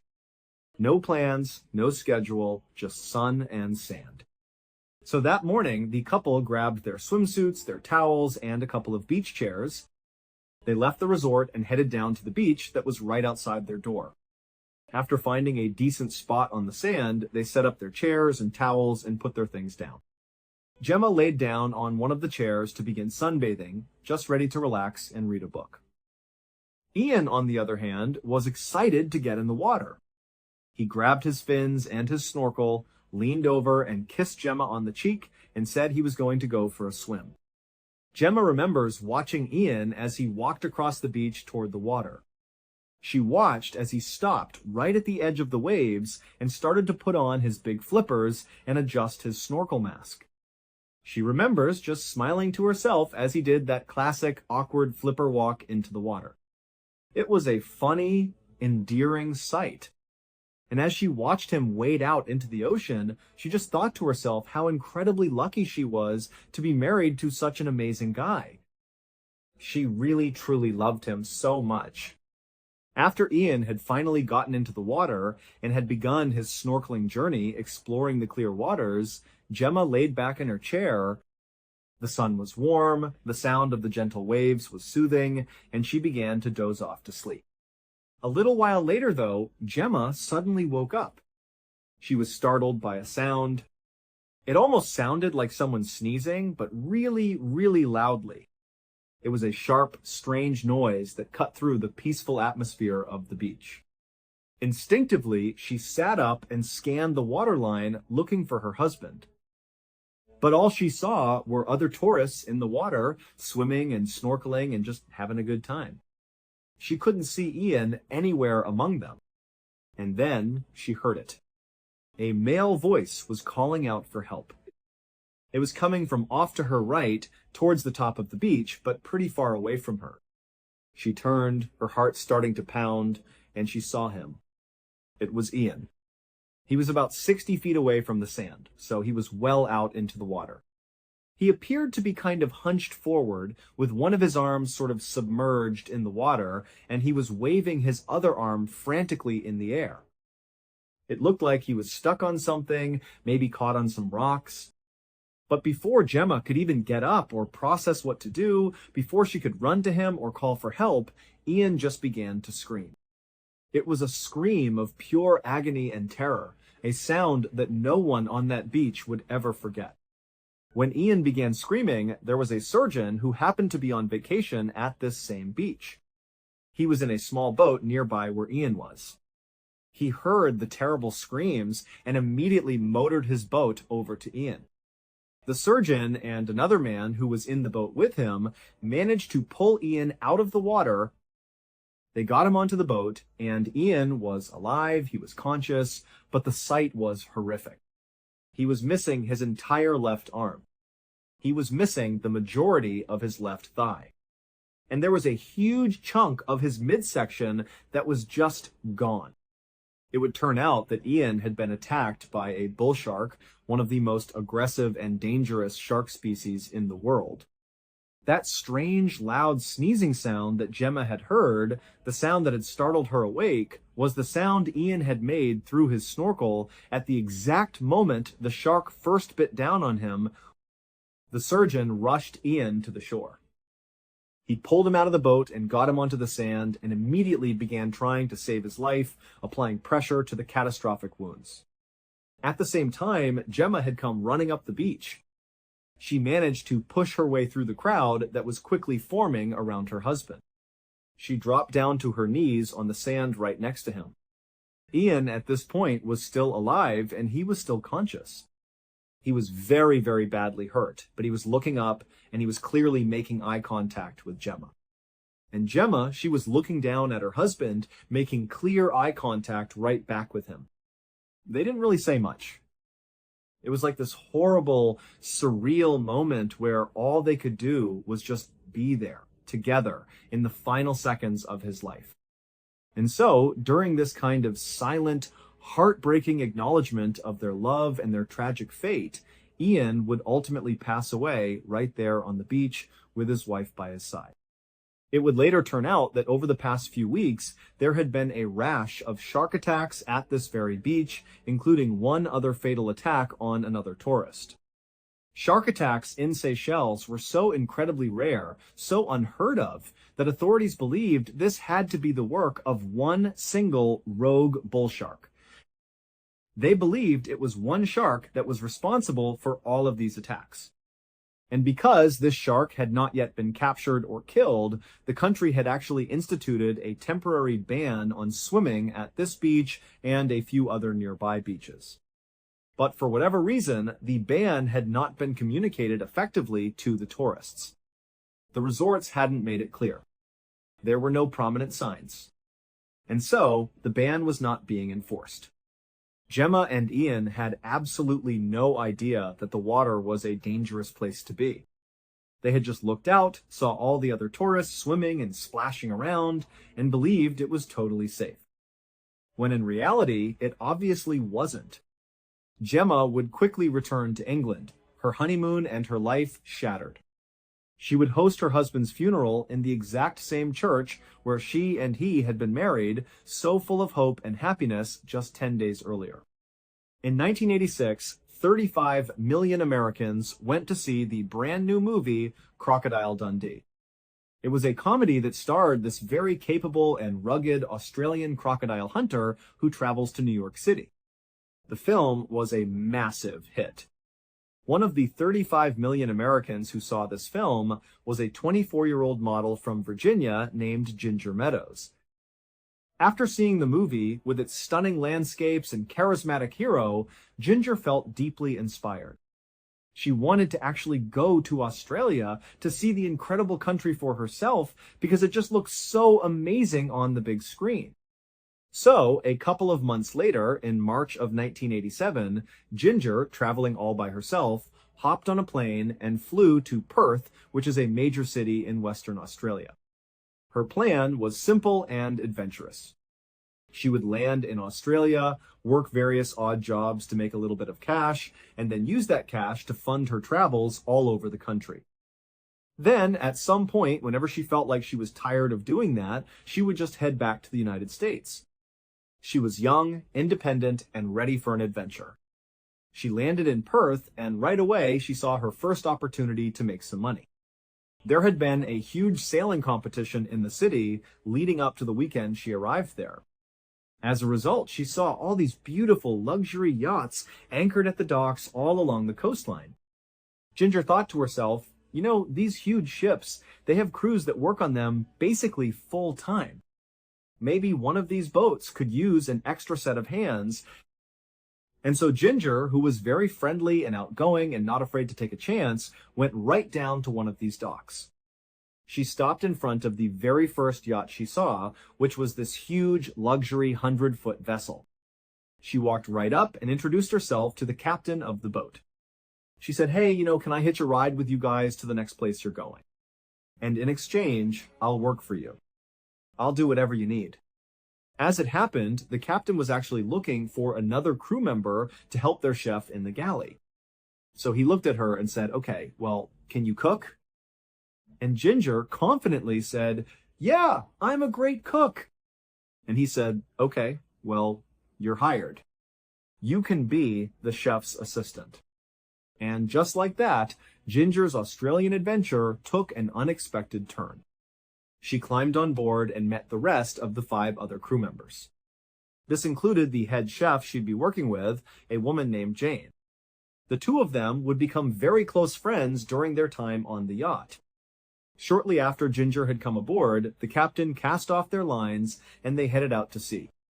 Their next major stop was going to be New Guinea, which was roughly a 14-day journey away. After about a week at sea, the captain realized they were running dangerously low on fresh water. This was a serious problem in the middle of the ocean. So he decided to take a detour.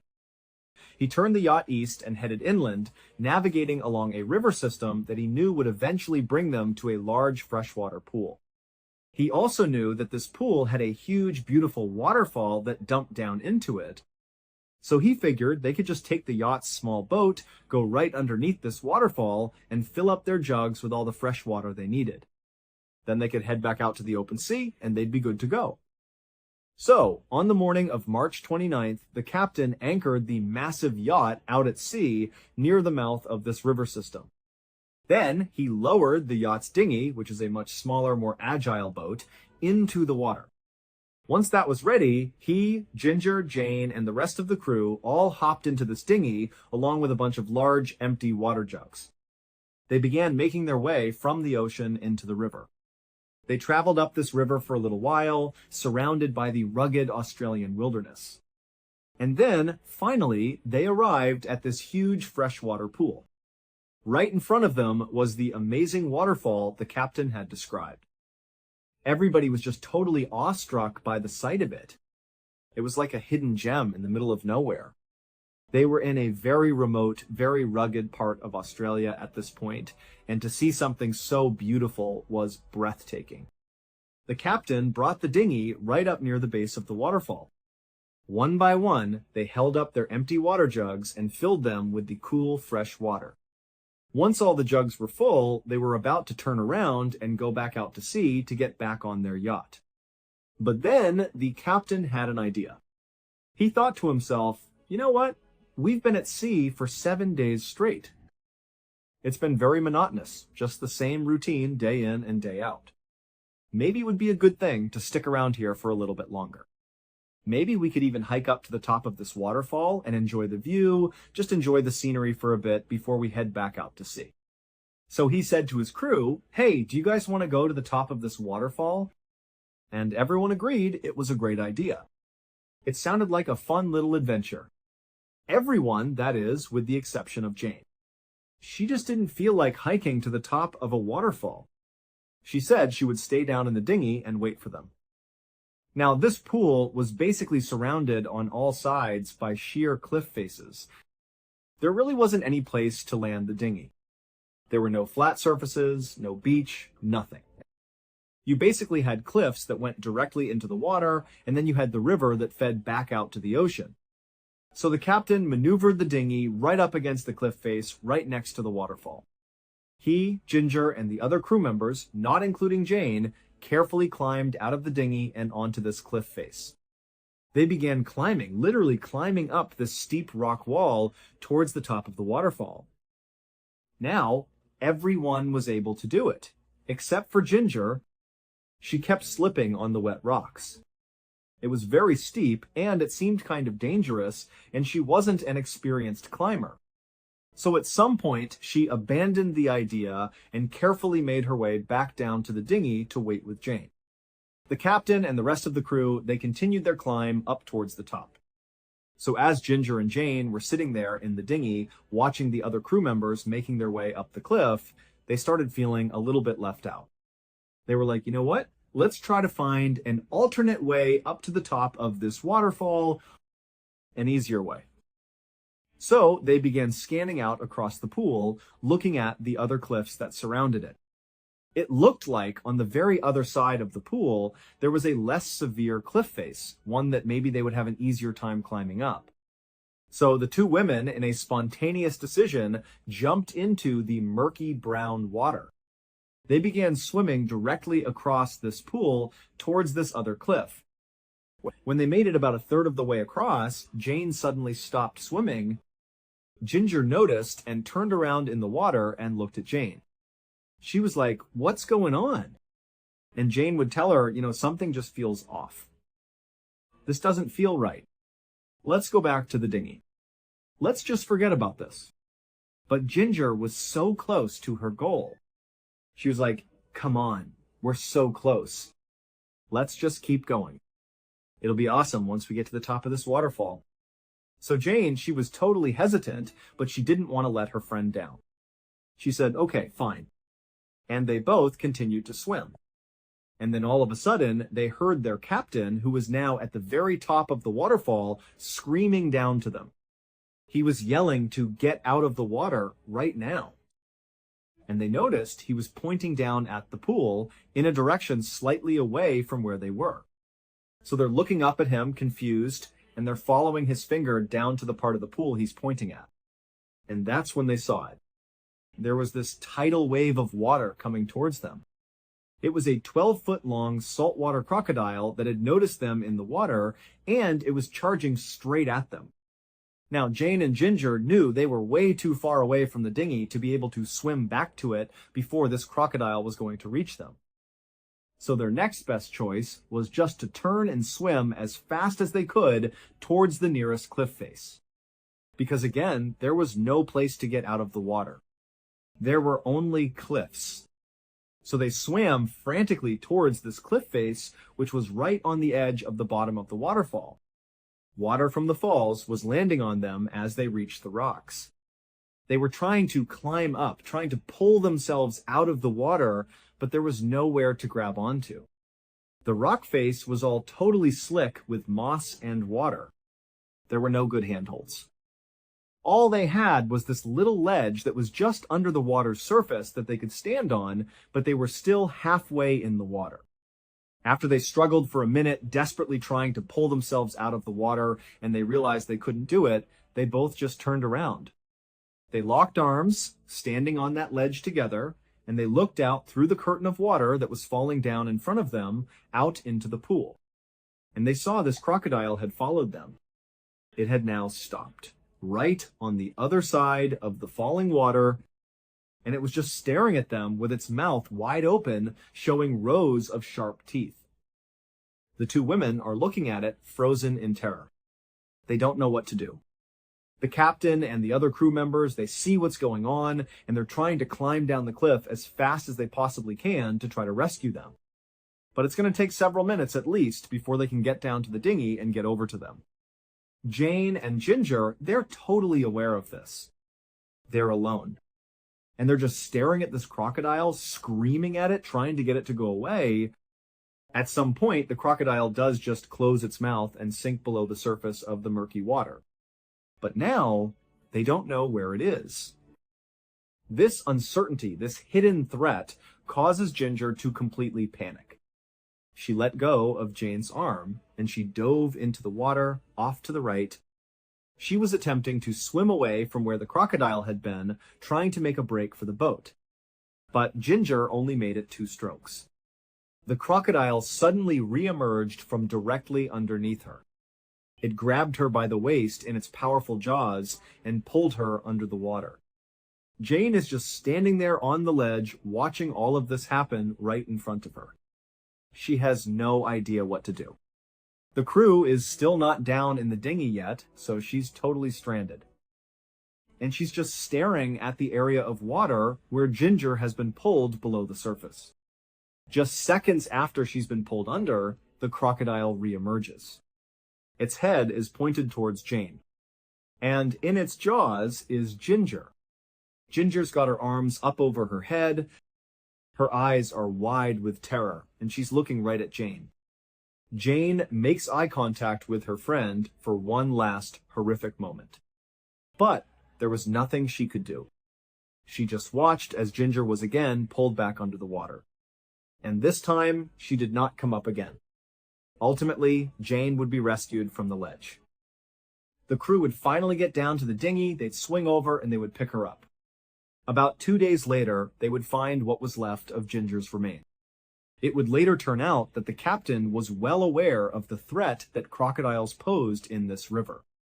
He had told his entire crew, Ginger and Jane included, about this threat. He had explicitly warned them that at no point should anyone get in this water. But of course, in a moment of carefree adventure, his warning went unheeded. In 2017, a man named Aaron Joel was a tall, handsome, 41-year-old free spirit.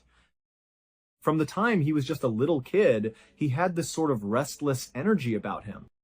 He always needed to be out doing stuff. He could never just sit still. And so, by the time he was old enough, he left his family home in Oklahoma and moved out to Oregon. There, he moved into a commune.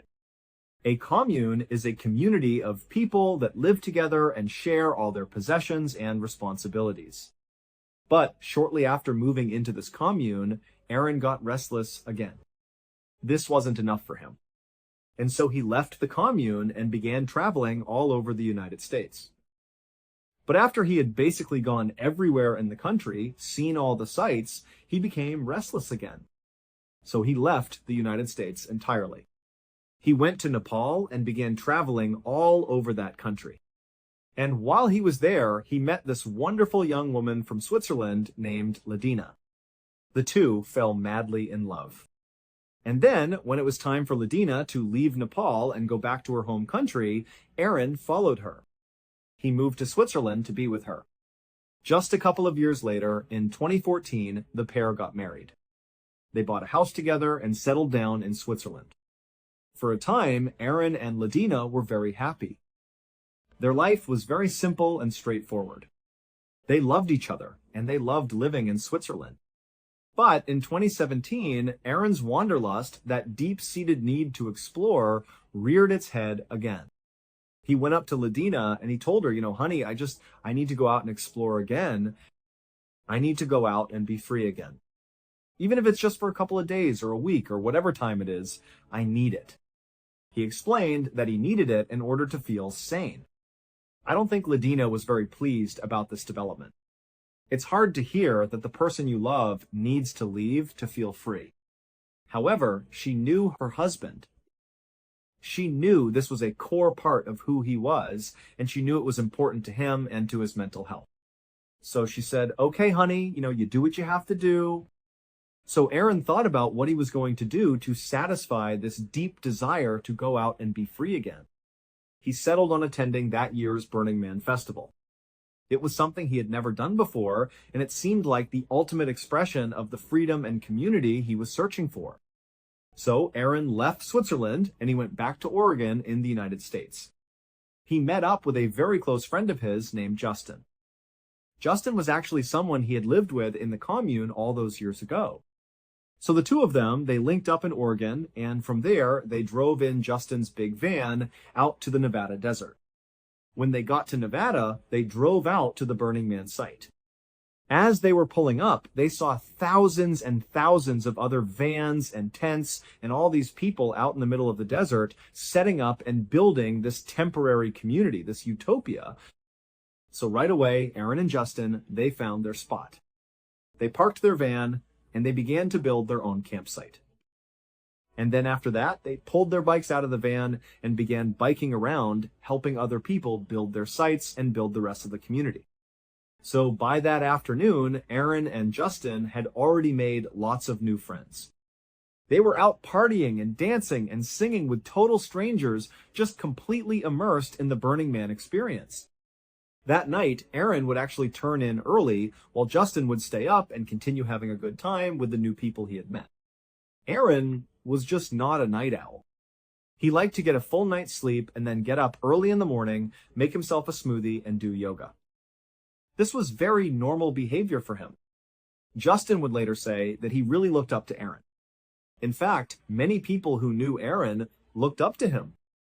Because Aaron, on the one hand, was a total free spirit that would just kind of go where the wind would blow him. But at the same time, he was very regimented and disciplined. He took great care of himself, both physically and mentally. He just seemed wise beyond his years. And he was incredibly charismatic and very funny, so people really flocked to him and really idolized him. One of the central traditions of Burning Man has to do with its namesake.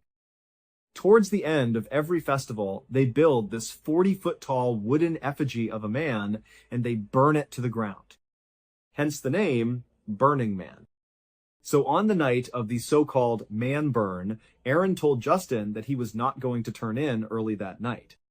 He said that instead, he was going to stay up and watch the spectacle of this effigy being burned to the ground. Justin was really excited about it, and so was Aaron. So that evening, Aaron and Justin met up with the new friends they had made while they were at Burning Man, and their group began making their way over to the wooden man effigy. Now, this huge structure was situated in a huge open clearing, and standing all around this wooden man were what they called rangers. They're basically security guards for the event who also have some fire training. They would stand almost shoulder to shoulder or very close to shoulder, facing away from the effigy, forming a human perimeter around it. The Rangers' job was to prevent the crowd of 70,000 people from getting too close to the effigy when it was on fire, because it's obviously a huge hazard.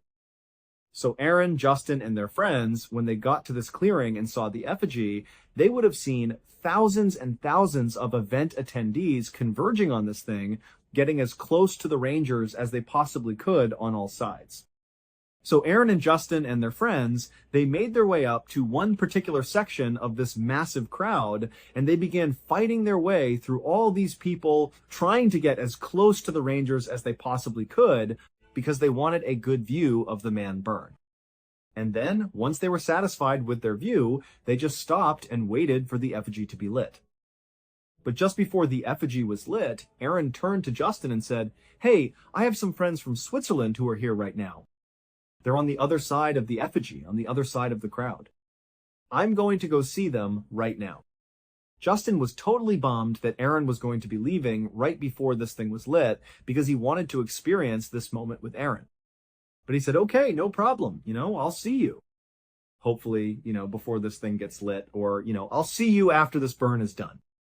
And so Aaron departed from the group, and Justin watched as he kind of just disappeared into the dense crowd. Then Justin turned his attention back towards the effigy. A little while later, when the sun had gone down and it was totally dark out and the crowd was totally electric as they were waiting for this thing to light, finally they did. They lit the effigy. And as soon as it went up in flames, the crowd of thousands and thousands of people roared with excitement. This whole time, Justin is totally amazed by what he is watching, but he's also scanning the crowd, chock-up hoping that Aaron will eventually pop back up. But at this point, the crowd is so massive and everyone's so tightly packed together that Justin isn't really expecting Aaron to be able to make his way back over to where he had been. It just didn't seem possible. So this huge wooden man effigy goes up in glorious flames and everyone's so amazed by it. And then, eventually, the flames begin to dwindle down as the structure continues to burn, getting lower and lower to the ground. And then finally, when the fire is just about out, the crowd of people begins to disperse. At this point, Justin again looks around, hoping to maybe see Aaron, but, Aaron has not come back yet. And so Justin just says, "Okay, maybe it's time to leave and go check in with Aaron back at the van."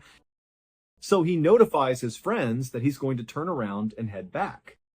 And as Justin turns and begins leaving the crowd, someone who was at the event, who apparently knew Justin and knew Aaron, came running over to Justin, and they frantically told him this totally shocking story about something that had happened to Aaron.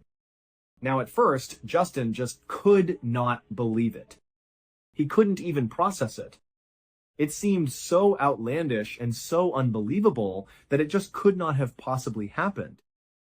But then he was thinking to himself, I haven't seen Aaron since he left to go see his friends from Switzerland, and I have no idea where he is. And so Justin starts looking around the crowd again. He's not seeing Aaron, and he's starting to panic. And so finally, Justin just turns and starts running back towards his van in the desperate hope that Aaron is going to be there. But when he gets back to his van, Aaron is not there. And there's no sign that Aaron has been back since they had left for the man burn. It would turn out that that shocking story Justin had been told about Aaron was true.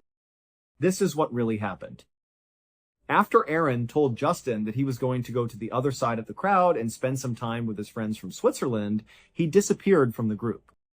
He made his way over to that far side of the crowd, but we don't know if he actually met up with friends from Switzerland or if that was just some cover story to get away from Justin and the other people he was with. But regardless, at some point, Aaron made his way over to the other side of the effigy, away from Justin and away from his other friends. And once he was over there, he pushed his way towards the front of the crowd until he was right in front of the Rangers with front row seats of the effigy. And then, after the effigy was set alight and was fully engulfed in flames, Aaron at some point bum rushed one of the Rangers who was standing right in front of him. He was able to push past him. And then, before that Ranger or any other nearby Rangers could stop him, Aaron was able to sprint directly into the bottom of this massive, burning effigy. He ran right into the fire, and he disappeared inside of it. Because the crowd was massive and unruly, and many people were under the influence of drugs or alcohol or both, because of all that, even though Aaron ran into a blazing fire right in front of them, it was like nobody noticed. Everybody was in their own little world. It was dark out, there was this giant fire, there were so many distractions that really nobody noticed this happening besides the Rangers that were immediately affected by Aaron running past them, and some of the people that were right at the front of the crowd who watched as Aaron did this. And so this is why Justin and the rest of his friends had no idea this had happened, despite the fact they were watching this same fire as it was happening. Aaron would ultimately only be inside of the flames for 12 seconds before the Rangers were able to go in after him and pull him out. But by that time, it was already too late. Aaron would be rushed to the hospital, but he would die that night from his injuries. It would later be determined that Aaron was completely sober at the time he decided to run into the burning man. This means he was of a clear mind when he decided to do this. And so it was determined that his death had to be a suicide. However, his family and his friends and anybody who knew him are just totally not buying the idea that he decided to commit suicide, especially like this. It just didn't make any sense. This is not something Aaron would have done. He was acting totally normally. His behavior was not erratic. Something else must have caused this to happen. But unfortunately, at this point, no one has come close to figuring out what this other thing could be. And so, to date, his death still remains largely a mystery. Thank you so much for watching. Let me know what you thought of today's episode in the comments. And remember, we have a whole playlist of true crime episodes ready for you to binge right now. Until next time. See ya. There is a vast, uncharted region of territory known as the Northwest Territories that may be found at the farthest northernmost part of Canada. This is an area of unadulterated, breathtaking beauty. The globe is filled with vast forests, rugged mountains, and rivers that are both powerful and winding. In order to provide you with an idea of the magnitude of this single land, it is 4 times larger than the entirety of the country of Germany. Nevertheless, the Northwest Territories have a population of approximately 50,000 people, in contrast to Germany, which is home to more than 80 million people. This location is among the most inaccessible, rugged, and sparsely populated areas on the entire planet. A land that is truly wild. In addition, a valley may be found smack dab in the middle of this enormous wilderness. A region of terrain that is 10,000 square miles in size and is so remote and difficult to access that it is thought that there are still parts of it that no human being has ever set foot in. The Nahanni Valley is the name given to this location. Over the course of several centuries, the Nahanni Valley has been a site of lore, a location that has been discussed in hushed tones between campfires among people. The indigenous peoples of the area have said for a long time that it is a place that should be avoided. Dark ghosts and odd happenings can be found in this location. The Naha were notable for being one of the first known tribes to attempt to establish a home there. The valley was their home for a period of time, but eventually, for reasons that are not clear, they disappeared. Suddenly, they vanished, leaving behind a vibrant community that had been there for a day with them. As if they had just vanished into the thin, chilly air, all of their possessions, including their pottery, their tools, and their dwellings, were left behind. It was only in their writings that they left any traces behind. In their writing, they described odd animals that were pallid and hunted the forests at night. White devils, or Swahila, was the name they gave to them.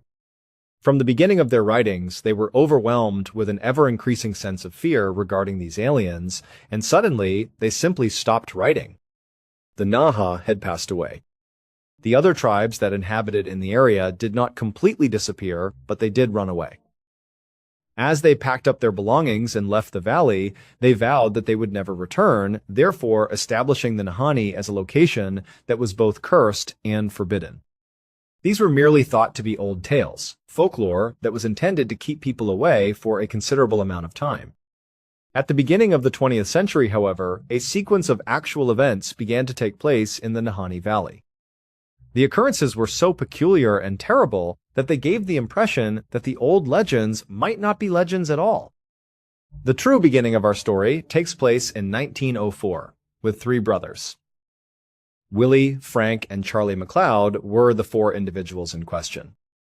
Gold prospectors who lived and worked in the Northwest Territories were the toughest and most experienced individuals in the industry. It was common knowledge that they were familiar with the tales that were told about the Nahani Valley. They were well aware that it was regarded as a foreboding and even haunted location. In contrast, a gold prospector may view a location that everyone else is too terrified to explore as an opportunity to pursue their interests. Assuming that no one had entered the room, they reasoned that the gold must have been taken by no one. The Nahani Valley is a place that is so beautiful and unspoiled that it is impossible for there not to be gold there. Consequently, the three McLeod brothers made the decision that they were going to be the ones to face the valley, despite the cautions and the horrible legends that were spoken about it. They said their goodbyes to their family, gathered their belongings, and then embarked on their journey through the wilderness. The process of entering the valley was a challenge in and of itself. At that time, there were no highways or actual trails. The decision to travel by boat meant that they would have to endure a difficult trek upriver. They had to cross perilous waters, and at numerous points, they were required to physically disassemble their boat, take the pieces of lumber and their gear up and past large waterfalls, and then reconstruct the boat on the opposite side of the river. Although it was a difficult and grueling process that would have deterred the majority of people, the McLeods were unwavering in their commitment. In due time, the effort that they put in paid off. Ironically, the Flat River is a violent and turbulent river that slices through the middle of the valley. They arrived to the primary waterway that provides access to the valley. In order to find a little section of beachfront where they could beach their boat and set up a camp, they maneuvered through its rapids until they discovered it. They found themselves encircled by enormous mountains and deep trees that were completely silent. Despite the fact that it was a frightening environment, they were there for a specific cause. As they entered the icy river, they retrieved their equipment, including their sluices, and continued their journey. They located it almost shortly after search. Golden. And it's not just a few bits of snow. It was difficult to believe. One might get the impression that the entire riverbed was glistening with it. Over the course of several days, from dawn to dusk, they labored tirelessly to extract an extraordinary quantity of gold from water. This was the score of a lifetime, beyond everything they could have ever imagined achieving. Finally, they had amassed such a large quantity of gold that they were unable to physically transport any more of it. Their boat was completely full, and they were aware that it was time to depart, sell their discoveries, and then make preparations for a subsequent journey. As they began their journey back down the Flat River, they arrived at their destination in a positive frame of mind. They had a lot of money. They were successful in their gamble. It was clear that the valley would not allow them to go without a fight. During the course of their journey across a particularly turbulent stretch of the river, their overloaded boat became entangled in the stream, causing it to capsize. Anything and everything was hurled into the water that was churning in an instant. Despite being drenched in water and shivering, the brothers were able to safely make their way to the shore. As they retrieved their rifles and the few supplies they were able to recover, they discovered that the gold had been completely depleted. It was gone for all time, having sunk to the bottom of the swiftly running river due to its depth. Even though they were in utter disarray, they managed to pull through. They were aware that there was further gold on the other side of that. So they went back to the spot where they had initially set up their tent. They made preparations to begin their journey anew in the morning and put up their tent. They arose early the following morning and once again made their way to the river, returning to the very same location where they had discovered a fortune just a few days before. On the other hand, there was nothing this time. In spite of spending the entire day excavating, sluicing, and hunting for flake, they were unable to locate even a single one.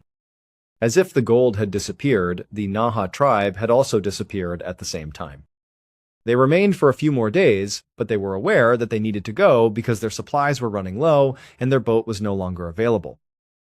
They were able to live, and they were aware that the valley contained a hidden riches that was sufficient for the time being. They began the long and painful journey out of the valley on foot, packing up what little they had left and packing up their belongings. Willie and Frank, the two younger brothers, were more determined than they had ever been before when they finally made it back to civilization. They had already begun contemplating their subsequent journey. In spite of the fact that they had saw the gold with their own eyes, they were not going to allow a single obstacle to deter them. However, Charlie, the family's oldest brother, had a different opinion. The encounter had left him feeling unsettled. When they were out there by themselves in that huge desert, he couldn't stop thinking about how close they had come to passing away. He conveyed to his brothers that he would not be returning. Even though he was certain that they would most likely discover further gold, he wished them luck. However, his time in the Nahanni Valley had come to an end. Willie and Frank were dissatisfied, but they were sympathetic to the situation. They discovered a guy named Robert Weir, who was willing to join them in their endeavor. The new Weir family, consisting of Willie, Frank, and Robert Weir, embarked on their journey 1 year later, at the beginning of 1905, with the intention of returning to the Nahanni Valley. Everyone in their community was aware of their intended destination and the things they were looking forward to discovering. They did not have a predetermined date for their return. A journey of this nature could have lasted for several months or even a whole year back in those days. You simply went, and by the time you returned, you had already returned. After a few weeks, months passed. It was a shift of seasons. For the entirety of the year, Willie, Frank, and Robert did not communicate with one another in any way. People in the village began to feel anxious, but Charlie, the brother who had remained behind, calmed everyone, removing their concerns. He informed them that his brothers had a lot of experience. They had a sense of what they were doing. He described the valley as challenging but not insurmountable.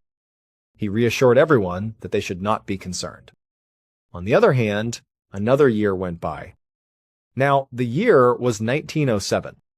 Over the course of 2 full years, his brothers had made their way into that valley. Even Charlie was unable to dispute the fact that something was awry at this point. The amount of time that had passed without any communication was simply too lengthy. He was aware that he needed to go and look for them. He assembled a search group consisting of 4 other men, and together they embarked on a journey into the Nahanni Valley. They followed the same perilous path that he had traveled with his brothers many years earlier. After leading his men up the flat river, Charlie headed in the direction of the same shoreline where they had slept earlier. Upon arrival at the location, they discovered that his siblings and their camp had vanished without a trace. They proceeded on their way, making further inroads into the valley. At that point, the river made a dramatic turn that was almost 90 degrees, and this location is known as the Big Bend. As a result of this turn, they entered a portion of the valley that is commonly referred to as Second Canyon. The atmosphere shifted in an instant. On either side of them, the walls of the canyon climbed higher, giving the impression of steep cliffs that rose thousands of feet into the sky. Because of the steepness of the walls and the proximity of the walls to the water, there was no space for a boat to land. Once you entered Second Canyon, you were obligated to travel 10 miles in this claustrophobic passageway that was completely dark. The wind howled down the canyon, producing a peculiar sound that was similar to whistling and nearly sounded like a moan. They were able to see the dark holes of hundreds of caverns from a prominent vantage point on the cliff walls, which appeared to be empty eyes watching them pass by. The location felt spooky and frightening to be in. Later on, the guys would assert that they had the unsettling and persistent sensation that they were being observed at all times. As they made their way through the canyon, which was 10 miles long, they searched the water and the cliffs for any indication that the guys had gone missing inside. They were eventually able to emerge from the stifling shadow of Second Canyon, and as they did so, the valley suddenly became more open. This location, once again, included a few isolated stretches of shoreline, and they got a glimpse of it on one of those quaint beaches farther up ahead. It is a tent. Their hearts leapt for joy. While they were calling out the names of Willie and Frank, they navigated their boat in the direction of the beach. They quickly made their way to the campsite when they beached the boat. They noticed a figure sleeping on the ground close to some trees as they came closer to the position. It was a man who was unconscious and lying on his back, with his arm extended in a manner that suggested he was attempting to grab the weapon that was leaning against a nearby tree. After that, they discovered another body, this one lying face down, and partially within the tent and partially outside of it. They were getting closer, as the horrific reality of the situation grew more and more apparent. The heads of both of the males were out of place. Charlie was able to determine the identities of the deceased by using personal belongings that were discovered at the camp. Willie and Frank were his brothers. They were his brothers. Robert Weir seemed to be nowhere to be found. A search group went around the camp looking for anything. The etching was discovered by them cut into the tree at the location where the weapon was leaning. It stated, "We have found a fine prospect." This gave the impression that they had discovered gold. Nevertheless, a comprehensive investigation of the camp and the riverbank in the vicinity led to the discovery of nothing. There was not a single ounce of gold ever discovered. The event was really unsettling to witness. One of the brothers was obviously reaching for his firearm at the time of his death. It seemed as though the other individual had been attempting to escape from the tent. Moreover, their heads were completely absent. After collecting as much information as they could, Charlie and his men left the valley, bearing the weighty news of what they had discovered before them. They informed the mounted police about all that had happened. The authorities began their own inquiry into the matter. However, despite the fact that they discovered another skeleton a little distance downstream, which was also missing its head, they refused to identify it as belonging to Robert Weir. The official conclusion that they came to was that Willie and Frank had simply passed out due to malnutrition and that animals had taken their heads off of them. Charlie was angry with rage. He was well aware that this was not logical.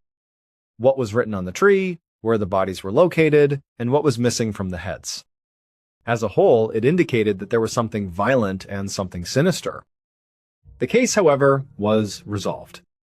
On the other hand, the news quickly traveled throughout the Northwest Territories like wildfire to everyone. A horrifying new chapter had been added to the story of the valley that was said to be cursed. Additionally, beginning on that day, the region of the Nahanni Valley that encompassed Second Canyon all the way to the location where the McLeod brothers were discovered was renamed accordingly. Eventually, people began to refer to it as the Headless Valley. A small number of people had the courage to trek inside the Nahanni during the subsequent few years. In addition to being too recent, the narrative of the McLeod brothers was also too terrifying. In order to entice people to enter a location where men lost their heads, the promise of wealth was not sufficient attraction. But recollections are short-lived, and greed is a potent driver of behavior. 5 years after the brothers were discovered, in 1913, a prospector by the name of Martin Jorgensen made the decision that he was courageous enough, or perhaps foolish enough, to try his luck at finding the brothers. As a solitary individual, he was a hardy outdoorsman who was confident in his ability to deal with anything the valley had in store for him. At a distance of approximately 70 miles from the Headless Valley, he ventured into the Nahanni region by himself, and, rather than establishing a temporary camp, he constructed a modest and durable hut for himself. Because he was confident that he would make his fortune there, he intended to remain for an entire year. And it appeared that he was correct for a period of time. Due to the fact that he was able to communicate the news to his business associates, we are aware that he discovered gold. A straightforward and victorious message was sent. It seemed as though he had hit it rich. Once a year had passed, he instructed them to meet him at a location that had been prearranged outside of the valley. After a year had passed, his companions made their way to the scheduled meeting location. Even though they waited, Martin Jorgensen did not appear at any point. Due to the fact that this was absolutely out of character, his partners made the decision to descend into the valley in order to locate him. They were armed with the directions that he had sent.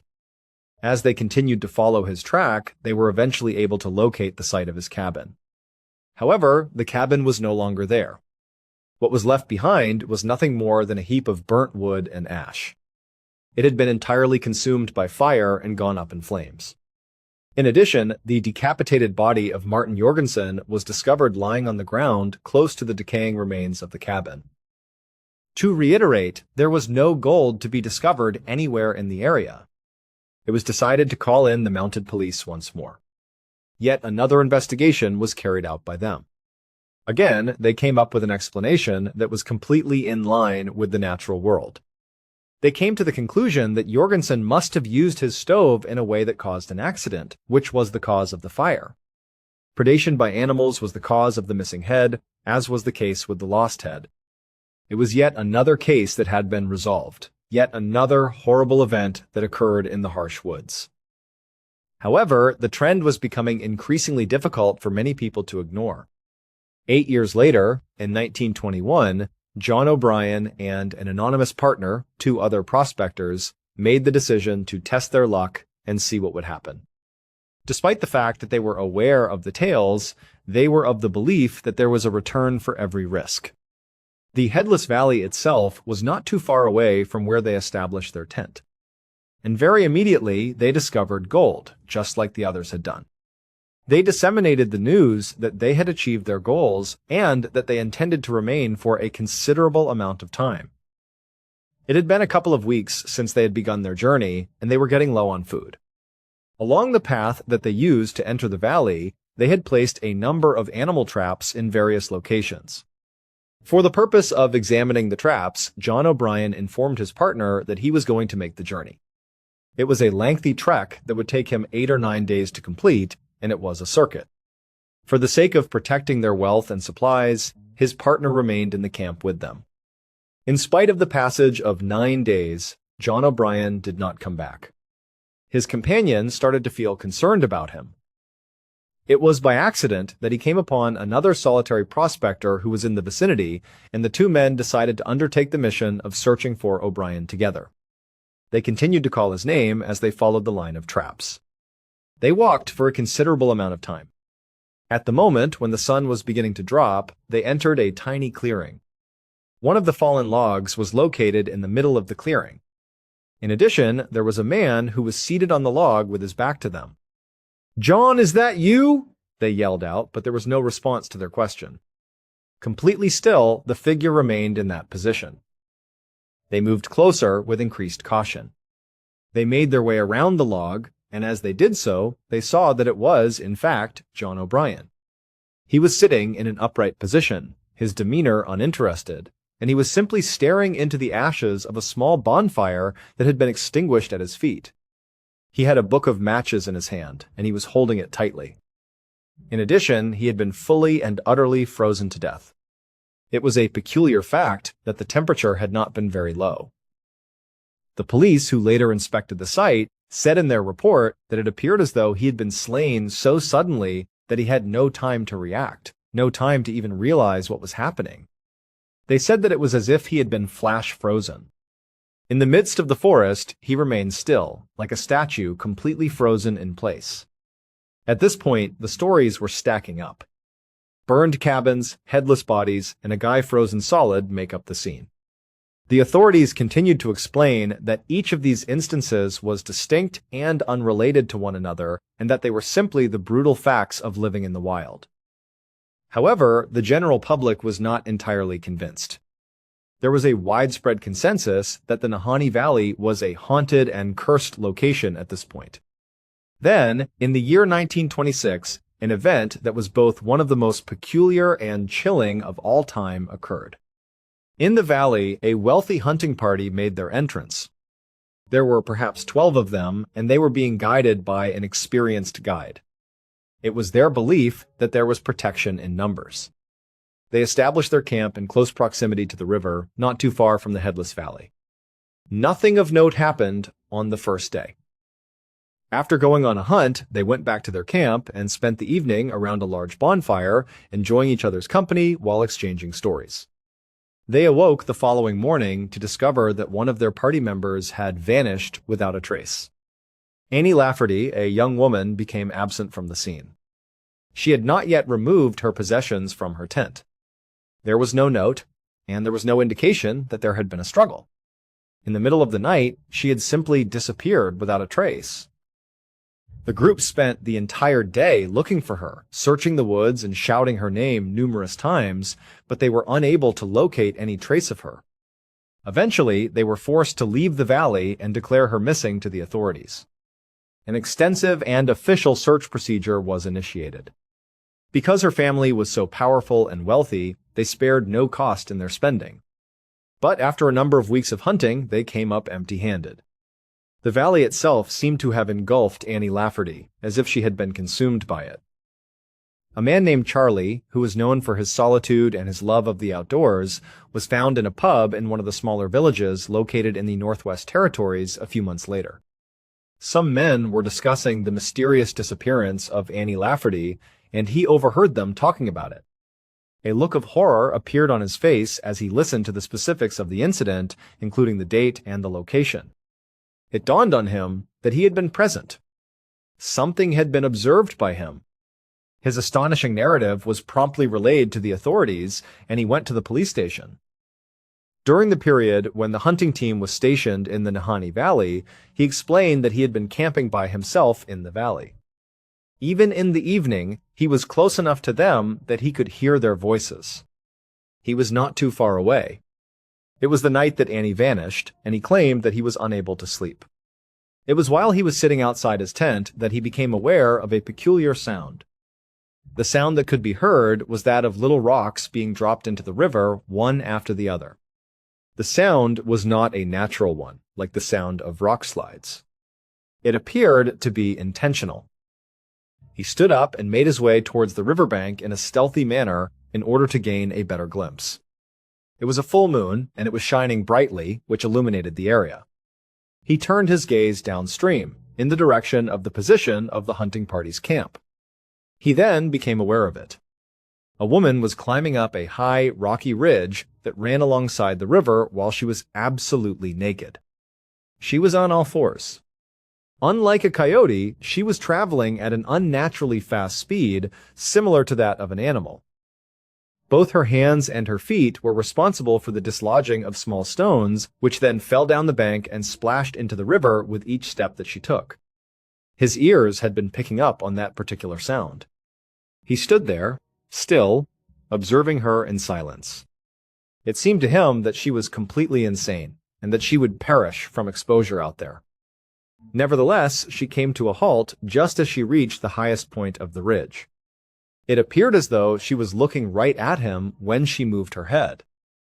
In addition, Charlie reported to the authorities that her face had been contorted into a frightening and inhumane grimace. As he described it, her eyes appeared to be utterly possessed. Because he was so afraid, he stumbled backward and hurried back to his tent, where he might find refuge from the danger. Over the crest of the ridge, the woman disappeared without a trace. Charlie was shown an image of Annie Lafferty, the woman who had gone missing, despite the fact that the police were still doubtful. Without any sign of doubt, he acknowledged it. He had seen the woman rushing naked on all fours into the dark core of the Nahanni Valley.